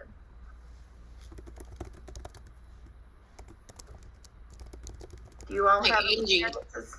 Yeah, I would add, I love Flipgrid, the Grid Pals part of Flipgrid. Super awesome. And then their Flipgrid live events. So you can have guest speakers and you can interact with them. So they've really added some great extras.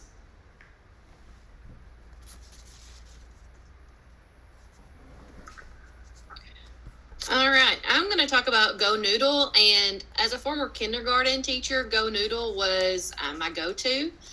Great for brain breaks, but the thing I loved most about GoNoodle is you can actually bring over your YouTube videos that you use most often and put them into GoNoodle, so they're right there. And students love to upgrade their characters on there, so every time you watch a video, it powers up or goes to the next level. So why not take your YouTube videos that you use every day, put them in GoNoodle, and then the kids get those points basic kind of for leveling up within GoNoodle. So I do love that aspect of it. You know, I've seen on the Padlet people, great for brain breaks, math, counting. So they've got some really good, not just for brain breaks, but some very good content specific ways to put motion and movement and dance into learning. We know students will learn it so much more through that. So our quote, my students love the breath session, or the breathe sessions. It allows them to take a break and find their calm. So they have some great calming videos as well for GoNoodle. So if you don't use GoNoodle, go check it out.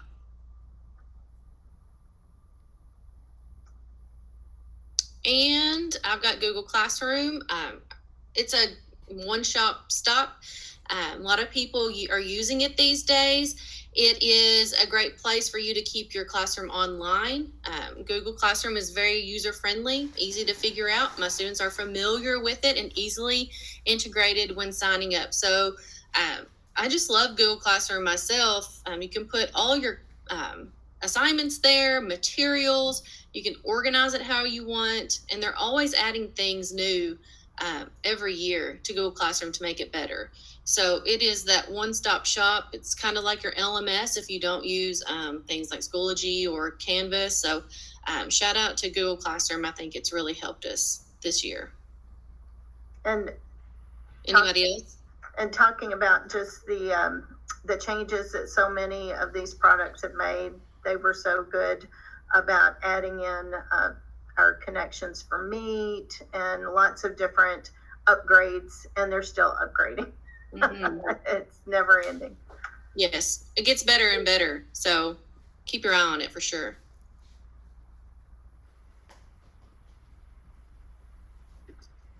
Google Slides. I know we've heard a lot about Google Slides and the Google products. I know this isn't just a Google show, but I know the flexibility, and I know I was thinking about the different uses.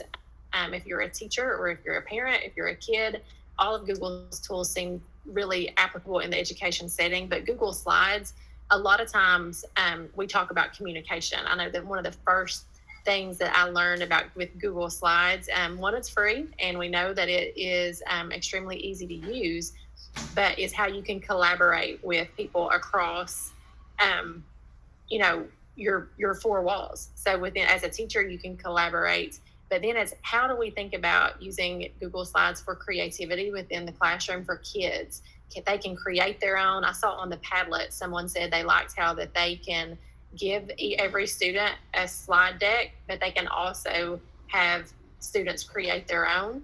And think about the ways that you can do them, like it says here, you know, if they're going to be creative, think about Bitmojis. I was thinking about slides on the last presentation, having a crime scene, but think about how you can make the hyperlinks on a Google slide as a part of a classroom experiment that's beyond just, you know, going through slides as presentation, but it's allowing you know, students to be creative. I know Heidi, we're going to say a shameless plug, but I think it's an awesome plug that Heidi is going to be doing a creation lab at ISTE with sensory storytelling with Google Slides. Do you want to talk about that for just a second? Because I'm really interested. I can. There are still spots available. So if you're going to be at ISTE, look me up.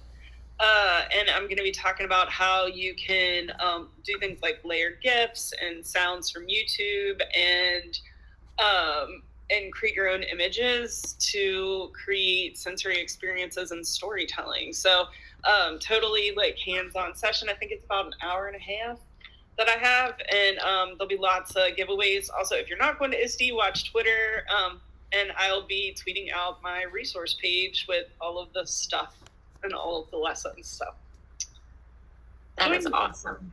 That's awesome. One last idea, if you're watching, I know this is an oldie but goodie, using Google Slides for morning and afternoon announcements. So teachers, on that last second, you're trying to get a hold of an administrator to make an announcement. Having those slides for those administrators helps unite that culture in your building and get all those messages out to kids. And then you can share that slide deck with their parents. So just another tip. The next slide is the next tool we have. Of course, Google Docs, but you know, being the session, this theme for this year's KGD has been the 4 C's. So when we talk about collaboration, yeah, we know Google Docs is great for creating, but how can we use it to be powerful, like it says on the quote, for a news crew, that students can create newscasts together and work on them together and collaborate to make something, as opposed to just be a simple, you know, Word doc that doesn't have that collaboration. Think about in your PLCs how multiple team leads can look at different examples and different documents to share to their students, and everyone can have that voice as a teacher in that PLC, as opposed to it just being in, like we talk about, those silos. So the good thing about a Google Doc is the collaboration that it encourages and allows. I want to go back to one of the original ideas was that living calendar. It's kind of like when you chip your toe in, but it's also, you know, it unites everyone and you can collaborate, but you can also create. I'm trying to look at the lunch and learn. There's a lot of good ideas on creating the quizzes, using documents, having letters to parents so that you can share those easily. And what I like about it is that edit, you know, it's real time, you know, so when you send that out, whoops, I made a mistake, you can just go in and edit. Look at the other things we have. Saves automatically. One thing I wanted to talk about with Google Docs that sometimes we don't think about, those technology standards and being a global collaborator within a document, that we don't have to just stay within our school. We can also be within our community and think about community problem solving. If you're in English class or you're trying to think of something, being able to get businesses, how powerful would it be if a business owner started collaborating with your students on their ideas? So just an idea to break down those walls and involve your community and involve them in that Google Doc. It goes beyond just, you know, your classroom. Anything else, ladies, before we go to the next one?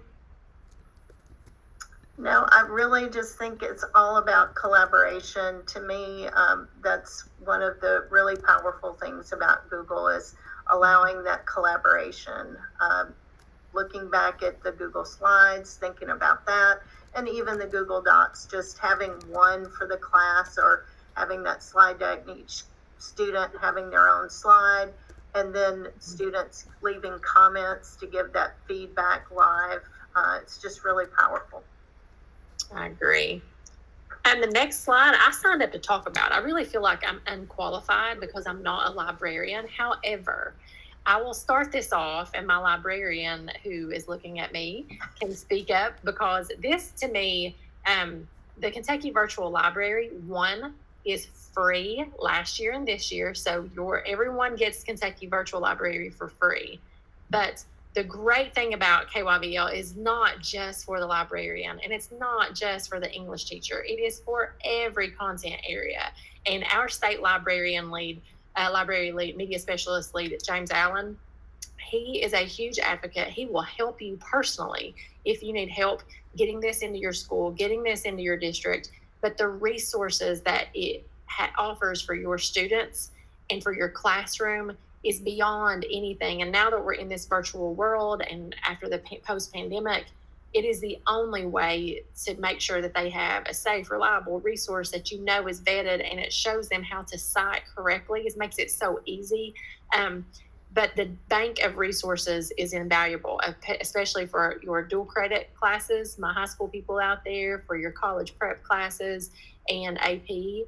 Heidi, I know you know this much more personally, and you're much more passionate about this. Anything I've missed?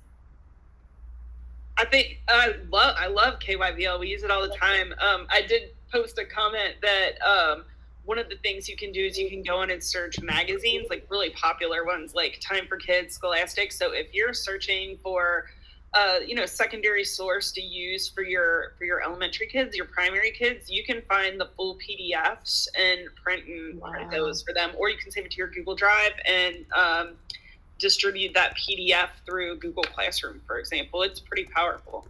And I also have a comment in the Padlet that said that you can differentiate the Lexile levels based upon your reader within KYVL. So great resource. Highly recommend you check it out. The other super exciting part about it, I had to jump back in early from lunch. And my background's not working right now. What the heck? But the other super exciting part is that James has worked really hard with the KYVL folks, and you all, single sign-on with KYVL is now a thing. Like, don't get me wrong, I'm going to miss some of the cute little passwords that changed every year, like cute rhino and red coral and torpid corgi, but oh my gosh, single sign-on with KYVL has just made all of our lives so much better. Without a doubt. So let's look at, I don't think we're going to get through our whole slide deck, but that's fine. We're having good conversations. So Nearpod. Yes, and I can thank you to A. Duvall. So they say that I like using this tool as a teacher when introducing new topics. I also like to use it as a review game at the end of the unit. So if you don't know about Nearpod, it is an interactive, engaging tool, adding activities like polls, collaboration, boards, and game-based quizzes. They also have a plethora of lessons that you can use. You can take them in, put them in your library, and you can edit them as needed. Again, if you're not on the Padlet, please go there and we'll put the link in the chat one more time, and you can share your ideas of how you use Nearpod, or you can review others' ideas on how they use Nearpod in their school.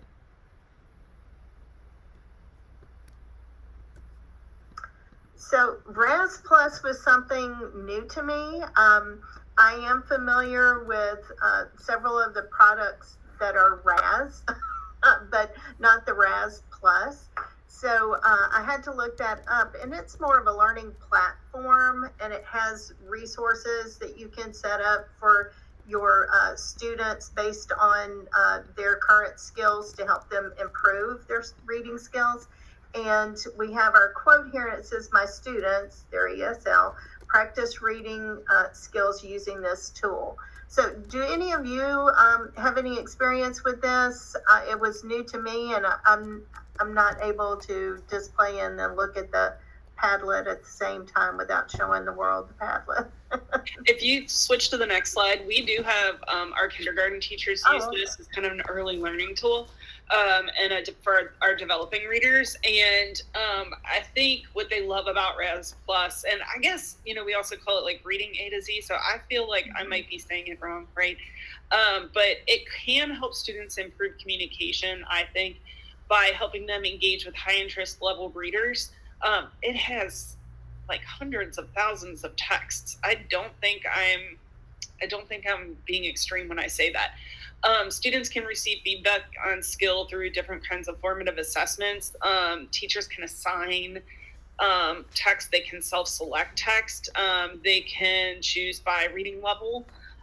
They can make use of read-to-me features, highlighting and annotation and journaling tools to engage with the text, which is, I think, from an early age, something we could be teaching students. I know that there's a lot of research showing like people learn more from print, they learn more from writing, but there's not a lot of research that's showing us teaching, discrete skills of interacting with a digital text. And this is a good way to do that early on. They also get direct practice with vocabulary fluency and comprehension, and that really helps them improve deeper learning. It is subscription based, but I don't feel like it's a deal breaker. Like our kindergarten teachers get it every year, and they use their classroom funds for that, and they make it work. So I think it's definitely something to look at. They have a free trial. You might try it and see what you think. Awesome. Thank you all. And I think we're about at the end of our time. So we had a few more, and I'll put the link to the slide deck in the chat, so that if you want to look at the slide deck for the few that we didn't get to today, then you can look at those. And then, of course, definitely that Padlet, because you populated it with so many comments and ideas and ways to use them that we weren't able to get to in this 25-minute time. There was a question in the chat about if the Padlet will be available when this day is over. So will we be able to link that in the show notes or anything? Yes, and we'll have it, Dana put it in the chat, so it will be available there. We can put it up again as well. All right, let me stop presenting so Rebecca can take over. I'm here, friends. We are ready for, I'm kind of taking over Kelly's job a little. I was supposed to be here in the afternoon, but unfortunately she was going to a concert. It got canceled, but now she gets to stay. So I'm here. My background stopped working, but I'm still here. Oh my gosh. Y'all are stuck with me. Yeah, no, but Becca, anything to add? Well, I was just really excited to introduce Mary. I got to witness this STLP leader at STLP this year.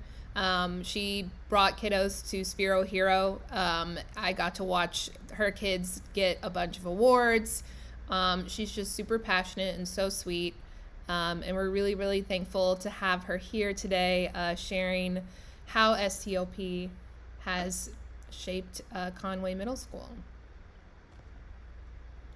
She has 2 minutes though, so no rush, Mary. But if you're ready, we'll let you take it over. Well, she's not here yet. We have been loving the action on the hashtag on Twitter. I've been trying to make sure I like everything and retweet everything from you guys. If you tag us with the @KentuckyGoDigital, not everybody can see that. Make sure that you use the hashtag so that everybody can join in when you share. And is she having a little bit of trouble? So do I go ahead and present my screen? Yay, yes. Yay, yeah. Hi, Mary. Hi. How are you today? Oh, nervous. No, you said that last time. We're nervous to learn from you. No, I'm just kidding. And I just want to say before you get started, not to be nervous or anything, but you are receiving a lot of love in the chat right now before your presentation even starts. So we are just so excited to learn from you and with you. Okay, so let me present my screen and I see your window, so hope it doesn't go in for anything else. Okay. So we see us, and now we see your Canva. Okay. And then press that little hide button so you can see everything. Yay, okay, perfect. Take it away. Okay, thank you. So I'm Mary Siddu. I'm the STLP coach and teacher at Conway. I'm gonna rush through it because that helps me out a lot. How to be an STLP leader. Number one is something that I normally tell my students is you're only limited by your imagination. So I try that all the time. And I try to tell my students when they come in, hey, there's nothing wrong in doing anything here. It could be the most silliest thing, but try doing it. So imagination, creativity, and excellence has to be combined in there, and effort needs to be there. So excellence cannot come out without effort. So this year we took in 4 level 2 projects. When I say we, I tried 2 years STLP as an after school club. It did work, but I had to learn a lot. But when I took it as my whole school, that's why I have that word we there. It made a whole lot of difference. So I cannot do anything on my own without the help of my amazing teachers and staff there at Conway. Thank you so much. So level 2, 4 projects we took in. We got terrific top 20 as one of the projects. We had 1 challenge champion and 8 STLP DPOJ products. So for those of you who are new to what is STLP, it's a student technology leadership program. There are just simple 3 steps.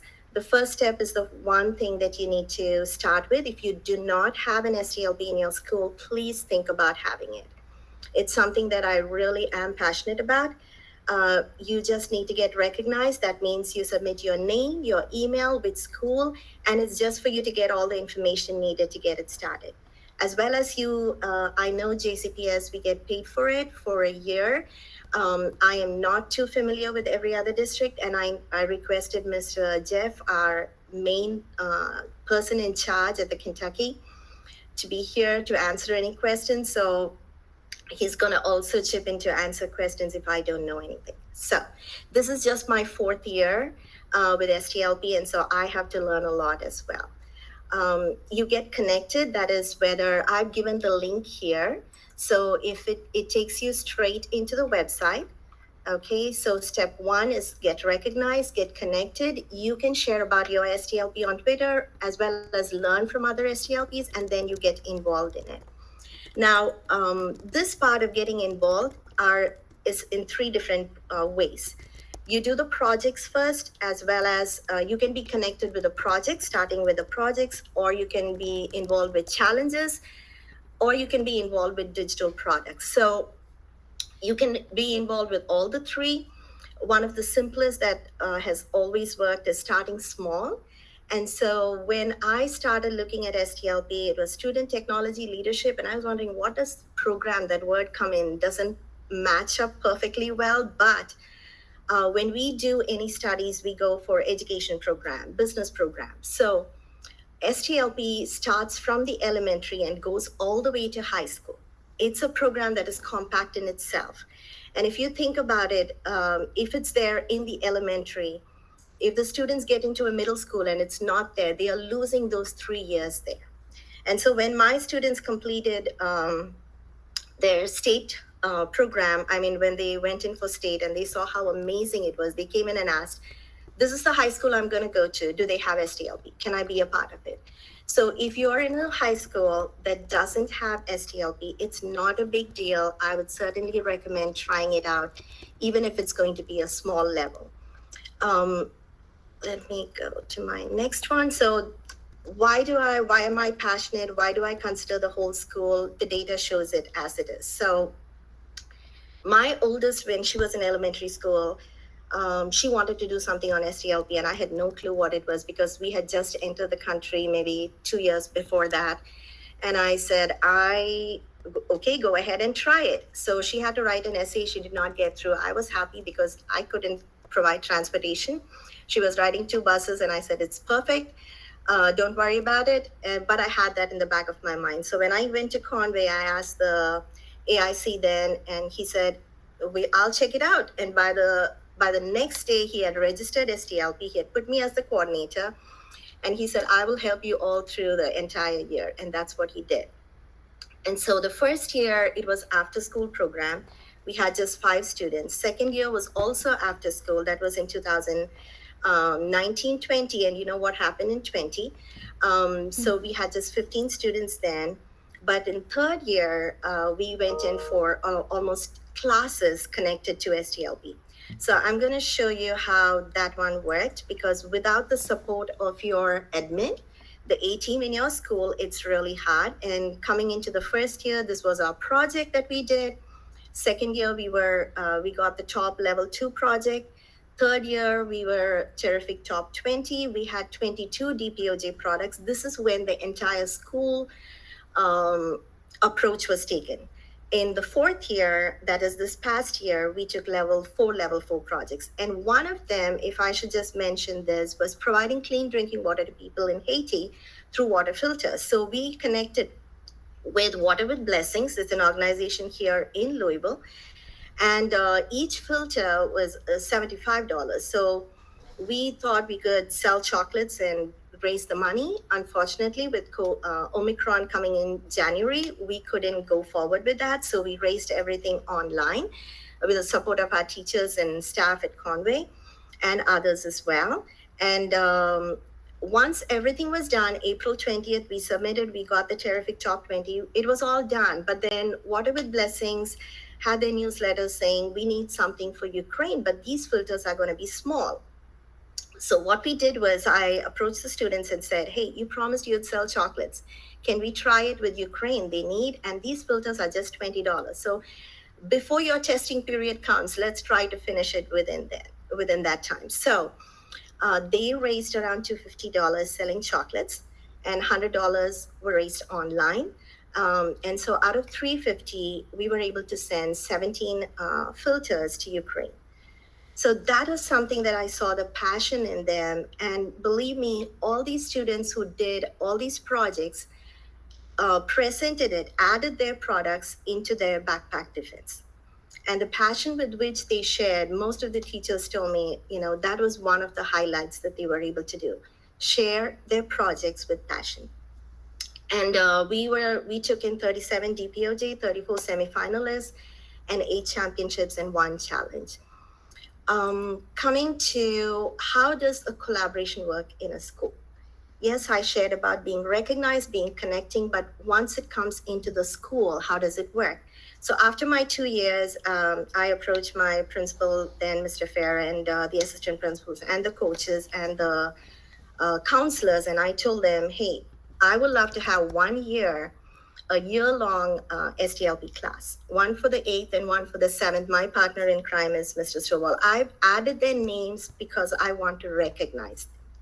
It is something I could just say art teacher and stuff like that, but I would love to recognize them with their names because they are valuable for a school to work. And recognizing them, just as we do it with our students, I would love to do that with my teachers as well. So Mr. Stovall is another coordinator with me who works with me or with STLP, and we brainstorm ideas. We work as best partners there. And so we came up with having one as the 7th grade and one in the 8th grade. So we can pull in those students who are tech savvy, who want to learn, who may be in different programs within the school, but in the 7th and 8th grade, they would be with us year long. So that was one of the changes that we brought about, which really changed everything. Our library media specialist, Ms. Travis, she has been our volunteer judge for 4 years. Our art teacher, Ms. Taylor, she provided 10 artifacts, 10 products, DPOJ products. When I say DPOJ, it's digital products online judging. You do not need to leave your school. It can be done within the school. You upload the artifacts online. You don't need to travel anywhere if you're afraid to do that with your students. And I was at one time scared, how am I going to take a field trip? But those products were given by the art teacher, 10 of them. So 2 years she had been providing 10. That's how we were able to bring up the 37, not on my own. I approached the social studies teacher because they are good at, whatever happens, the places to visit in Kentucky. So he suggested Fort Duffield and Tiger Falls, which was accompanied by Miss Henning. They took us. I took the kids to Little Loom House where the Happy Birthday song was first sung. It was amazing. And I had the support of the parents of some of those kids. They could come and drop off the kids in those locations, parents and grandparents. So that came in with a collaboration as well. The one person that I would like to share is the past 2 years, she has been doing something called the Cougar Call Out. And I know I'm going to go off the present mode here, but I just want to share this. So she brings up all the different projects and activities done in different classrooms. Every Friday, she brings out something called Cougar Callouts, and the best products come in there. So I get a chance to see, okay, what is happening in this social studies class or this science class or this language arts class? How can I use those for the DPOJ? So just wanted to show that. I hope I have it here. I don't know if you're able to see it, but this is where she sends in the Cougar Callouts. Sorry, I interrupted you. We can see it. Okay, thank you.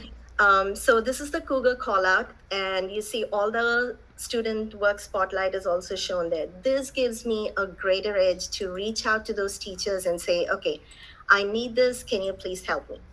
So sometimes if there needs to be a change, some modification, if they are able to do it, they would do it for me. So that is one of the things that takes place. And so as a coach, it's not about me, but it's about the entire school. Talking to teachers, sharing rubrics with them, sending them reminders, working with them. Sometimes if June 20th is the deadline, I would say June 10th, just to give me some time to see if anything has to be changed. I receive feedback from teachers and students, recognize them, appreciate them, whether it's a school email for their hard work, because anyone taking something more, it needs to be appreciated. Be responsible. My main thing is to be responsible as a coach, to be responsible for all the projects and submissions. That finally comes down to you as a coach. So whether it's sending the link, making sure that the projects are submitted, that is the main responsibility of the coach. So that is all inside the school. What comes out outside the school? As I said, Jeff is our main person with STLP in Kentucky.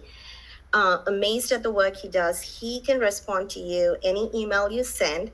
And sometimes the emails are elaborate because that's how I love to read it. I want to know the entire stuff. And he patiently writes it, sometimes late in the night. You will get early morning emails. And he's very approachable. Any questions you have, you can ask him. So I've given the link here for STLP website. I've given the Twitter handle. Russ is the one that I approach because I'm in JCPS. And Michelle is my middle school digital innovation leader. I do co-teaching. I've done it once with her.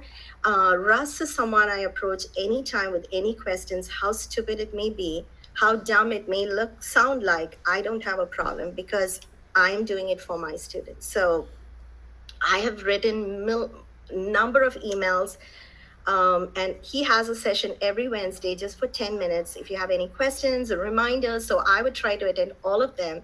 And if I cannot attend, he sends a recording of it. So I go and listen. Okay, what questions were asked? How does it work? There are PDs, Wills PD. If you're a Wills school, Wills is Verizon Innovative Learning School, where 1:1 iPad, and that launched us off in our 3rd and 4th year for all the digital products. I would love to recognize that as well. When I attended the Wills PD, they suggested something as Apple coaching sessions. I've given you the link there, and these coaching sessions are for teachers, not for your students. As I understood, it's for teachers. So 2 or 3 teachers can come together, and if you have an app on your iPad, or even if you're not a Will school and you have iPads at school that you use, you can still request for coaching sessions. So myself and my PLC partner, Mr. Kowal, we requested for coaching session. So 30 minutes, you request the timing, whether it's during your PLC time, and they teach you the entire thing. So we did a project on accessibility features for STLP. And so I was able to get them teach us how to use the accessibility features. It was crazy because when we started it, the students, as soon as they went in for voiceover, we didn't know what to do, how to turn it off, anything. And it was driving everyone nuts because we are not used to it. But it taught us what it means to have empathy. It's a process of learning through mistakes, through frustration. But eventually the students were able to learn much more better, and they were able to teach me how to go around doing it. And they were able to create screen record videos in Spanish as well. And this place where you are in, KYGoDigital, as well as NKU Summit that I attended last year. Twitter is a great place. I have some of the handles there and not everything. What I do is sometimes when you go through Twitter, if you find anything really good, I retweet and I love it, but then I forget about it. I can't go back and scroll through everything. So I take a screenshot so I will know, okay, this is what I need to search for so I can pick it up. Other resources, Apple Teacher is a great place where you have a lot of activities, lots of books, downloadable books, everything free that you can use to create activities in your class, projects in your class, using different apps and stuff. STLP website is linked. PBS Learning is another great tool, website, as well as Applied Digital Skills. Applied Digital Skills is through Google. So you just log in, it's all free. It gives you the lesson plans. I just want to show that because I've used it quite a number of times. And sorry, I think I should have been in my present mode to link it there. So you just sign in as a teacher, and based on what lessons you want to look at, if it's middle school, you can go through the topic. And just to show you one of them, if I want to use Introduction to Machine Learning, you see right here, you have the teaching materials. You have the videos, the lessons, and some of them have videos as well. So what I do is sometimes I download the videos onto my computer and add it in the classroom if I don't want them to turn it into Applied Digital Skills. So that is another way to do it. That's another tool, Applied Digital Skills. And the next one is, sorry, I'm going back in here. Okay. These academic text standards is something that I use all the time. In my class, I have a poster board with all these text standards. I did not create it. This was created by STLP. There is a link here. The posters, all these posters, you can download, print them up, put them up. And so when I do any project in class, the first thing they do is the learning target. What is your learning target?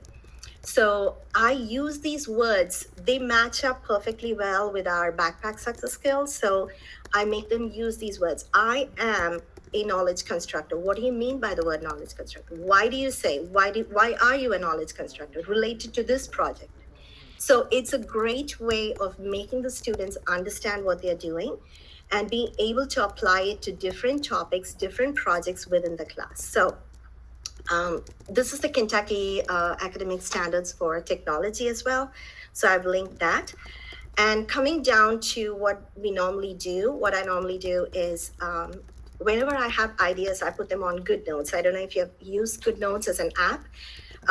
So I make a folder there and I write down based on whatever new ideas come up in my head, or talk to the students, come up with different ideas. Or sometimes I write down the name of the student and what they're good at. So that comes in later when I show you what I do. This is one of the projects that we did. I just want to show you this.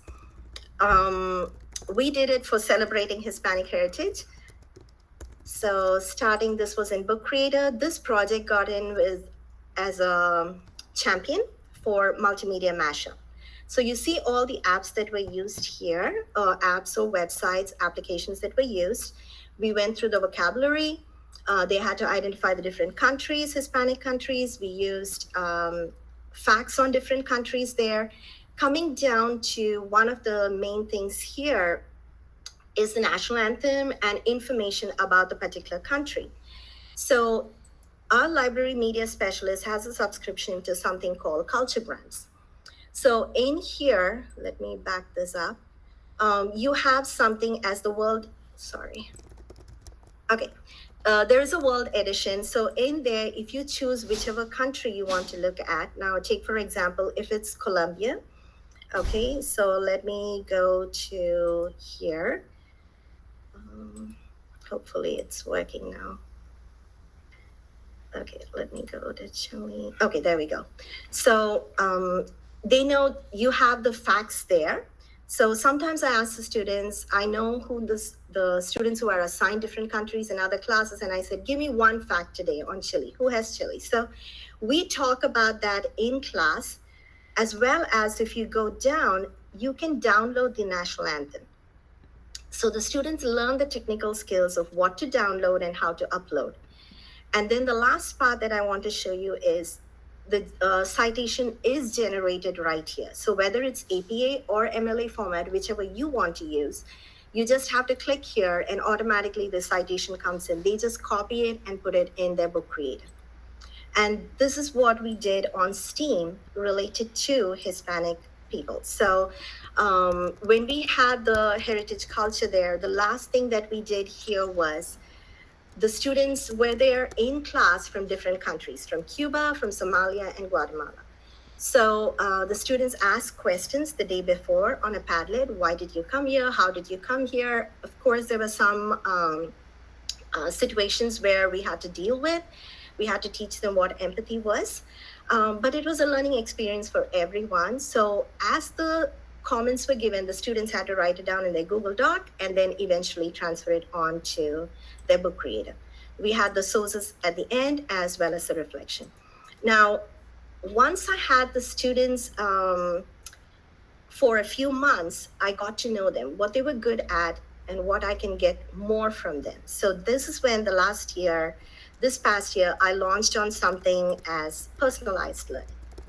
So I created a Google Slides. I have 30 computers in my class, so I put their names there, and each name was linked to a separate slide with completely different projects. Some of them may be identical, some of them are completely different. So I've just given you a sample of how the projects would look like. Some of them like to be challenged. Some of them like Minecraft, so I make them work on it. Some of them are good at designing, so I make them work on creative structures. So everything is there, but I also give them the rubrics that are there. I don't need to create an entirely new rubric. STLP has rubrics for everything, so it makes my work easy as well. So when you have a situation like this, individualized or personalized projects, there's organized chaos. So what I do is I had to learn how to accept it, and I had to be prepared to let go of my control and say, okay, these things are bound to happen, and I'm going to learn from the mistakes there, but at the same time, encourage them to think and work in a group. So podcasting will be going on in one side. There'll be another team doing green screen on another room.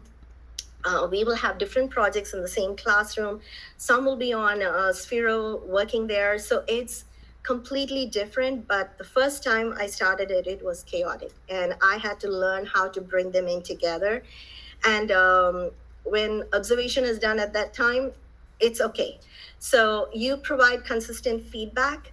I'm ready to make mistakes and learn from my students. So let me show this. This was our entire DPOJ products. You can, I've linked it there so you can take a look at it. I know one of our presenters did it on Canva, and all these buttons were made in Canva. So you have taking down to augmented reality. This was created by one of my students. So he wrote up the whole process, how he did it. If you click here, it takes you to the main artifact. And I added this badge, everything. I haven't created this badge. This is what I created with Canva, but not this one. This one STLP did it, so I just added it here. So people will know this did come up as a state champ. So you have all these different categories. We tried out almost everything except for the last two. And so you have all these different, the logo design was sent by the art teacher. So you have all those projects that you can look at and the description as well. So let me go to,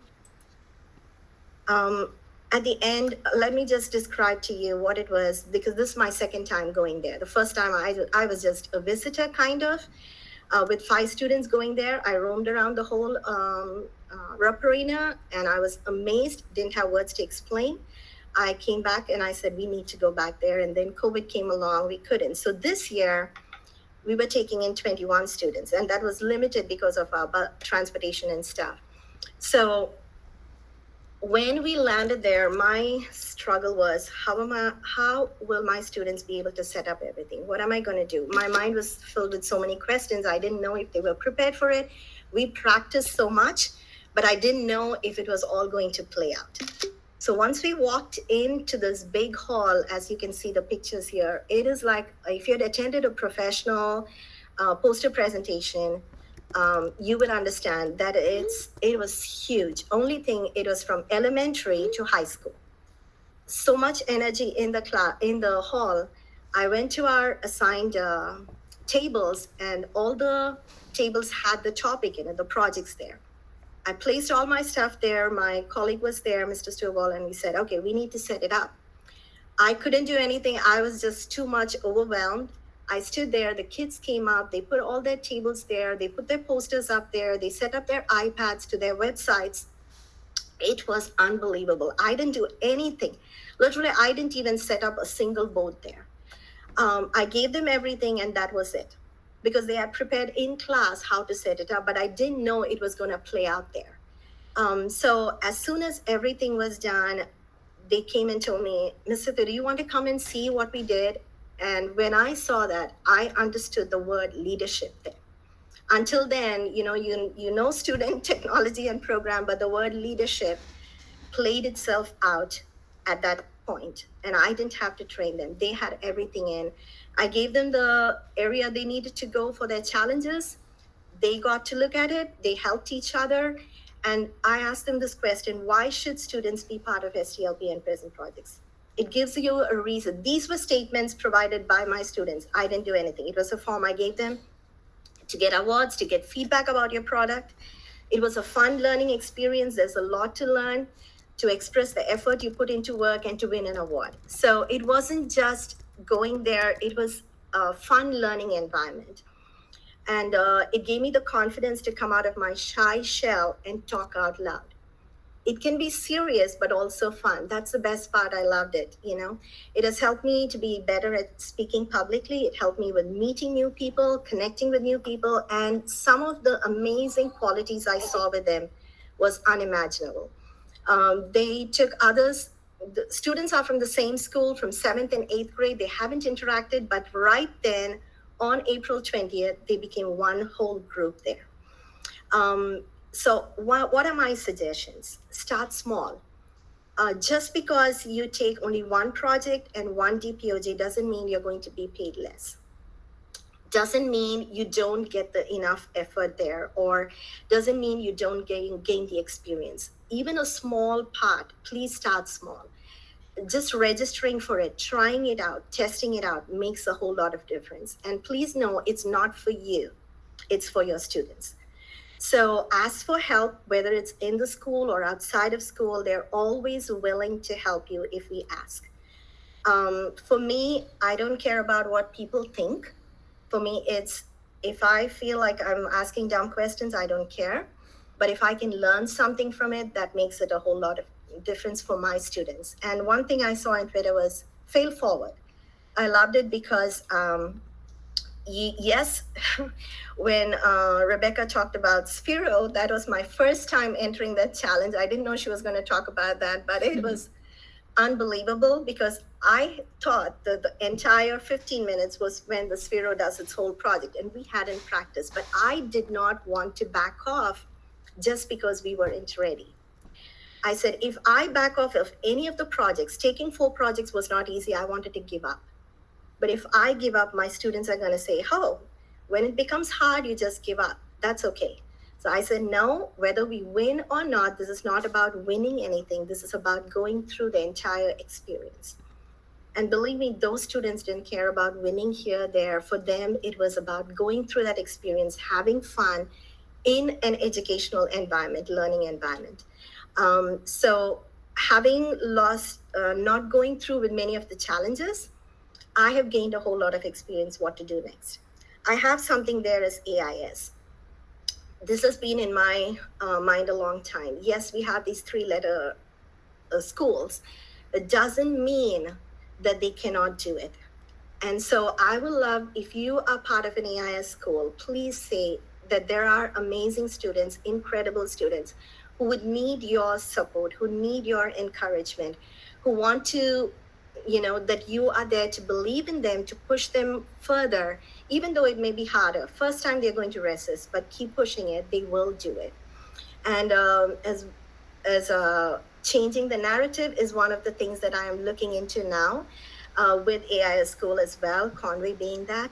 And so trying to focus on that and to see that the greatest opportunity that you can give our students is to be for us to venture out and try something new. And if you do not have STLP, please go ahead and do it. This is the place where you can check out the work of the champions. And so I just want to show that here. You have all the resources right here. The challenges are what you do in school, but you come there and present it.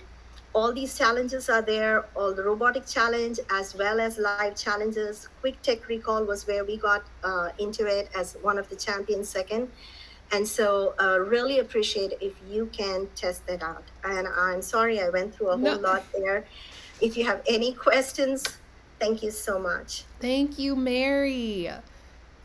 We are going to let you look at all the love in the chat because you had so much great information that we went into our next session. So, I'm sorry. No, we didn't want to stop you. I kept I was like, no, just keep going. You have so much great things to say about STLP.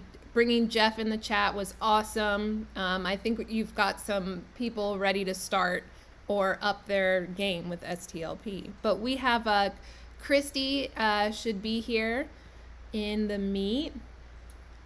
And hello. As we transition, thank you, Mary.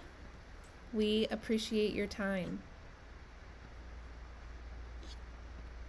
All right, yeah, so we're going to get right into it. Let's give a huge shout out to Christy Turville, one of our Kentucky DLCs representing Bullitt County Public Schools.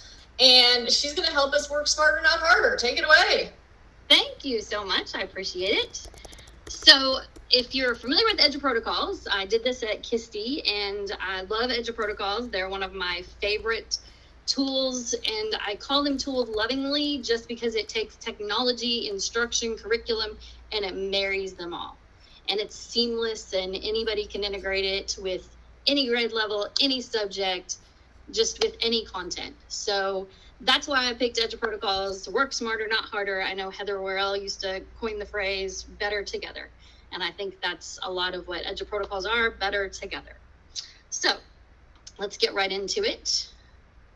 This is info about me. I've been an educator for 25 years. You notice I've kind of taught a little bit of everything, elementary, middle, gifted, technology, you name it. Digital learning coach for 14 plus years, going on my 15th.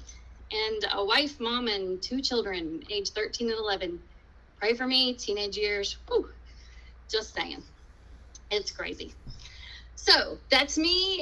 And if you need to get the presentation or if you need to share it with others, there's a link down there you can share, or you can scan it from your phone or whatever you want to do. So if you are on my presentation and you will fill this out, you just click on this little map attendance. I just like to see where everybody's from and the experience they have with Protocols. And if you've never done this before in your classroom, I've got instructions for it at the bottom. It's a really cool tool to use, especially if you have students that are doing projects about countries or states or cities or whatever. You can have them fill this out, a Google form out, and then you can connect it to My Maps, and it automatically maps whatever they filled out in the form. So that's really cool. And as people start filling this out, it'll start showing on our My Maps of where everybody's from. And so as people fill that out, that will start showing. Just a little tidbit I always like to start with. So if you've never done that before, highly suggest checking it out. But definitely go in there and fill that out so I know if you have experience with Protocols or not. So I'm not going to play this video, but this is for you to go back and play on your own, just because if you're not familiar with Protocols and lesson frames, this is for you to go back and just kind of have a snippet of what did she say? What are Protocols? What are they? And why do I need them? So let me give you a little short background about Protocols. They're instructional lesson frames, and like I said at the beginning, they support all learners, any subject, any grade level, and you can use them week after week. What's so nice about that is if you ever had, I used to play games in my class all the time, and I used to say, okay, golf spelling. And at the beginning of the year, I would teach them all of how to do golf spelling and how to do, a certain tool in math, like Around the World or whatever it was at the time. I would teach them those frames, those lesson frames, how to do those things. And then when I said it, they knew already how to do it. And it was just throwing other content into that frame. Protocols are the same exact thing. You have a frame that you use. So you say, we're going to do the Frere model, or we're going to do thin slides, or we're going to do thick slides. And that frame is going to be used for a different content, or a different grade level, or a different subject, whatever it happens to be. So you're teaching them the frame so that they can go in and learn the content, and you don't have to teach the frame every single time. So like what Marlena said, she was one of the authors of the Protocols books. If you're not familiar with them, tech isn't a side piece, it's the missing piece. And we've learned that obviously over the last few years, but it's definitely the missing piece when it comes to, we've got hands-on, but we can have a whole lot of blended learning. Protocols lends itself nicely to that. So just like I said, it's a lesson frame. They learn the frame. It's very consistent. Critical thinking, communication, collaboration, creativity, all of those components are in every single lesson frame from Protocols. And the best part about this is we work less. Teachers work less. You prep it and you get them familiar with the frames, and then you have them do the content. Because like we talked about before, when you shift the workload, who's actually doing the learning then? You're not the one doing the learning anymore. You shift it to them, and they're doing the learning now. Because they know the frame, and all you're doing is you're helping them with the content. They're embedding the content into the lesson frame. So the lesson frame, like I said, very low cognitive load the first time you do it. And we're going to talk about some of these now in just a few minutes. Very low cognitive load. And then you're going to start adding content to it. And as the year progresses, obviously your content, or as the lesson progresses, your content could get more difficult. But when you first introduce a lesson frame, you're going to make it fun. You're going to make it, it's not content related at all. They're just going to get familiar with the lesson frame. While I'm on this slide, I do want to point out a few things down here. There's a home button on every page. There's a question button on every page. So if you have questions and you don't want to put it in the chat, or you just want to ask me individually, you can go in and fill that out. And then there's this little Smart Start here. And this Smart Start is going to lead us to our next slide, which we'll talk about. It's going to give you some ways you can get started with Protocols. So in just a second, I'll show you. As you begin using Protocols, students will struggle, and that's okay. Just like everything, it's new, it's different. They'll have questions. It might be messy. You might feel like a failure. They might feel like a failure, and that's okay. You're gonna make mistakes. They're gonna make mistakes. Keep going. Don't give up. So many times I've seen teachers try an Protocol. It didn't work the first time, and then they throw it out the window. Well, If I did that every single time I messed up or every single time something didn't work, I wouldn't be here. So especially with Edge protocols, you have to give it time. If you're doing thin slides this week and you think, oh, that really bombed, I'm going to wait a couple weeks and do it again. Or I'm going to wait and do it again next week with a little different twist. Keep going, keep going. Just like everything, keep going. If you want some free templates besides the ones that I'm going to give you today, I highly suggest you sign up on the Edge Protocols website. It's linked on here. Just edgeofprotocols.com. Free lifetime support. Those people are awesome. John, Marlena, Kim, they're amazing. Become a member, get free templates. Every time something comes out, they send you an email, they give you information. So be ready for that. If you haven't signed up, highly suggest it. And then here are the books. So I love these books. I love reading these books. They're all linked over here. You can order them. The new one that's coming out is the history edition. I think that's going to be fabulous for our social studies teachers. All of these things can be used on any subject, any grade. It's just these are some specifics. So we all know math is sometimes difficult to use with technology. This gives us some good components on how we can take Edge protocols and lesson frames and embed with math, specifically for math.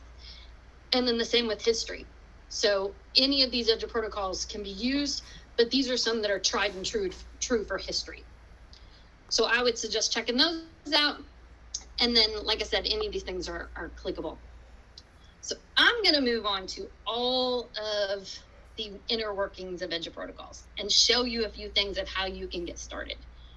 So if you're not familiar with Edge protocols, and by the way, if there are questions that I need to answer, please let me know, Angie. But if you're not familiar and you think, how am I going to get started? What do I even do? Think about the first time that you went to Google Classroom. You went in, you played with it, you tried it with your kids and you thought, that didn't work, or I'm going to delete that, I'm going to redo it. Or you did something with slides and you think, well, that was dumb, I shouldn't have done that. It's going to be the same thing on Smart Start on Edge protocols. Try it. All of these things are set up for you per day already. So if you want to try the Frere model, which we're going to do here in just a second, all of these are clickable. So when you click on it, it comes out here to this. And then when you click on any of these things, you're going to be able to get a template directly from there and have your own template for Edge protocols right off the bat. So you can use this template, make a copy of it, give it to your students, and they can immediately do a Frere. Think about the beginning of the year where, I don't know if you guys have always done this stuff, but I used to do like dum-dum suckers, and they'd have to match up the color, and then they'd have to ask each other certain questions. And, you know, they had all those games where we had the beach ball that had the questions, and then they had to try to remember the questions from their friend. Now they can Frere a friend directly from their computers. And then you can play friend bingo, or you can play something with these Frere friends. And then think what you just did for your class. You basically build a directory or a yearbook that students can go in and refer to every time. And you have built groups when you Frere a friend. So if you said, okay, everybody that likes pizza, you're in this corner. Everybody that likes unicorns, you're over here. You've done that immediately with Frere a friend.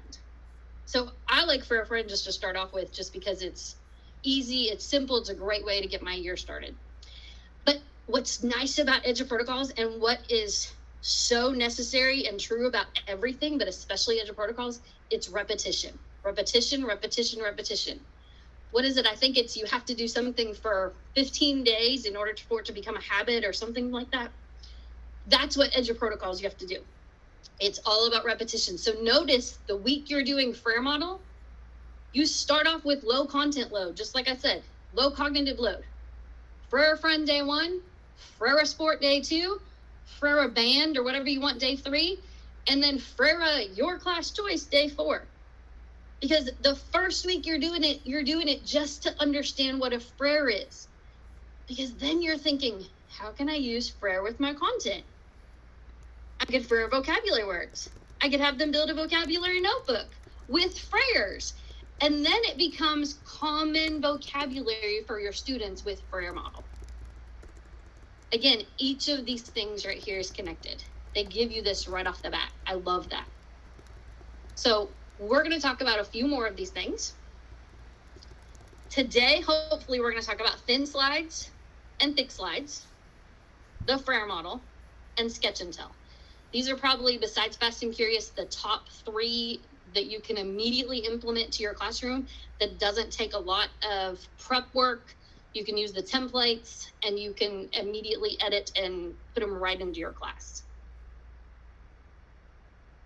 So starting off with Fast and Curious.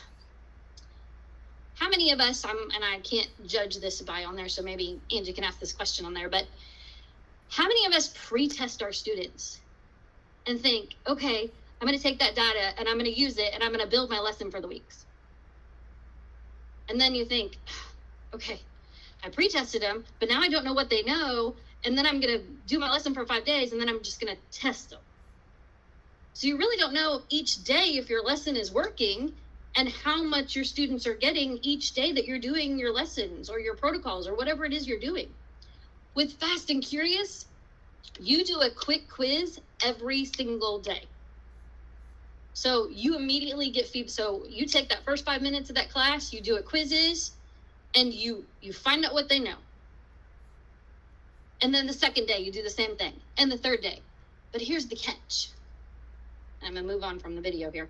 There is a nice little video from Matt Miller. If you like Matt Miller, you have a nice little video of him explaining Fast and Curious. Great video. But this is the gist of it. So you quiz your students, 10 questions max. I say 10 questions max just because then it gives you some leeway on adding and subtracting questions the next few days. They get immediate feedback on questions that they missed. They get a percentage for themselves, which if you want to do individualized percentages, you can. But then they get a percentage at the end, especially if you're familiar with quizzes, as a class. So if you look over to the right on day 4, I would have this chart up in my class. And I would say, day 1, here's your quiz percentage. This is what you got day 1. Okay, now, for tomorrow, our goal is, and we could go ahead and set our goal for the weeks if we wanted. And I may also want to set day 4. I may want to set my final goal on day 4. I may want to say, okay, in order for you guys not to take the quiz on Friday to show that you've learned everything you need to learn, I need to see a 90%. Or I need to see a, whatever percentage. Now, even though this is a overall percentage of the entire class, you're still gauging understanding, because in order for them to get a 90 or 95, think about what everybody in your class has to get. Mostly everybody has to get a 70 or above, so they're going to be proficient in some way. Okay. Are there going to be outliers? Are there going to be things that you're going to have to work on? Yes, but you also have that data of every single time you have a quiz. Okay. Again, you're going to repeat the quiz day 2. They're going to get better every time because you're repping it. You're giving it constant reps. You could have the same exact questions if you wanted to, or you could, the questions that they all mastered, you could throw those out and you could add a couple different questions. It's totally up to you how you want to do it. The first time you do it, I highly suggest using the same quiz for the entire week, just so they get confidence, they build, they know what quizzes is. I mean, most kids know, but not everybody. And they can become familiar. Love this. Great way to just get people getting the pre-test in their head, so to speak. I don't want to say a pre-test stigma, but that understanding where your kids are and not necessarily giving them a full-on quiz. Okay. And so this is how it's set up. Now, I don't want you to just think, oh my gosh, I'm just going to quiz and then I'm just going to take that data and I'm just going to teach. You're going to quiz, but you're getting the data. And then if you look, that same day, I'm following with a Frere model about the content. Tuesday, I gave them a quiz. I'm going to follow with the thin slide from the results of the quiz I just gave them. Wednesday, I'm going to do the same thing and I'm going to follow with the sketch and tell. Thursday, I'm going to do that same thing and then I'm going to follow with a Frere review. And then if I have to give a final quiz on Friday because maybe they didn't meet their score. Okay, so this gives you an exact idea of how you can do your lesson planning for the entire week using Fast and Curious and some of the Edge protocols. And then these are the tools. You don't have to stick with quizzes. Quizlet, GimKit, Socrative, however you want to say it, and Kahoot. All those things. So that's Fast and Curious to start off with. Now, thin slides, and I know I'm going to run on time. Thin slides is a quick and easy way to make learning quick and efficient. Think about how many times you give students slides, and what are they worried about? They're worried about, I want to make it look pretty. I want lots of pictures. I want the text really cool. I know I'm that visual person too. But in thin slides, you're literally going to give them slides and give them a time limit. They're going to have one slide, one word or sentence about the topic, and one picture in a time limit. It could be 2 minutes, it could be 3 minutes, it could be 5 minutes, whatever it is. The first time you do it, I would suggest 4 minutes. Then go to 3. As the kids get faster, they're 2 minutes and they're ready to move on. Like, hey, I got my word, I got my picture. Let's go. And they're ready to then discuss with the rest of the students. The goal is to be completely done with the slides and the discussions within 5 minutes. So think about the class time that takes for you to do this. So this is just a fun little thing because it goes along with some of our thin slides. Think about, how's your day going? Look at all these different days. Woo! Can you imagine the one where the screwdriver was in the side of the car? Yikes. So giving you an example, this is one that I give to my teachers for PD. This is why you shouldn't leave a child, pet, or spouse alone for too long. And that's what those pictures represented. Think about that one. I'd be a little upset. This is the one that I have seen that I was going to do, but obviously we can't do that with everybody. But this is one that we were going to do if it was a smaller group. Obviously with 800 people, we're not going to do that. So I would give them this slideshow. So let me just show you. I would give them this slideshow. I would open up the sharing rights to everybody edit. Now, here's the key. Everybody edit. Now, the first time I do this, you notice I've got the first 5 slides taken, which means to help you and your students, I start numbering with number 6, and I start assigning numbers, 6, 7, 8, 9, blah, blah, blah, and I assign everybody the number. Then that's the only slide that they should be on in editing. So I should be able to see their little picture at the bottom of their slide, and that should be the only one they're editing. If I see them somewhere else, then I know they're not on their slide. Now, to do this, I set my timer, I start my 2 minutes, and everybody then goes to their slide number, they read the question. Now, with thin slides, at the beginning, you want to have the same question for everybody. Then when they do the discussion, they can discuss that same question with each of their partners. As the year progresses, think about how you can modify thin slides. I could have a different word or phrase or quote on each of my slides and still have them do either a synonym or an antonym or who quoted that and a picture or a meme or whatever it happens to be. I can modify this to benefit me and my content. And this is a definite one because I've seen a lot of people post about this. This is so how I feel about seeing school supplies out in stores already. It's June. So anyway, that is a thin slide. I've got lots of templates in there.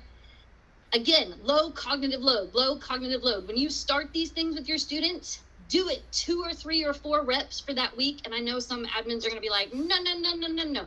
You need to do all content. Well, no, we also can take 5 minutes to do something like this that's low cognitive load because I'm teaching them the frame. I'm teaching them the skill to be able to then embed and do the content. So start with something like this. Now, obviously I'm aging myself when I said 80s movie or song, but I'm just saying. Okay.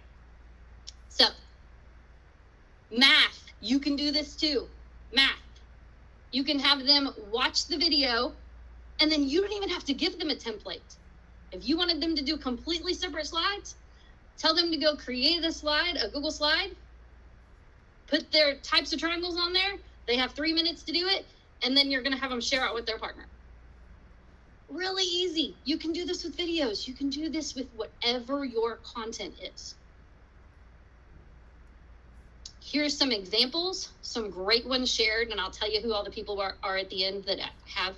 Adam Moeller is an awesome person that shares social studies.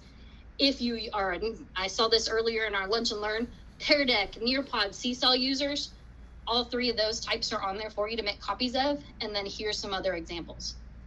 Here's a thin slide study guide, like I talked about earlier, where you have different vocabulary words. You assign a different slide to everybody, and what have you done? I have a vocabulary word, Angie has a vocabulary word, Danina has a vocabulary word. We've built a vocabulary study guide. Think about that. Remember, they're doing the work. Who's doing the learning? They are. Okay, then you can take it even further if you want to do thick slides. Thick slides is the deconstructed paragraph. And I'm just going to run through this quickly because I'm running short on time. I'm going to overshare. I have lots of stuff on here. Feel free to make, a copy of this, have all of your things on here linked. Thick slides, awesome. Deconstructed paragraph, I want to get to where you see what it looks like. This is an example of a thick slide.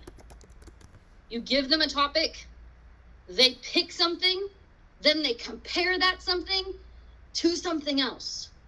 They have to give you 5 facts, a quote, and a something about it.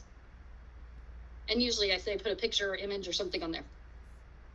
It's awesome. Once you've done thin slides and then you're ready to move on to a little bit more depth, a little bit more oomph, so to speak, thick slides is the way to go. So that's why it's nice to transition those two together. Here's the Frere model we were talking about at the beginning. Great way to start your class. Lots of examples on here. Lots of easy ways to do this. This one right here, Frere model notes. Again, you can use this as a digital notebook. If you say Frere model, you give them 8 vocabulary words, they put the words in, and they do all 4 boxes for each word. What have they done? They've built their own digital dictionary. Awesome. And if you're a visual learner, it gives you the visual. If you're an auditory learner, you can put a video or an audio on there. Whatever it is that meets their needs. And math, you can do this too. So math, there's lots of Frere models for you. I'm going to wrap up here in just a second, Angie, I promise. And then a Frere model with a twist, which image doesn't belong? We're going to do this at the beginning of the year with one of our PDs for our teachers, and we're going to put different things on there of different staff members. I know, because we've got staff that have in and out, and we're going to say which is no longer here. And so that way they get to know their staffs, because there's like 150 teachers at the high school level. So that way they know and they can see who is and who isn't, and it's a good way for us to introduce people. Sketch and Tell, I know, I'm sorry, I'm out of time. But Sketch and Tell, if you're not familiar with Sketch and Tell, check it out. I've got all the stuff on there linked. If your kids don't like to draw on their computers, because I know it's hard to draw on their computers, use AutoDraw. If you're not familiar with AutoDraw, here's what AutoDraw looks like. I had an ice cream cone earlier that I drew. It selects it. So if you just draw whatever it is, look what it does. So if you're not familiar with AutoDraw, look what it does. And then it changes it for you. And then you go over here and you grab and you just right click copy it. And then I can take it back and I can go put it on my slide. How cool is that?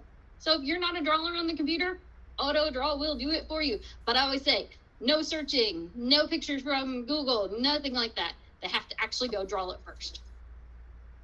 So this is an example of some Sketch and Tells. Again, low cognitive load to start off, then add the content, add the content, add the content. All right, I know, I'm wrapping up. Well, you have gotten lots of love in the comments. Quite a few people at the very beginning had never heard of Edu Protocols. Oh gosh, and they absolutely loved one of the early slides that talked about, what was it, the Smart Start. Smart Start. This one? Yes. Yes, yeah. This has everything linked, and then on my website, which is on one of the first ones, I have all kinds of templates linked with a folder. And I do want to give a shout out real quick. So this is my whole presentation from Christy. Each one of these things is linked. So if you're a math person, you can go to Math Reps. If you're at 8 parts, meaning like vocabulary, and you want to break it down like adjective, adverb, noun, verb, or sentence parts, Numbers Mania, great for social studies for really diving into that data and pulling out things that you need to learn with numbers, and then writing and, you know, all that fun stuff. But these are the people, these are other ones. So just besides that Smart Start, here's 2 more that are specific to a tool that you might use, like Pear Deck or Nearpod or whatever. And same with these. But I do want to shout out to the people that, you know, thank you for this, but then these are the people that wrote the book, and they're amazing. If you have not joined this group, Empower Adventure, on Facebook, do it. It's I mean, like, it's beyond Edge of Protocols that they share, and you can get so many templates. It's amazing. And then don't forget to join the Edge of Protocol site to get all those wonderful free downloads. And then Matt Miller has a $19 course. Highly suggest it. It's only $19, and he gives you all this Smart Start stuff with even more tools. So, people to follow. That's it. Thank you. Sorry, I'm an overshare. Well, I'm sure they appreciate all the resources that you packed in there. So thank you so much. You are very welcome. Thank you for having me. Thank you, Miss Christy. I loved reading the chat when you were presenting. Everyone's just so happy. Oh, you're there, Miss Kelly. So good. Let you take it away. So good. Thank you. All right, well, I think we're moving right along. If you need to stand up, take a little stretch break, go for it. But we are jumping right into powering up student engagement with video game design. As somebody who works at a school that has a gaming pathway, I'm super excited about this. So, without further ado, let's give it up for Miss Lauren. Is it Bond? Yep. All right, let's go, Lauren.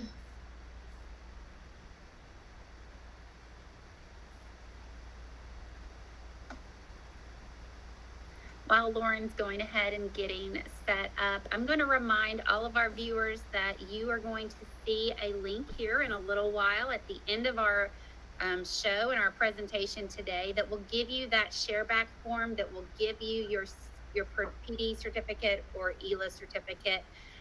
Please make sure that you stay tuned. It will also be posted in the chat, so don't stress if you visually miss it, but don't reach out to me if you need any assistance. But I cannot wait to hear about this gaming, Lauren. This is something that is on top of what our students need and crave. So I can't wait to learn from you. Thank you so much for having me. Sorry I had some mic issues. I tested it and then I got on and I decided to stop working. You sound perfect now. No worries. Perfect. Well, my name is Lauren Bond, and I have my dream job teaching K-5 STEM at Camden Station Elementary in Oldham County Schools. And today I'm here to talk to you about my journey learning how to teach video game design. So this started about 8 years ago, and I'm going to share kind of where I started and how it's evolved. And so there's going to be 3 different levels of lesson plans that I'm going to share with you, and also kind of give you ideas that I've had as I've been on this journey. But you're going to see both plugged and unplugged options for teaching video game design, and you will leave with everything that I have, every video link, every Google Doc that I've made, every slides presentation that goes with this. You're leaving with everything today so that you can just make a copy of it yourself and get started. There are many reasons that I love teaching video game design, but the thing that I've noticed through teaching this is there's something for everybody. So this is by far the most engaging lesson that I have ever taught. So for my kiddos that are artistic, they really love getting to work on the aesthetic of the look of the game. And my friends that are really techie and like to game, they love working on the layout of the game and how to make it challenging. While my friends that are big into English language arts, they love coming up with the backstory. Who is our hero? What are they trying to accomplish? So there's a little something for everybody.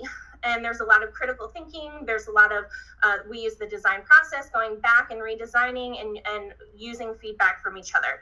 So I'm going to jump in because I have a ton to share, and I'm going to jump in and just kind of tell you how this all started. So I went to a conference 8 years ago, and I watched this video, and I'm not going to show it, but it's linked in here. If you go to my slides on the agenda, and you'll be able to watch it. And this video is just a 5-minute video going over how the creators of Super Mario's designed level 1-1, the most basic level of Mario. And back in my day, they had to teach the player through their game design. They didn't have directions boxes or text. And so some of the things they did was, if they wanted the player to learn that they had to move to the right to work their way through the level, they put Mario all the way on the left to start. They also used things like coins to lead them to things they wanted them to discover. They started off introducing new game elements in a non-threatening way so they could practice before more challenges came, and it gradually got more difficult throughout the level. So this is where it all started, and from this, through this, I then gave my students 2 pieces of graph paper together, and I taped them together. And this is a finished product, but it was blank to start. And so in pencil, they sketched out their level based on what they had learned from that video. And these were the options I gave them. So I only gave them the options of elements like bricks and the coins and the tubes that were in the very first level of Mario.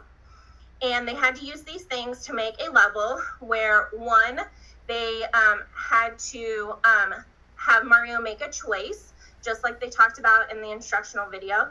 And they also had to tell me how they led Mario down a path. So how did they entice Mario or the player to lead Mario a certain way as they learned the game? So this was this is what I would use when I was still a classroom teacher. And the perfect time of year to teach this was during state testing or after, because they are burnt out at that point. And this is a high interest. I did not have to fight them at all on this. They were so engaged. We had amazing discussions with this. And so that is when I would do this as a classroom teacher when I taught 4th and 5th grade. But we did have a STEM week where I did it all the way with like 2nd and 3rd graders. So this is a really flexible one. In fact, we even did it up to 6th grade. So this is a great way to get started. After I did this lesson, I discovered this website. Now you'll see, if you click here, it'll take you to the where you can actually create this digitally. So this is the edit screen. You'll notice down here it doesn't have as many elements, but oh my goodness, I wish that I had had this those first couple years when I taught this, because if you see this, so this was my example. I tried to kind of mimic that in here, and Mario can't get through any of these barriers that I made, like jumping from these stairs between the question mark and the regular yellow ones. It wouldn't work. So now they do have an opportunity, even though it won't be just like what they designed, they can actually test parts and see if they would work and go back and revise in pencil before they color and kind of make it their final draft. So and then once they press play, they can go over here and they can actually play it. So over here is the edit screen, and then over here is where they play it. This is my unplugged version that they get to take home, and that is the beginner level. I know I'm going through this kind of fast, so just stop me if you have any questions. My moderate level of video game design is that same concept, but kicked up a notch. So what I made was a guide to success, where students could take themselves self-paced through the process. We stayed together when we were learning the basics, and then they could kind of go off on their own and work at their own pace and really focus in on the parts that interested them. And then these are my additional lesson slides that guide them through. But I want to open up my Guide to Success, so you can see how I laid it out. Because hopefully, as you're learning and you're learning with your students, hopefully this will make it really easy for you to learn. So again, they started with that video, but this time, since I had the students in the STEM lab, and this was our sole focus for 2 weeks, I took the building background deeper. So we looked at different examples. So there's 5 different examples, and I'll click on one, of real Mario levels. And as you can see here, so this shows the layout of an entire level from beginning to end. And if you click on it, it zooms in, and then you can kind of scroll through. On my Chromebook, it works a little different. Okay, here we go. Scroll through and get a closer look. And so we would talk about what kinds of things do you see as recurring? What kind of theme does this level have? How do they introduce like the mushroom platforms at the beginning in a way that they find success and get used to them, so later there's more of a challenge? And they reflect on that and a couple other examples to get some ideas. And then they watch a video on how to make a good Mario level. So every child is like, ooh, I'm gonna make it as hard as possible. It's gonna be awesome to stack Bowsers on top of each other and then a ton of Lakitus throwing turtles. But this video helps them understand that while that will look cool and it will be really challenging, you have to think about the needs of your player. And is that going to be engaging to them? Are they going to appreciate the design that you put work into if it's nearly impossible? And so it helps them, it's like a 10-minute video, and it helps them think through things like that. After they do that, I was fortunate enough, once I moved to the STEM lab, my PTO bought me a Nintendo Wii with Mario Maker. And so in the STEM lab, there are not all students, but several students, once they get their plan and done, they're able to actually create it and play it on a Nintendo. And so with Mario Maker, and I limited it to just using the Mario Brothers style, in Mario Maker, these are all the elements that are available for them in that style of creation. So we take some time and look over them. We talk about what they can do. And then students start thinking about their theme, just like in the examples, they had a theme. So they start thinking about their theme. What kind of terrain are you going to use? Are you going to use ground? Are you going to use the tubes? Are you going to have platforms? What kinds of hazards? What kinds of dangerous things are you going to have in there? What kinds of enemies are you going to use? And then how are you going to take these elements and gradually make it harder? Remember, in the beginning, you're just teaching them about the elements that they're going to encounter. How are you going to gradually get them used to those things so that you can make it more challenging in the middle? And finally, what big challenge are you going to have at the end? So in this one, you can see my graph paper is much longer because in Mario Maker, it has 10 of those screens. So they have a lot of space to work with so that they can be intentional about gradually making their level more difficult. So I have them do it in pencil first, and then once they think that they are done, they have to get peer feedback, and then they have to take that feedback and redesign, so make adjustments based on that feedback. And once they get to that point, they get to choose between 2 options. Either one, they can neatly color in their rough draft using colored pencils and crayons, or they get to make a digital version of this. And so I'm going to show you what that looks like.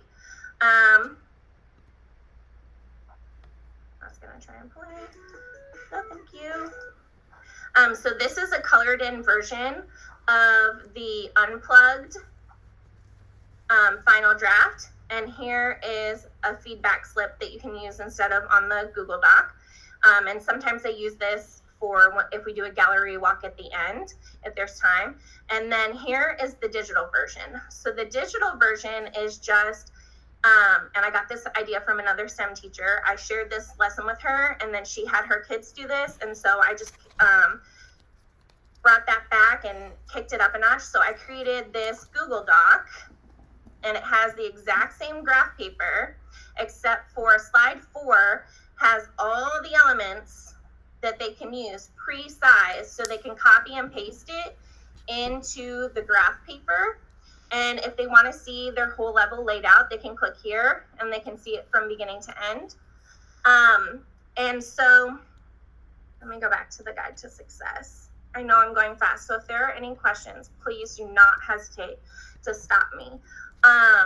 So once they get to the point where they are ready to start doing the digital or coloring in the draft, I have them go put their names on the board to tell me that they're ready to have the opportunity to build on the Nintendo. So this year, I had two going. I had one that was purchased from the PTO, and then I had my Switch from home. So I got to have double the amount of students actually play their levels. But they really enjoyed being able to do the digital one on the Google Slides too. When they are able to put their name on the board once the pencil part is done. And so when they are waiting for their turn, they are doing the published version. So the coloring in and the digital slides, whichever one they choose. At the end, they get to do a gallery walk, like I talked about earlier, and then they reflect on what they were most proud of and what they would do differently if they had the opportunity. And that has been the highlight. I do this with fourth graders, and even the teachers are like, can I come to STEM today? And can we do this with our students? And I'm always like, yeah, have at it. So it's really fun, and I've had fun making my own levels, and they remember it, and all the younger kids see their examples and are excited to finally get to do it in fourth grade. So before I move on to the advanced, I'm going to take a breath and see if there are any questions. So Lauren, in the chat, first of all, lots of love and a lot of wow, really cool, this is awesome. They're very appreciative of all of the resources that you've put in here. You've done a lot of the heavy lifting for getting this started already. Yeah. And there was a question about age levels that you do this with. Okay, so on the first one, the youngest I did that with was second grade. I think that I feel like with my first graders, you could do it, but with a lot more like scaffolding. Maybe you do it together and you make choices together, but the lowest I've done it where they have their own, and that's with the shorter level. I would not do the big level. Like fourth grade is where I would start the moderate. Second grade, for sure, they're on their own with the beginner, and maybe first grade together. Are there any other questions?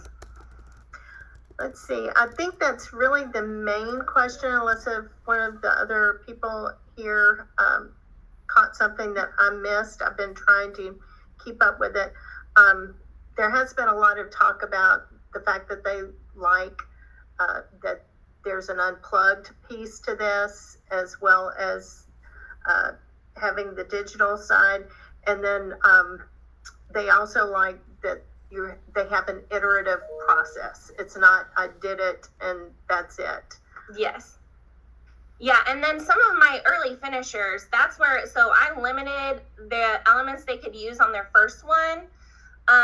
But then my early finishers, because so many of them wanted to make like a lower, like when they go down at the tube or a different style, and then I would just give them more graph paper and they could be more free on their second one.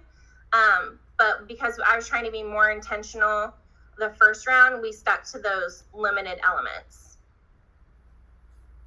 All right, so we're moving on to what I call the advanced. I would say this is advanced if you are doing it the way that I'm teaching my fifth graders. However, you can do components of this with even kindergartners. My daughter, when she was in kindergarten, she would make her own characters from scratch and she would play the games. And I even feel like if you didn't, so it is $125 a year, but I cannot express to you how worth that $125 is, because this is seriously the most engaged I've ever seen children in my classroom in my 12 years. They are obsessed with it, and there are tons of ways that you can use this cross-curricular, like social studies. You can make a video game about a historical event. The hero could be somebody like the immigrants going through Ellis Island, and their goal is to get through Ellis Island to America. And what kinds of challenges did they go through on Ellis Island? Those could be your hazards and your enemies, and then narrative writing. And even in kindergarten, if you didn't want to pay the $125 a year for every student to do this on their own, I feel like you could even go through the narrative writing process with your kindergartners and say, okay, today, friends, we're going to work on developing a hero for our story. And they can go back and write about it while you guys are creating the storyline as a video game. And so the $20 is just for a teacher to have the membership. But then if you add the game that you all create to the arcade, then all your students don't have to have logins to play the game that you all play together. So there are cheaper options for that. Then you have to develop your setting. You can do that together. You can develop what kinds of obstacles your character will face. What is their main goal? So there are tons of ways that you can use Bloxels to support what you're doing in a regular classroom. This is not just for if you're a STEM teacher. All right, so I'm actually going to start this. Before I teach you how to teach this, I'm going to show you a game that one of my 5th graders made. So here is a game that one of my students actually created. Now, what's amazing about this is when you look at this screen, every single pixel on this screen was touched multiple times by a 5th grader. Everything that you see moving on this screen, that child decided how it was going to move. So this world, their quest was this little guy, their hero, wants to go to sleep. And so his goal is to make it to bed. So this child decided that it was going to be nighttime. Their collectibles, instead of coins in Mario, were going to be moons. Their enemies were going to be little alarm clocks that you see here. This milk that they have to swim through, do you see how it's moving? That child animated that to do that. The child animated the character to bounce like that when they are idle. When I go into test mode, they had to decide what it would look like when he walked. So you can see the arms move when it walks, when it jumps, and when it falls. They decided what it would look like. They animated all of those features. They even animated how those alarm clocks are working. They had to configure what kinds of skills that hero and the enemies would have to get through this level. So I'm just going to walk you through this level so you can see how incredible this is. Also, this was like the very first time I taught this, a child made this. And that's what blows my mind is I did very little, like I gave them the background knowledge and they took it and ran. And so let's just go through this level. They had to swim through this milk.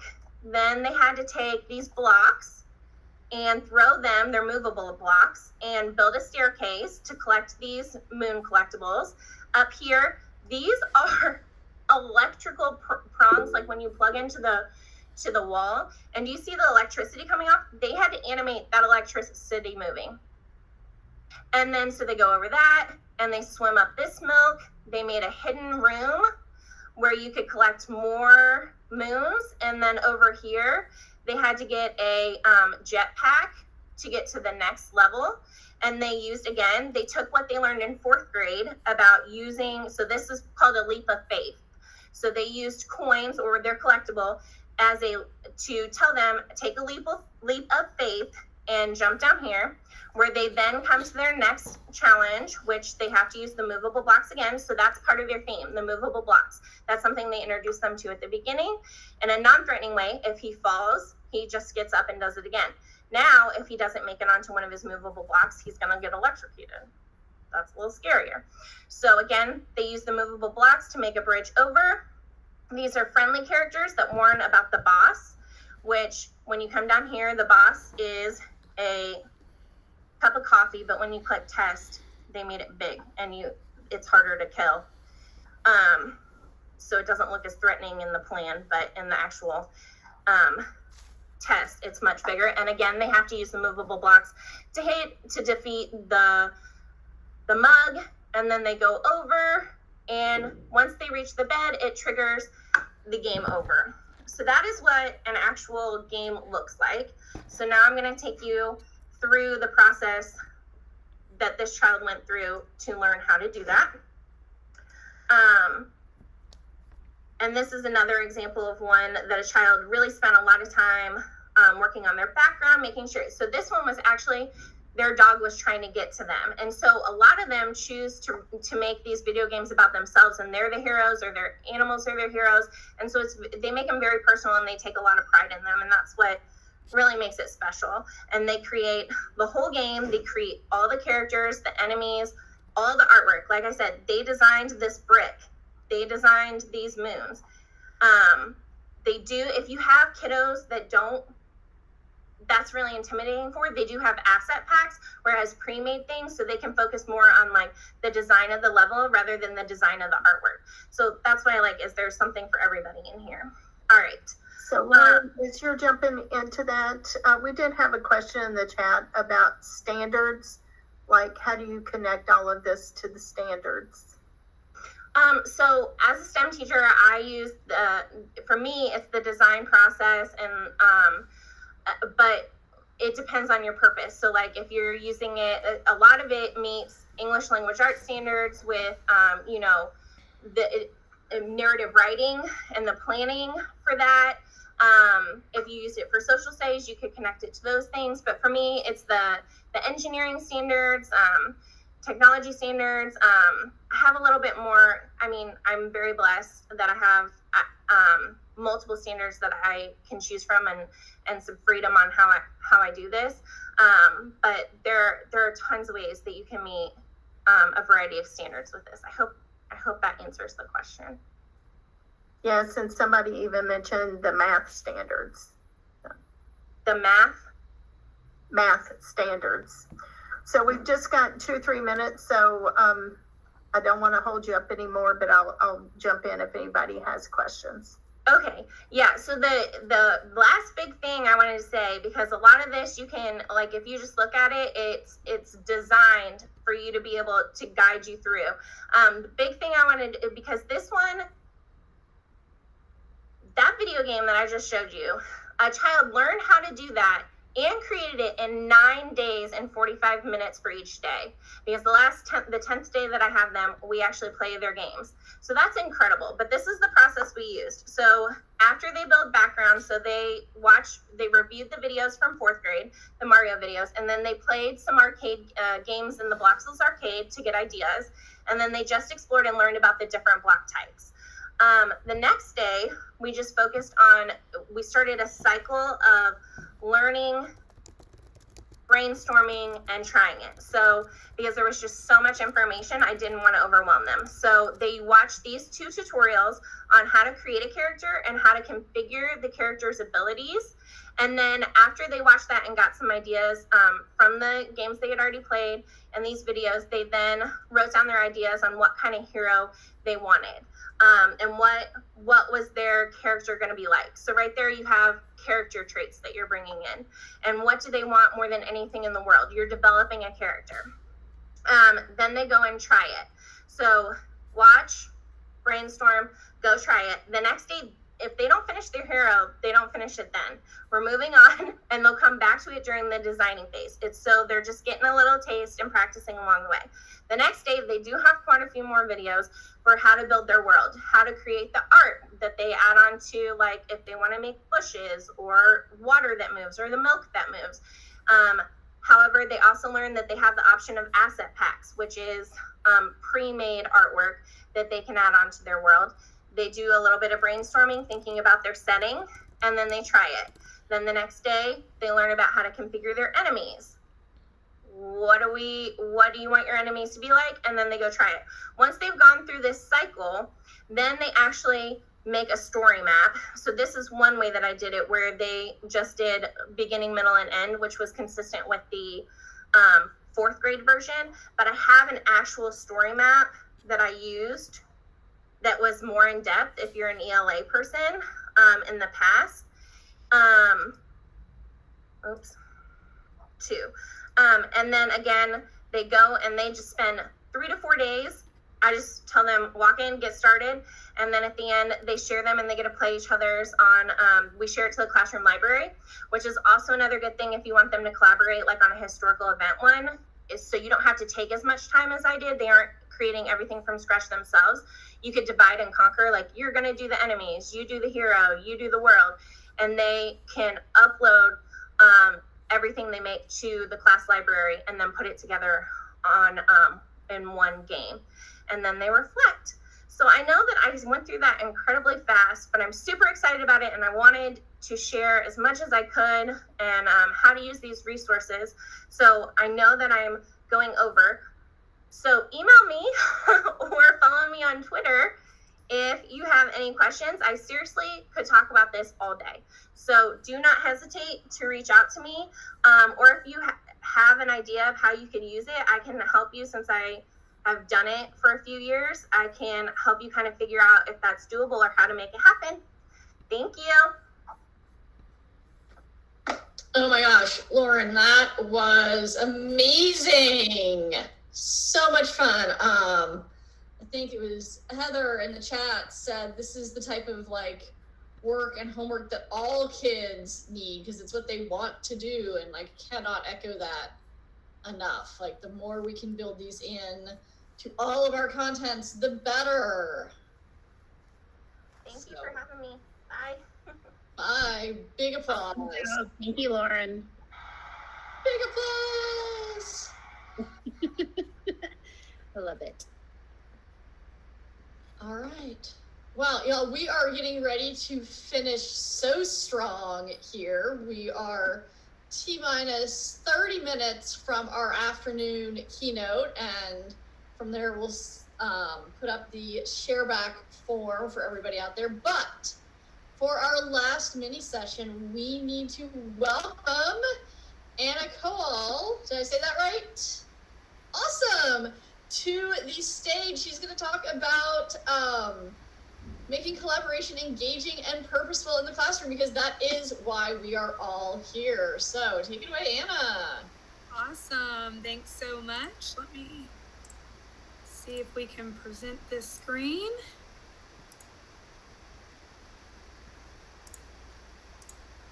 Okay, can you guys see my screen okay? Can you hear me okay?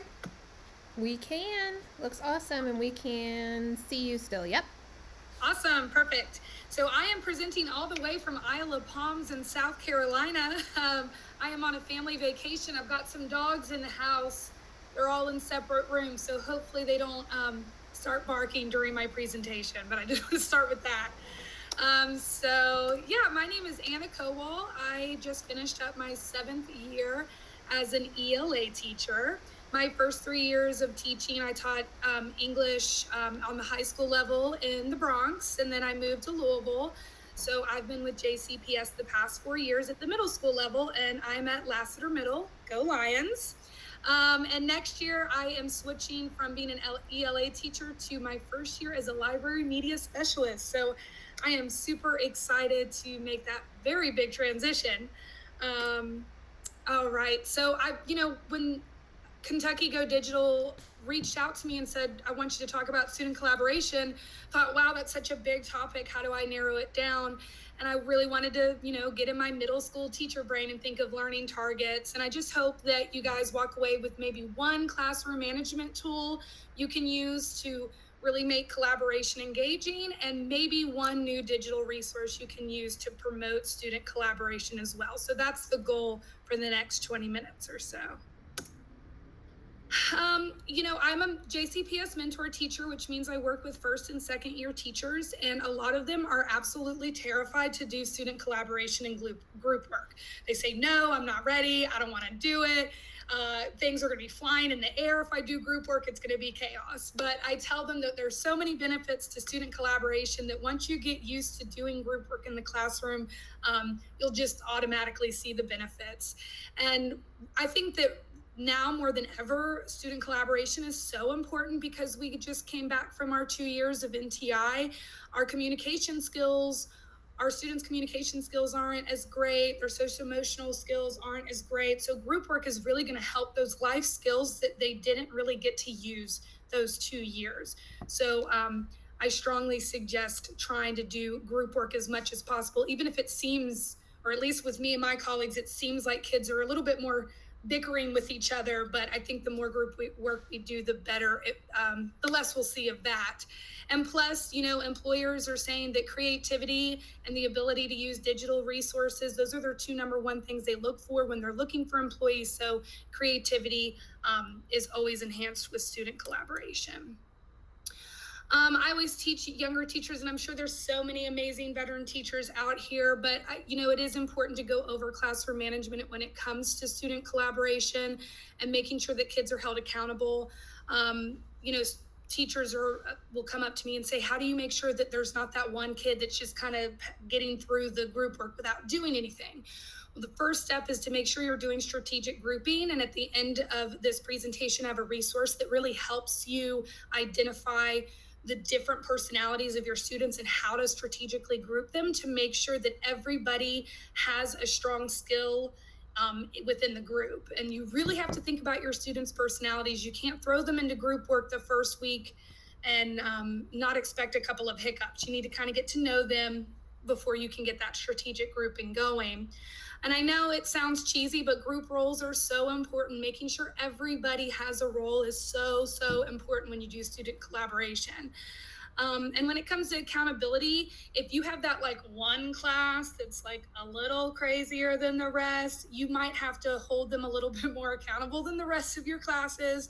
And some of the strategies that I use for that, I've played a game called Teacher versus Students. A guy, Hank Rothrock, if you're out there, hello. He taught me how to play this game. It's not really pitting the teacher against the student, but it's more a competitive game to keep kids on task. So for example, if you have kids in the middle of group work and you have up on your whiteboard, like Miss Kowal and students real big on your whiteboard, and you go around the classroom as they're doing group work and you go up to a group and everybody's on task, everybody's doing amazing work. Just non-verbally, you could walk over to that board and give students a point because they're doing what they're supposed to be doing. And if I walk over to another group and like, they're talking about what video game they're going to play later tonight at midnight, then I'm just going to non-verbally go up and give myself a point because they're off task. Now I get a point. That non-verbal cue right there is automatically going to get the kids back on task because they want to win the game. They want to beat their teacher. And I always try to make sure that the points when I'm playing that game are pretty close so that it's a competitive game. That's a really good way to keep kids accountable, and then you can give them some sort of whole class reward at the end of the day if their group stayed on task most of the time. And obviously, you know, frequent formative assessments help with long-term student group works like PBL units and whatnot. So that's just some tips on how to make sure that, you know, there's not pure chaos going on when you're doing group work. But I did want to give you a couple of digital resources to talk about today. And I have discovered Goose Chase. I can't see the chat in YouTube right now, so I would love to hear if you have heard of Goose Chase or if you've done it before, you can put that in the chat. And if there are any questions about Goose Chase throughout this, please interrupt me and let me know. But this is something that is really new to me and I didn't know a lot about it, but I saw it all over social media and I was like, I really need to check out Goose Chase and see what this is all about. And guys, let me tell you, I am obsessed. I'm so excited for Goose Chase and to share it with you all today. Goose Chase, in a nutshell, is a digital scavenger hunt app. And it has pre-made scavenger hunts for any content area. Anything that you are teaching, Goose Chase has something for you. And it has tons of student choice. It's connected to social media and it's super competitive. And every kid loves scavenger hunts, right? That's an icebreaker that we all love to do, I'm sure. But this digital app like takes it above and beyond. So I will show you some examples here. So I just wanted to show you an example of what a Goose Chase scavenger hunt would look like, and then we're going to, interact with it a little bit. So if you go into Goose Chase, it isn't, by the way, it is not a free app. However, I'm going to show you today how to adapt it so that you don't have to actually use the app and you can just use the resources from it, the free resources. But if your school or district would purchase it, it would be a great purchase, I have no doubt. But there are loopholes around not having to pay for that if you need to. So let's say that you are a science teacher and it's an Earth Day is coming up and you want to do a fun interactive Earth Day activity.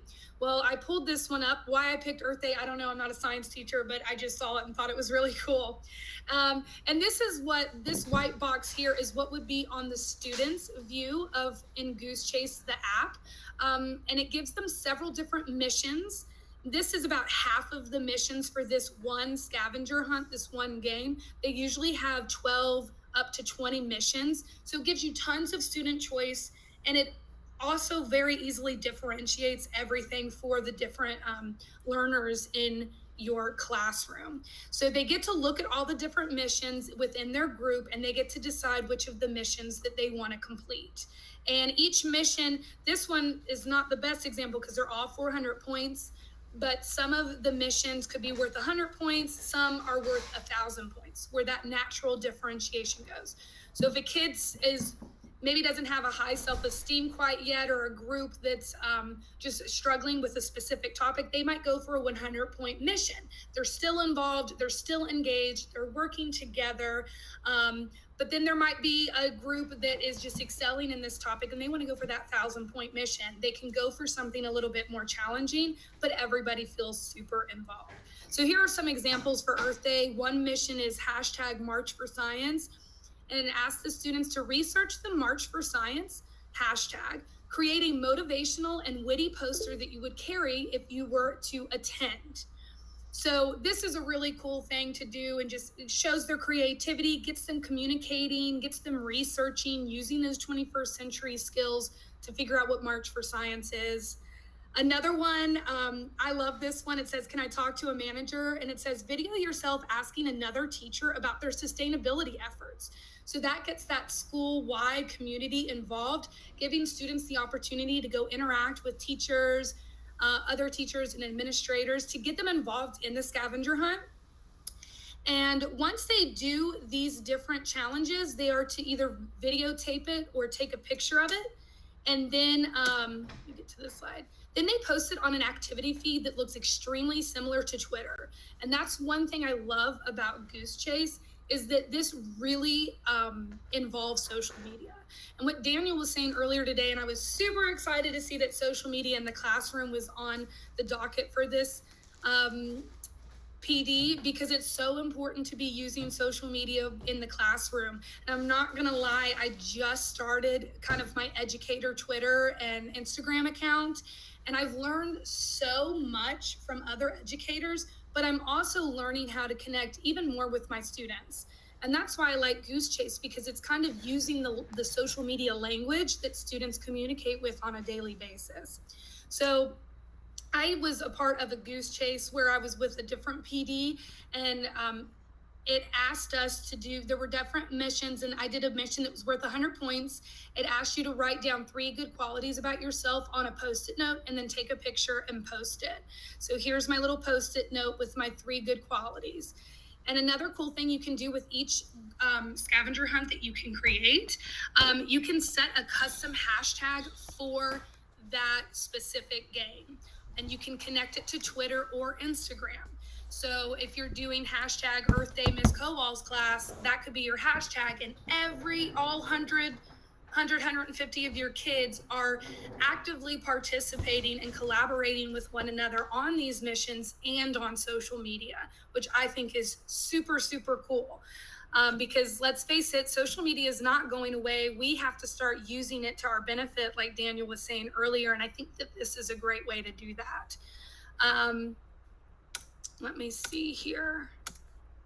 So I'm going to give you an option to do a mission here in a minute, but I did want to show you this screen as well, because I didn't know that I was going to be doing Goose Chase, so I don't have any of my actual work, but I did do this for you so you could see that down here at the bottom of this graph are all the different missions, and you can see the popularity of the missions and all the participation. So this is another example of holding kids accountable during group work.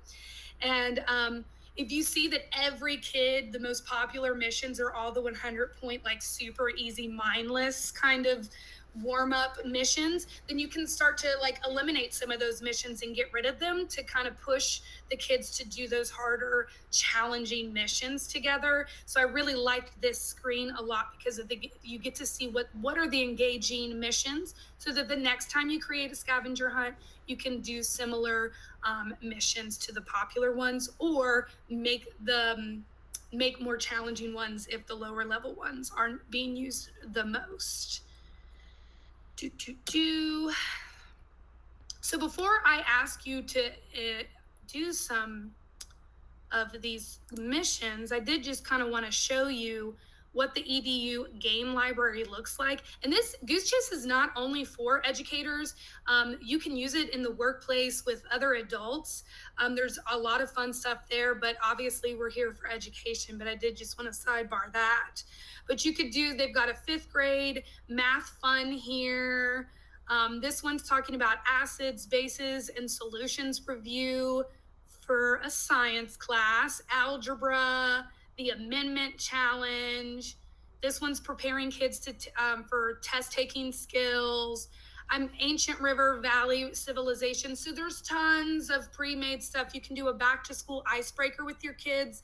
I think it would be really cool to do a school-wide icebreaker Goose Chase at the beginning of this coming up school year. It would be a great way to get your kids involved in a positive way on social media. So I definitely plan on, as the library media specialist, using this as a school-wide tool, not just in the library, because it really builds that climate and culture that a lot of us are striving to build in our schools. So tons, and I mean, there's 27 pages listed here, tons to explore, and all of these you can look at for free. You can write, if you didn't want to purchase this, you can write down the missions, pick the ones that you want, adapt it to your teaching style. So I think that's super cool. So let me go back to my presentation here. Hey, Anna, real quick. Yeah. Burning question in the chat is, does Goose Chase work on Chromebooks? Yes, it does. Yes, that's how I've used it primarily, but yes, that's a great question. It is an app for Apple, but you can use everything within the website as well. I definitely think the app is more student friendly because they can literally just get on their phone and it's like they're using their Instagram account on their phone. But yes, you can use it on your Chromebook. So let me go back and see if you guys would be willing to do a little scavenger hunt with me today. Here are some different missions that you can do on Twitter and on Instagram today. These are all geared towards adults, obviously, but one today I challenge you to do this first one here. It's worth 500 points. It says, don't worry, share your favorite educational app and what it does. So let's use hashtag KYGoDigital for all of our Goose Chase scavenger hunt missions today. And if you just pop in and share your favorite educational app real quick, that would be awesome.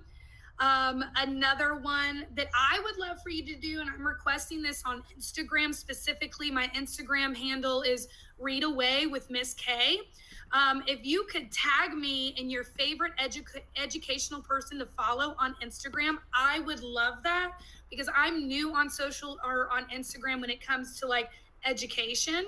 So I'm trying to find educational people to inspire me. So please tag me in your favorite social media person, or you could go on to Twitter and do the 400-point mission here using the emoji keyboard. Share your emoji face for the day. I know we've been having a lot of fun and learning a lot, so hop on to Twitter and get your 400 points by just a simple emoji keyboard. Maybe, let's see, what are some of the other ones?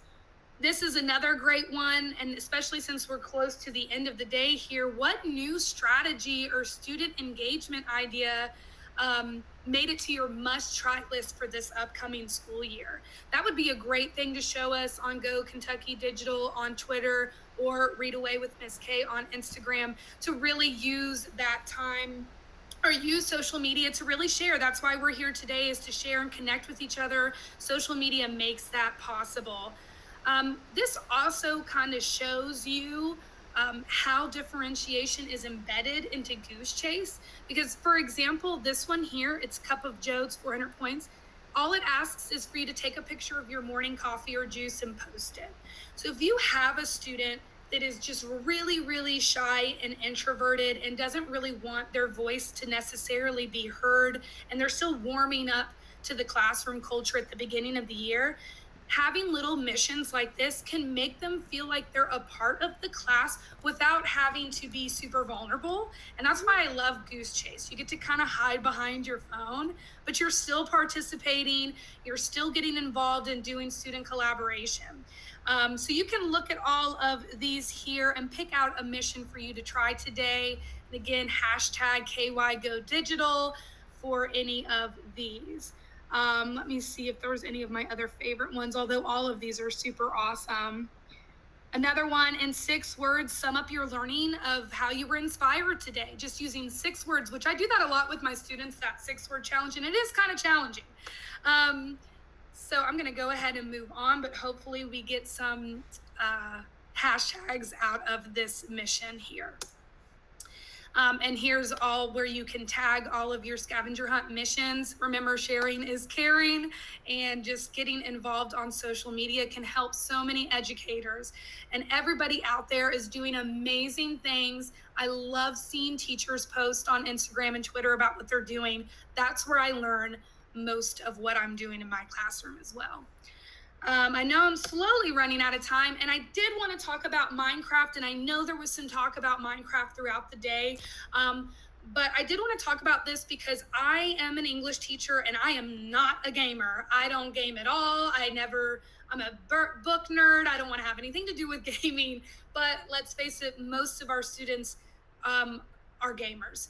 And so I've been to 2 actual PDs by Jim Unger over in JCPS on Minecraft. And both PDs, he just told the teachers, he said, you don't have to know anything about Minecraft to use it in a purposeful way in the classroom to engage students in collaboration. And I honestly, I was just terrified. I was like, I don't know if I believe him, but boy, was he right. I use Minecraft, which if you don't know what Minecraft is game-based learning and helps with coding. But what I did was my students were writing a personal narrative. And one thing that I noticed was students were really not developing the setting, the time and the place of their story. So what I had them do was go into Minecraft together and create their setting within the Minecraft world. And one of my students her writing, she was really struggling. She was talking about the passing of her grandmother who raised her. And she was really struggling to get words down on paper about the personal narrative. And when she created this Minecraft world, it was so intricate. There was symbolism everywhere of all of her grandmother's favorite things. I mean, it was truly gorgeous and amazing. And I literally just said, hey guys, create the setting in Minecraft. I didn't have to do anything. And then when she was done with Minecraft, she was able to translate those ideas into her writing. Now her story has symbolism in it. Before, she couldn't even describe the funeral at all. And after using Minecraft, she had an infinite amount of things to write about. So even if you're an English teacher and you think Minecraft doesn't relate to me, it absolutely does. You could easily use Minecraft in social studies. If you're learning about ancient civilizations, you could have them create those ancient civilizations within Minecraft. So I'm telling, I can't sit here and teach you how to use Minecraft because I still don't really know how to use Minecraft, but I've used it several times for like supplementary lessons, and they have just truly made my students' writing stronger and way more descriptive. And they can build these worlds within the same world. So they're collaborating and they can like share different materials in Minecraft together. So it also promotes a lot of student collaboration. And you'll see them just naturally get together and start collaborating and say, hey, how did you make that? I had a kid make a soccer field in Minecraft. And he asked like 6 kids before he finally was able to create it. So it was just like natural collaboration for them. So I challenge you to use Minecraft. If you need some ideas on how you can use it in your classroom, like math would be great for area, just shoot me an email because I would be happy to brainstorm with you some creative ideas to make sure that we are using Minecraft in an awesome way for the kids. So I know I've only got 2 minutes left. I just wanted to show you most of these. I'm assuming you guys already know, but I just wanted to share them. I know that during COVID, we all heavily relied on interactive presentations like Nearpod and Pear Deck. If you're not using those during your classroom with in-person classes, I challenge you to do it because it really sparks student collaboration. And those are really, really great, again, for those introverted, shy kids. Nearpod and Pear Deck are awesome. There's so many interactive review games. If you've never played Blook It, please do. You'll never look back. When I tell my students we're playing Blook It, like they all start screaming. They all automatically get into their groups. I don't even have to tell them to group up. They're like, I'm ready. Let's go play Blook It because I have them work in groups on Blook It for collaboration. It's awesome. Breakout EDU, and then tons of interactive discussion boards out there. Padlet, Jamboard, Flipgrid. Padlet's my personal favorite for student collaboration, but tons out there. So I got on here like 30 minutes ago and realized I didn't put any of my resources on the last slide. So I was like hustling to get the links in. I don't have all the links here, but if you have any questions, my email is anna.kowal@jefferson.kyschools.us. Please send me any emails with any questions you have, or if you just want to brainstorm together or you need a sounding board, follow me on Instagram, Read Away with Miss K, or Twitter. If you have questions and you want to DM me on Instagram, that'd probably be faster than Twitter because I don't check my Twitter as often, but reach out anytime. That's what I'm here for. So you are amazing. I'm going to follow up real quick with, that is one of the powers of Kentucky Go Digital is, Anna, you only have a limited amount of time in the day, just like all of us. So if you go to that hashtag on Twitter or Facebook or whatnot, and you say, hey, I need help with this Minecraft question, or has anybody ever done this? That is truly what we mean by together we are brilliant. Because Anna, you can't answer all this 2,000 people's questions. I mean, as much as you're an amazing person, you just can't.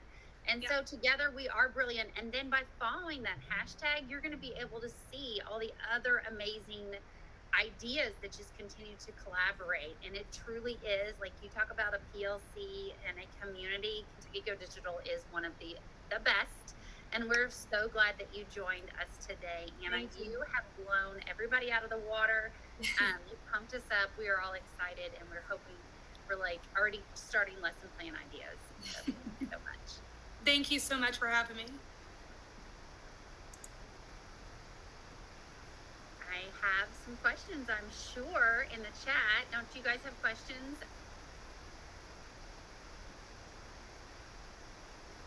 You muted yourself, Elaine. I was muted. I know. So do we have any questions I need to miss? Did I miss? No, I was saying just a ton of appreciation for Anna and all of our presenters today. Oh my gosh.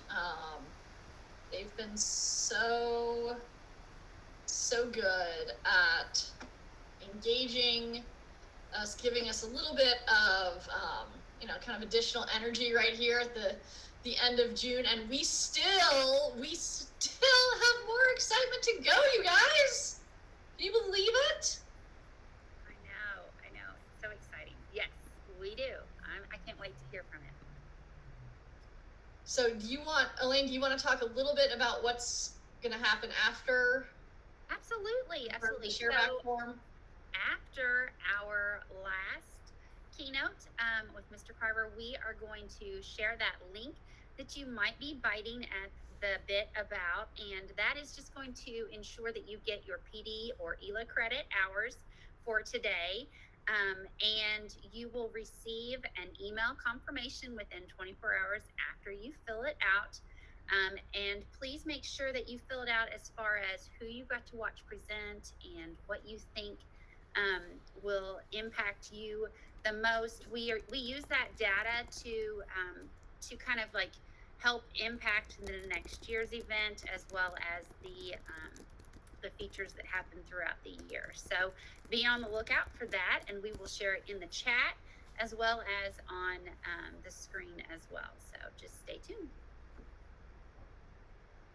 That's awesome. Well, guys, I am so excited because as we wind down our afternoon here, we have none other than the Willie Edward Taylor Carver Jr., our 2022 Kentucky Teacher of the Year, joining us to leave us with some additional words of inspiration so that we can take everything that we've learned here and all of the collaborations that we've built and go out into our own communities and make some pretty big waves. So, Mr. Carver, when you are ready, go ahead and turn your camera on.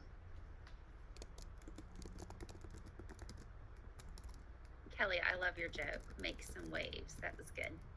I didn't even realize I did it. That's why they gave me this job. It's cute. It's cute. Oh, he's like, wait a second. Where is it? Okay. It's okay. You can actually, Willie, just jump in and refresh your page. Yeah. And then if you need to, we get you. That's okay. It happens. The power of the internet, it happens sometimes, so no worries. If you are out there worrying, you're like, oh no, I did not take notes fast enough, I'm worried, don't stress. Just go ahead and realize that we here in Kentucky Go Digital believe in the power of pause. So you are going to have this full entire day all on recording, and not to mention some of the things you guys were talking about, like Minecraft and Pear Deck and all sorts of things. We have previous episodes that are on, so make sure that you check those out as well. Hey, you're back. Where's Steve? Just the power of refresh too. Can you see the video yet? No. But we can hear you. Okay, I have another computer right behind me, so give me 30 seconds. I'm so sorry. No, you're fine. And I will take that second then to make sure that if you go to KYGoDigital.com and you make sure that you subscribe to that channel, anything that we upload, and make sure that you'll get a notification as well. So make sure you click that subscribe button.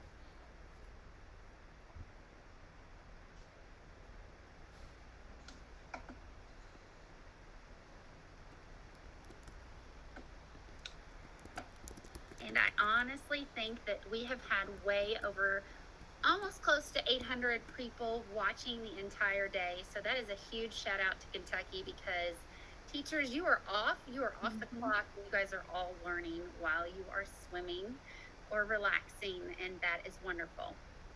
814 people. So wonderful. Right now for 3 o'clock in the afternoon. Like, if they're like me, this is usually nap time, but there's no way that we want to sleep on the amazingness that we've got going on here. And while we're waiting on Willie, if you want to jump over to the chat to let us know what is that one thing that you learned or took away from this session, we'll be calling out some notes and some tidbits that you all took away from this whole entire day, because today is really all about connecting, creating, and sharing.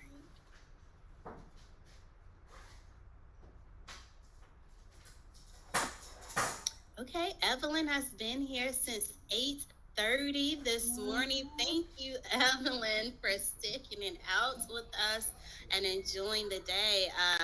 Mrs. Tasha 12 has been here all day as well. Again, thank you.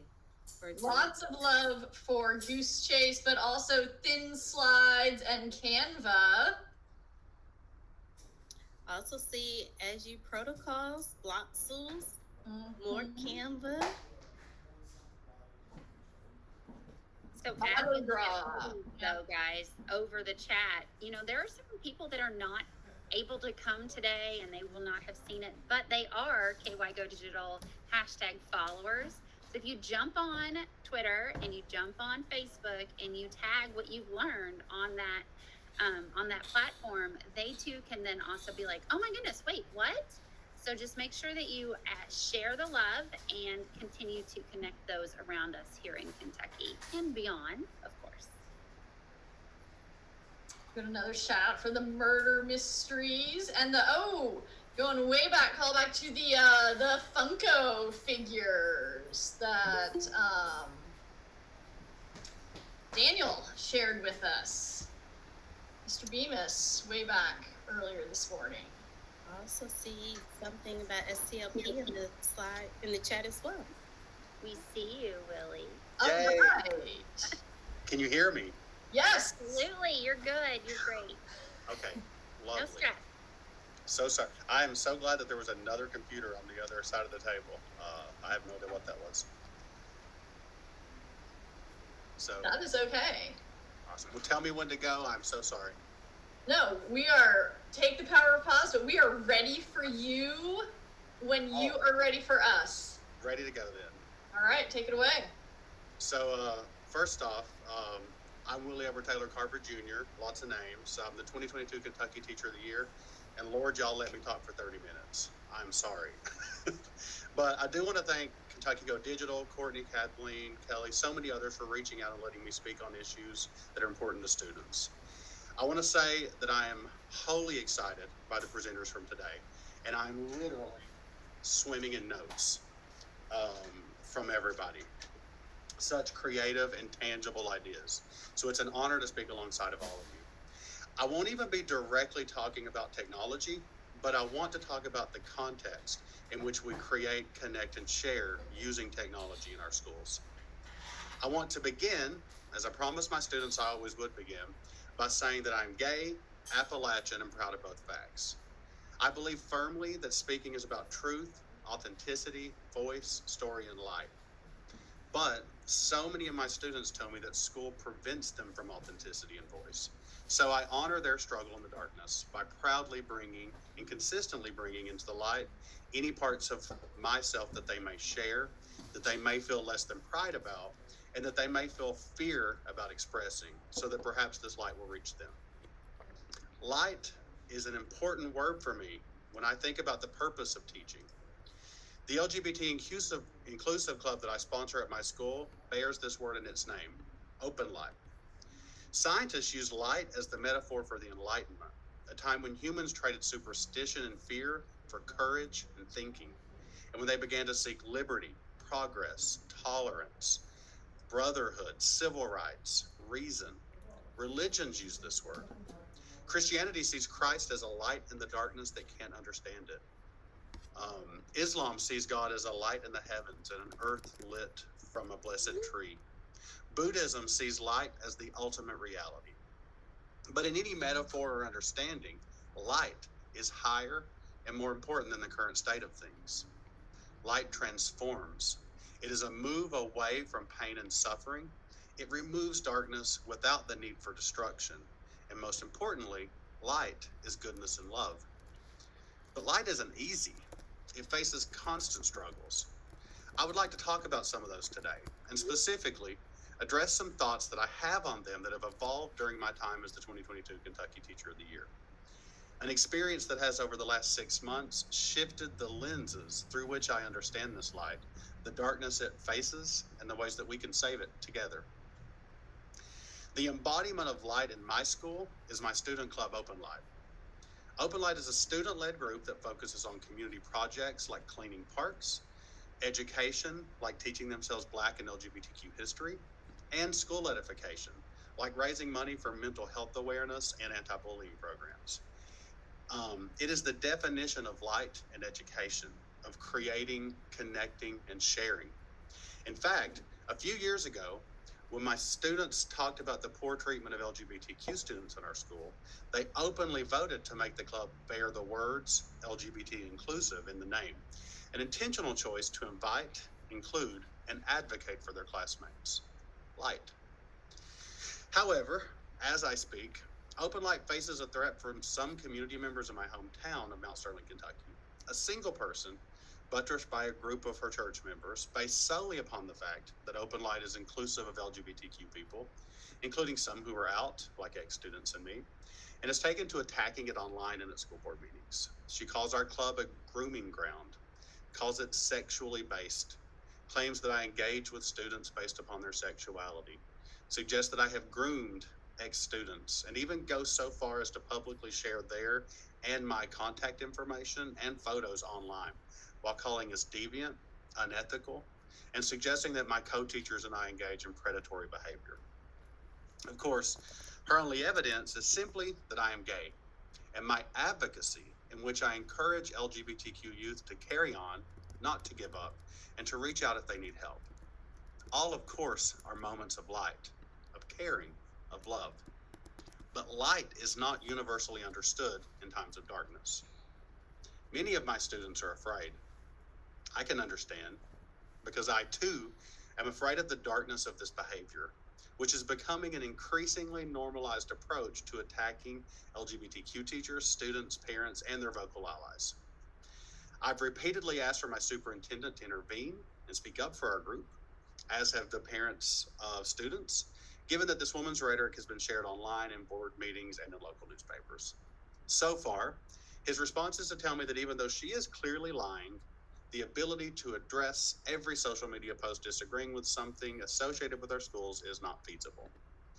You may have heard similar stories of teachers in Kentucky and across the U.S. resigning or speaking up in face of intense discrimination.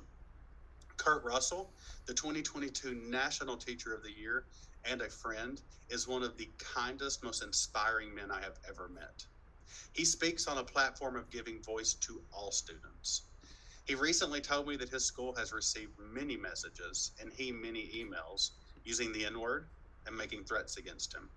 Some states have even discussed banning him from coming to speak legally at all, given his insistence on talking about the needs of Black, Brown, Hispanic, and LGBTQ students. Darkness fears the mere presence of light because light can so easily destroy it. In another example, a teacher in Kentucky resigned after literal threats of violence were made against him following him writing on a board, "You are free to be yourself with me, you matter." I don't mention all these moments to bum us all out. I'm actually a pretty positive and hopeful person at heart. That hope, that dreaming, that image of the world is at the core of who I am as a teacher. When I see any person, they become a student to me. And I know a lot of you feel the same way. I see possibility brimming in humans. I always ask myself two questions. What do they need to make this possibility happen? And how can I help?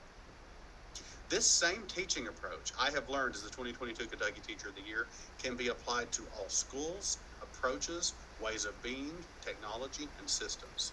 I can look beyond what is and see hopeful possibility.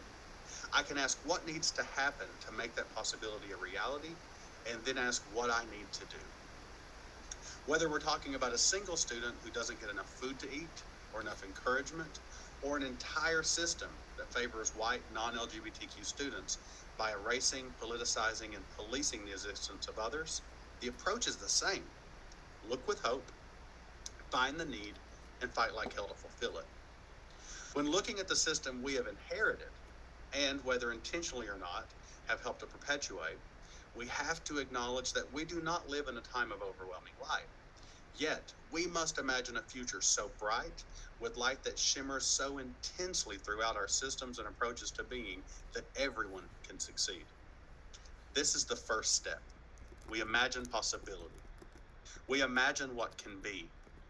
What can be is a future in which every student, regardless of their skin color, their gender or its expression, their beliefs, their accent, the financial status of their parents, their geography, or who they love feels included and has the same shot of making it as everyone else without having to work harder because of elements outside of their control. And in order to get there, we have to acknowledge what is in front of us and create a framework to approach it in a functional way. In a country facing food insecurity, an energy crisis, a global pandemic, a difficult time discerning truth, a nearly non-functional political system, failing infrastructure, rising nationalism, racism, violence against minority people, social change, it is clear why schools have suddenly become such intense focal points on which we project our crises. Because fear and uncertainty lurk everywhere, and our children represent our hope. They are our future. They are precious. And with such conflicting narratives, many groups are clinging desperately to the idea that if only they can influence the way schools create future citizens, then perhaps they can create a future in which they are less afraid. And let's face it, we have different fears.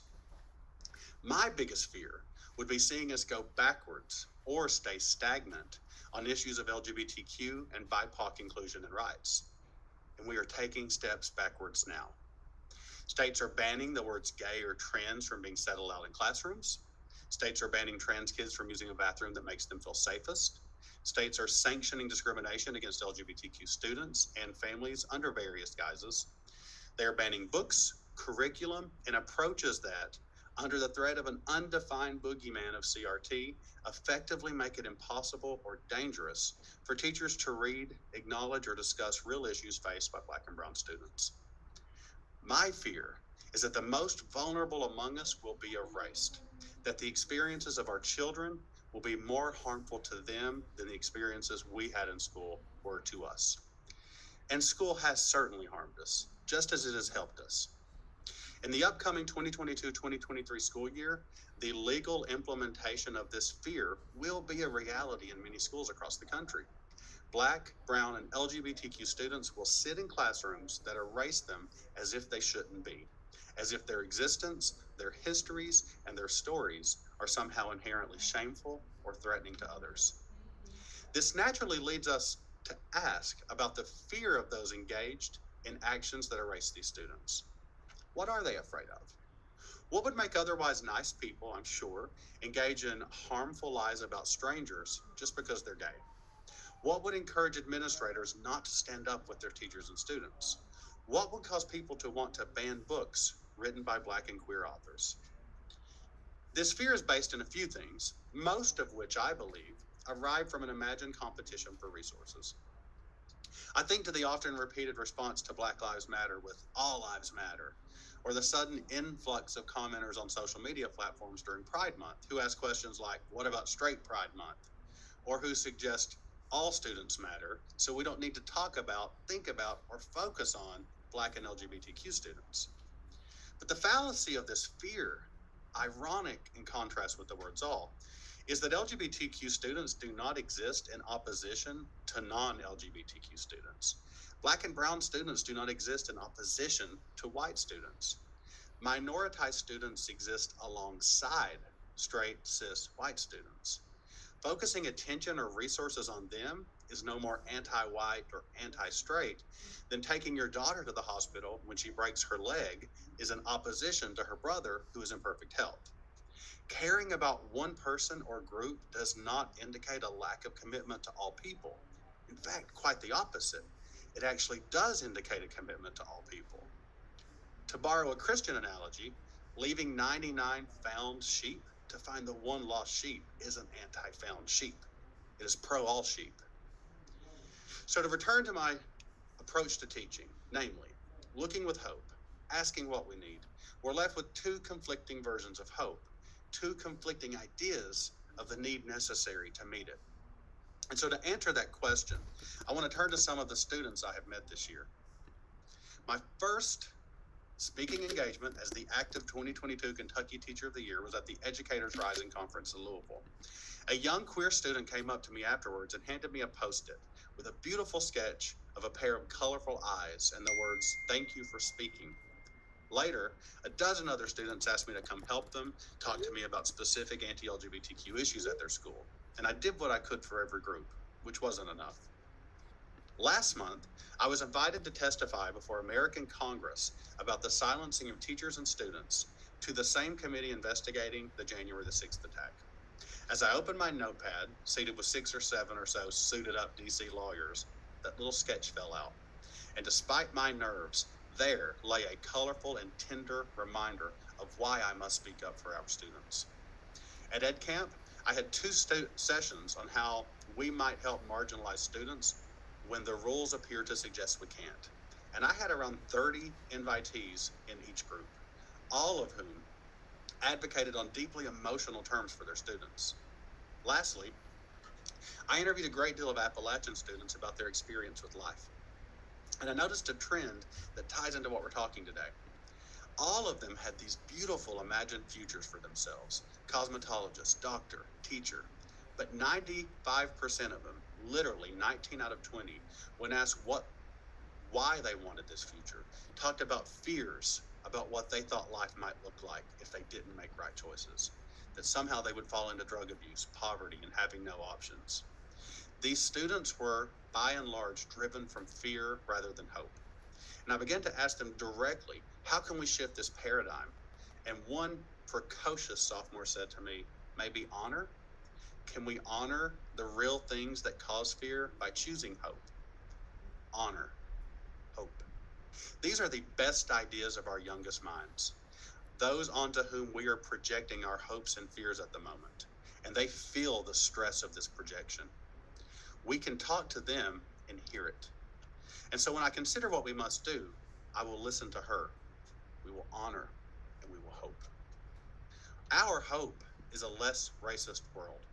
We can only accomplish this by honoring the truth, by acknowledging the reality of a situation, by letting people speak about their experiences, and being willing to do the work to shift the thinking that caused those experiences.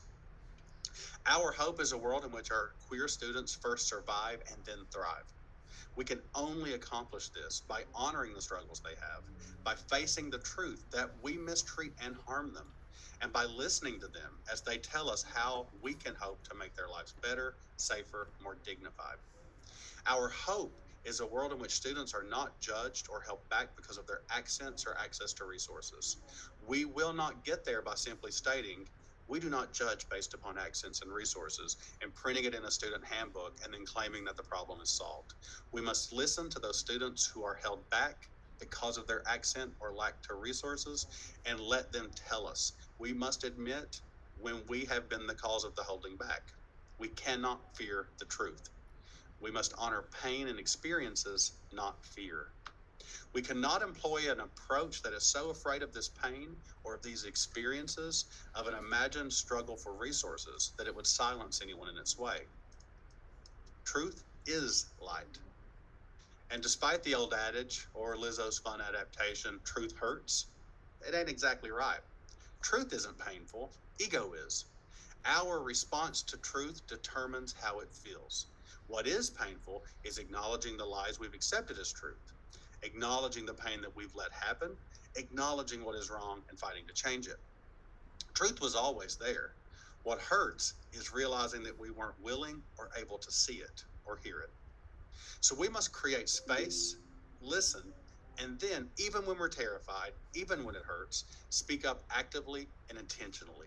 Even when some parents might not want to hear it, even when some colleagues might not want to hear it, even when some administrators might not want to hear it, even if our laws and politicians don't want to hear it. Because we are not primarily here to serve any of those groups. We are here to serve students, to serve truth, and to hope for and create a better world. Fear begets fear. Whether our fear is actively harming others by being spoken and implemented into policy, or passively harming others by necessitating our silence, it will only worsen things. And since things are already bad, worse in some cases than they've been in decades, fear is no longer a luxury we can afford. So when we see a student and we're a good teacher, we see potential and we ask what they need to get to that potential. And then we find ways to deliver what is needed. That's our superpower as teachers. So if we treat the entire system as our student, we know the potential. We see the awesome work of the presenters at this conference, their audacity, their positivity, their hope, their creativity. This is the stuff of a bright future. And we know what we need to deliver: inclusion, courage, voices being spoken and heard, intentional and courageous change. So the last question is exactly how do we get there? And again, I remember the student telling me that we have to honor the reality of lived experiences as the way to transform fear into hope. So we must do just that. I think of my experience at Ed Camp when fellow teachers came to a session and spoke at length about the needs of their specific students, sometimes even calling out dangerous or problematic policies at their own districts, despite the openness of the forum. I think of the students that I saw testify about their experiences at school with racism, homophobia, transphobia, in front of the American Congress, knowing that their classmates, teachers, and administrators were watching.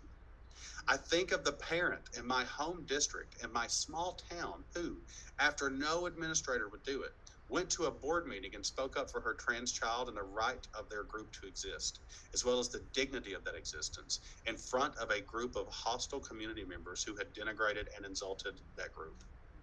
I think of the people in tiny rural Estill County who, after a teacher resigned amidst threats, raised money themselves and erected a pro-LGBT and BIPOC billboard with a similar message to the one on his board, reminding anyone that inclusion was indeed a value of their community. I think of the students who have written me from all over the country at this point to tell me their stories or the stories of their family members, despite not knowing me, despite not knowing how I would respond or if I would respond. I think of my students who met with their administrators after their school climate survey was banned in our school, despite the fact that they were shaking before going down to the office, despite the fact that they shook afterwards. I think of the 2022 State Teachers of the Year who, due to their fear of professional repercussion, were afraid to sign our nationally distributed collective letter of solidarity against laws that harm and demonize minoritized groups, who, despite the fact that this distress brought them literally to tears, still signed because they wanted to show up for their students. I think of the LGBTQ high school groups, Spectrum and Owen County, who invited me to come visit them in the library of that county where they have to meet because the politics are such that they can't get a sponsor on their high school campus. We already know what we need to do. We just need to do more of it. And so I hope to leave you with some tangible advice to do more of it. First, we must not only listen to our students, we must create avenues to hear them. The first day I met with Open Light 6 years ago in a totally student-directed forum, I was not expecting for them to say that the school was hostile to poor students, because I grew up very poor and surrounded by poverty, and I thought that our school was doing an adequate job until they spoke. They listed example after example of ways in which the school created unintentional barriers, from students purchasing novels for English class to having to pay fines for not having a parking pass in the first week of school.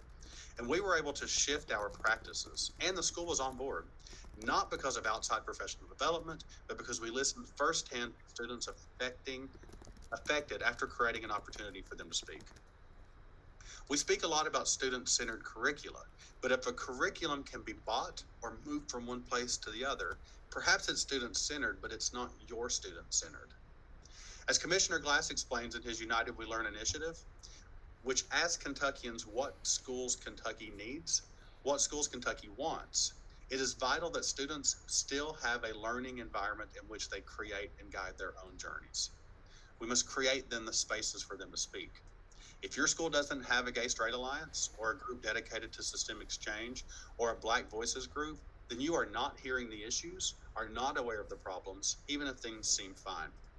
Starting those groups might cause pushback. It might cause fear. But if we're not willing to stand up for our students, then what's the point? Second, find your allies by using your voice. The American South is a particular institution because we like to make people comfortable. Our food, music, approach to hospitality, they revolve around comfort as kindness. But there's a downside because we avoid conversations that might cause discomfort, despite the fact that everyone might agree. And this model necessarily prevents progress because if we are living in a harmful system, then the system is the status quo and it's already accepted and it is what we will accommodate. This year, I got just 2 other teachers in my department to agree that we would refuse a directive to teach nothing racial and would actively state that we would not create an alternative assignment, based upon the objection to an identity of an author, i.e. a parent complaining that they don't want a kid to read something because the author was Black or gay. We found that 100% of the department agreed with us. We found that the majority of the site-based council agreed with us, including all of the parents. In short, speaking up begets speaking up. And the vast majority of us want good, positive changes. Third, reach for outside help. And I can't overstate this. People want you to succeed. That is a hard lesson for teachers to learn, because structures in many schools seem to set up no as a safeguard. But this bears repeating, teachers. People want you to succeed. It was hard for me as a feminine gay Appalachian from a conservative district who has by and large fought desperately for everything he has created, but it's true. I have in 6 months been published in 6 or 7 newspapers, have been featured on CBS, PBS, KET, NPR. I have appealed to Congress for help. I have written a book and am, as we speak, in talks with a publisher. I spent the last month in France interviewing regional speakers about their identity. I have secured thousands of dollars in grants for students in need, talks for almost 10,000 more, and have collaborated with countless nonprofits to create new and exciting ways to help my students. These things did not happen because people reached out and said, hey, you're the Kentucky Teacher of the Year. Come work with me and let me give you money. These things happened because being named Teacher of the Year and meeting my cohort empowered me. It made me feel, for the first time in a very long time, capable of changing the world. The feeling of being powerful caused me to contact people, places, and organizations and ask for help or collaborations. And they say yes. The same is true for everyone hearing my voice. As professionals in education, you have advanced degrees, skill sets, and savoir-faire that should not be underestimated. As attendees of this conference, in the middle of summer, you have shown a dedication to your students, your schools, and your professions.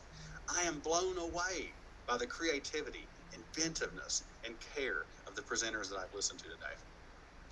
I remind students that they are powerful, but they are still students because they are coming under our guidance into their power, into their stories, and into their voices. But we are already in power. We already own our stories. We already use our voices. So I hope I can leave you with this message. You are ready to use your voice, and you are ready to leverage it to lift up those of your students. You are ready to create space for their stories and voices by finding a cohort that shares your dream and is willing to stand with you. You are ready to speak even when it's difficult, even when it's scary, even when it's uncomfortable, because you acknowledge that life can be difficult, scary, and uncomfortable for our students. And finally, you're ready to ask for help, because the majority of us share the same vision and hope, and our willingness to ask for help directly correlates to the networks of collaboration that we will share. It's the least any of us can do to make sure that our students thrive. And with thriving students, we can take the brilliant technological resources we've all been given and see our students not only soar as learners, but as human beings with real lives and stories fully integrated into our classrooms and into our digital spaces.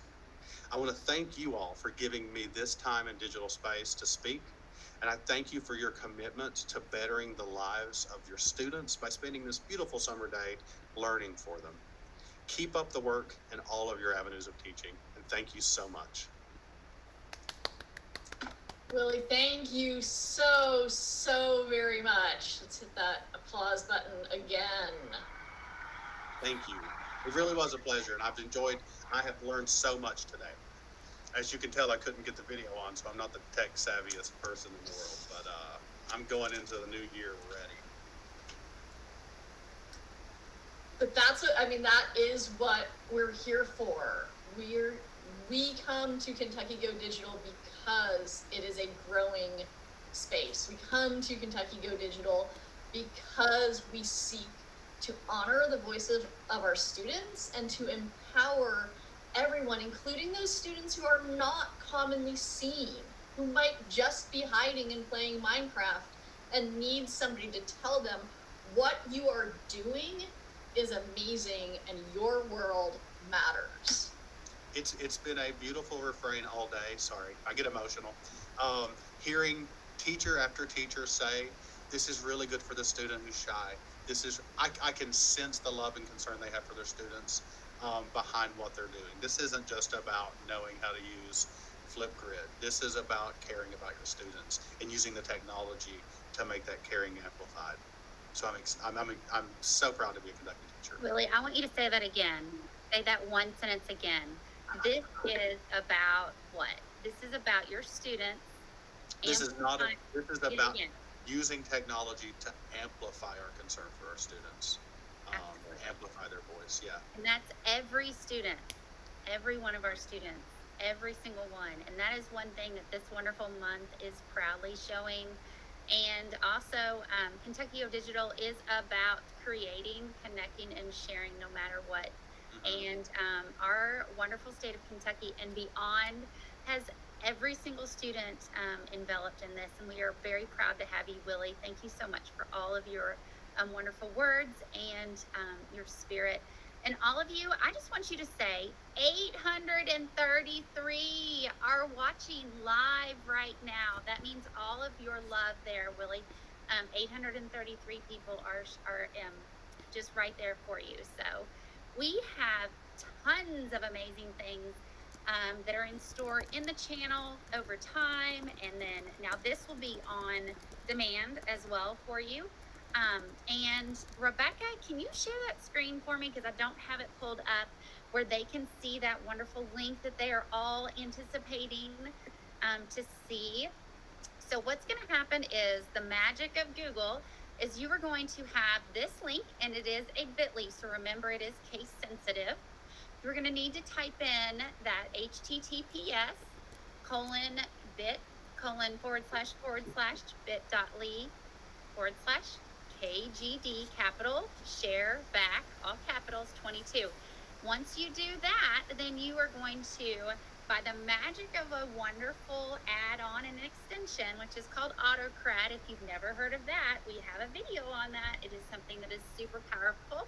Make sure that you fill that out to its entirety, and then remember you will get that. If there is a massive, 833 people are a lot of people, it will start filling up, and then if you don't for some reason go back, I'll do the magic behind the scenes and make sure. If you have a question, don't hesitate. Reach out to me through email, and my email is also on that form as well. We will make sure that you are taken well care of.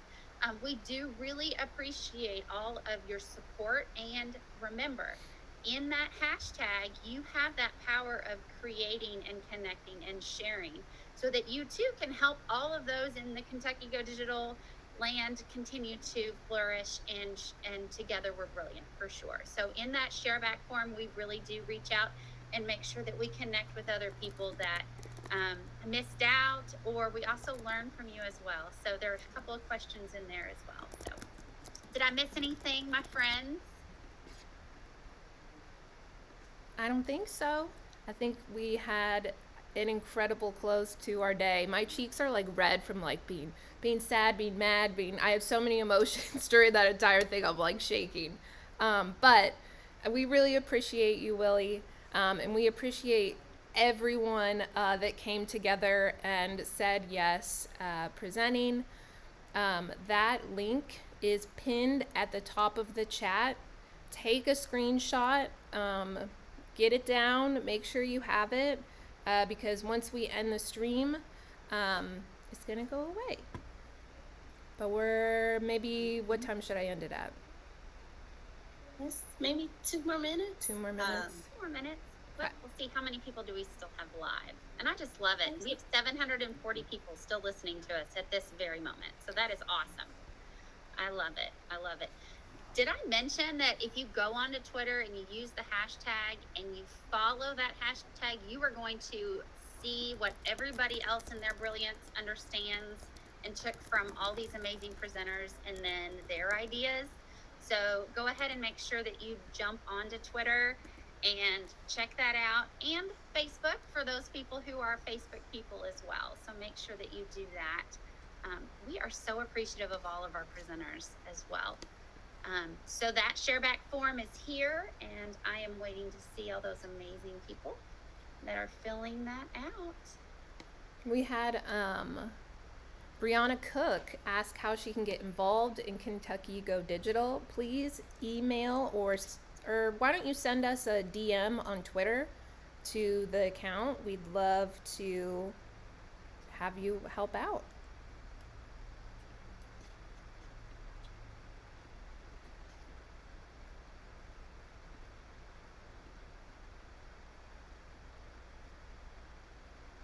The feedback form is pinned at the top of the chat as well as on the screen. You'll type in that bit.ly.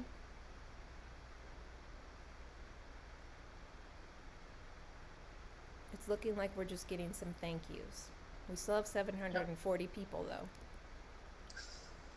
No, it's exciting. They don't want to leave because they're still just amazed by all the learning that happened today. And again, we just want to thank you all for joining us. Thank you especially to those presenters that have spent their time getting everything ready, and those that presented from vacation. Just thank you for doing that. And super big shout out to Kelly for sticking it out for the Yes. whole day. Yes.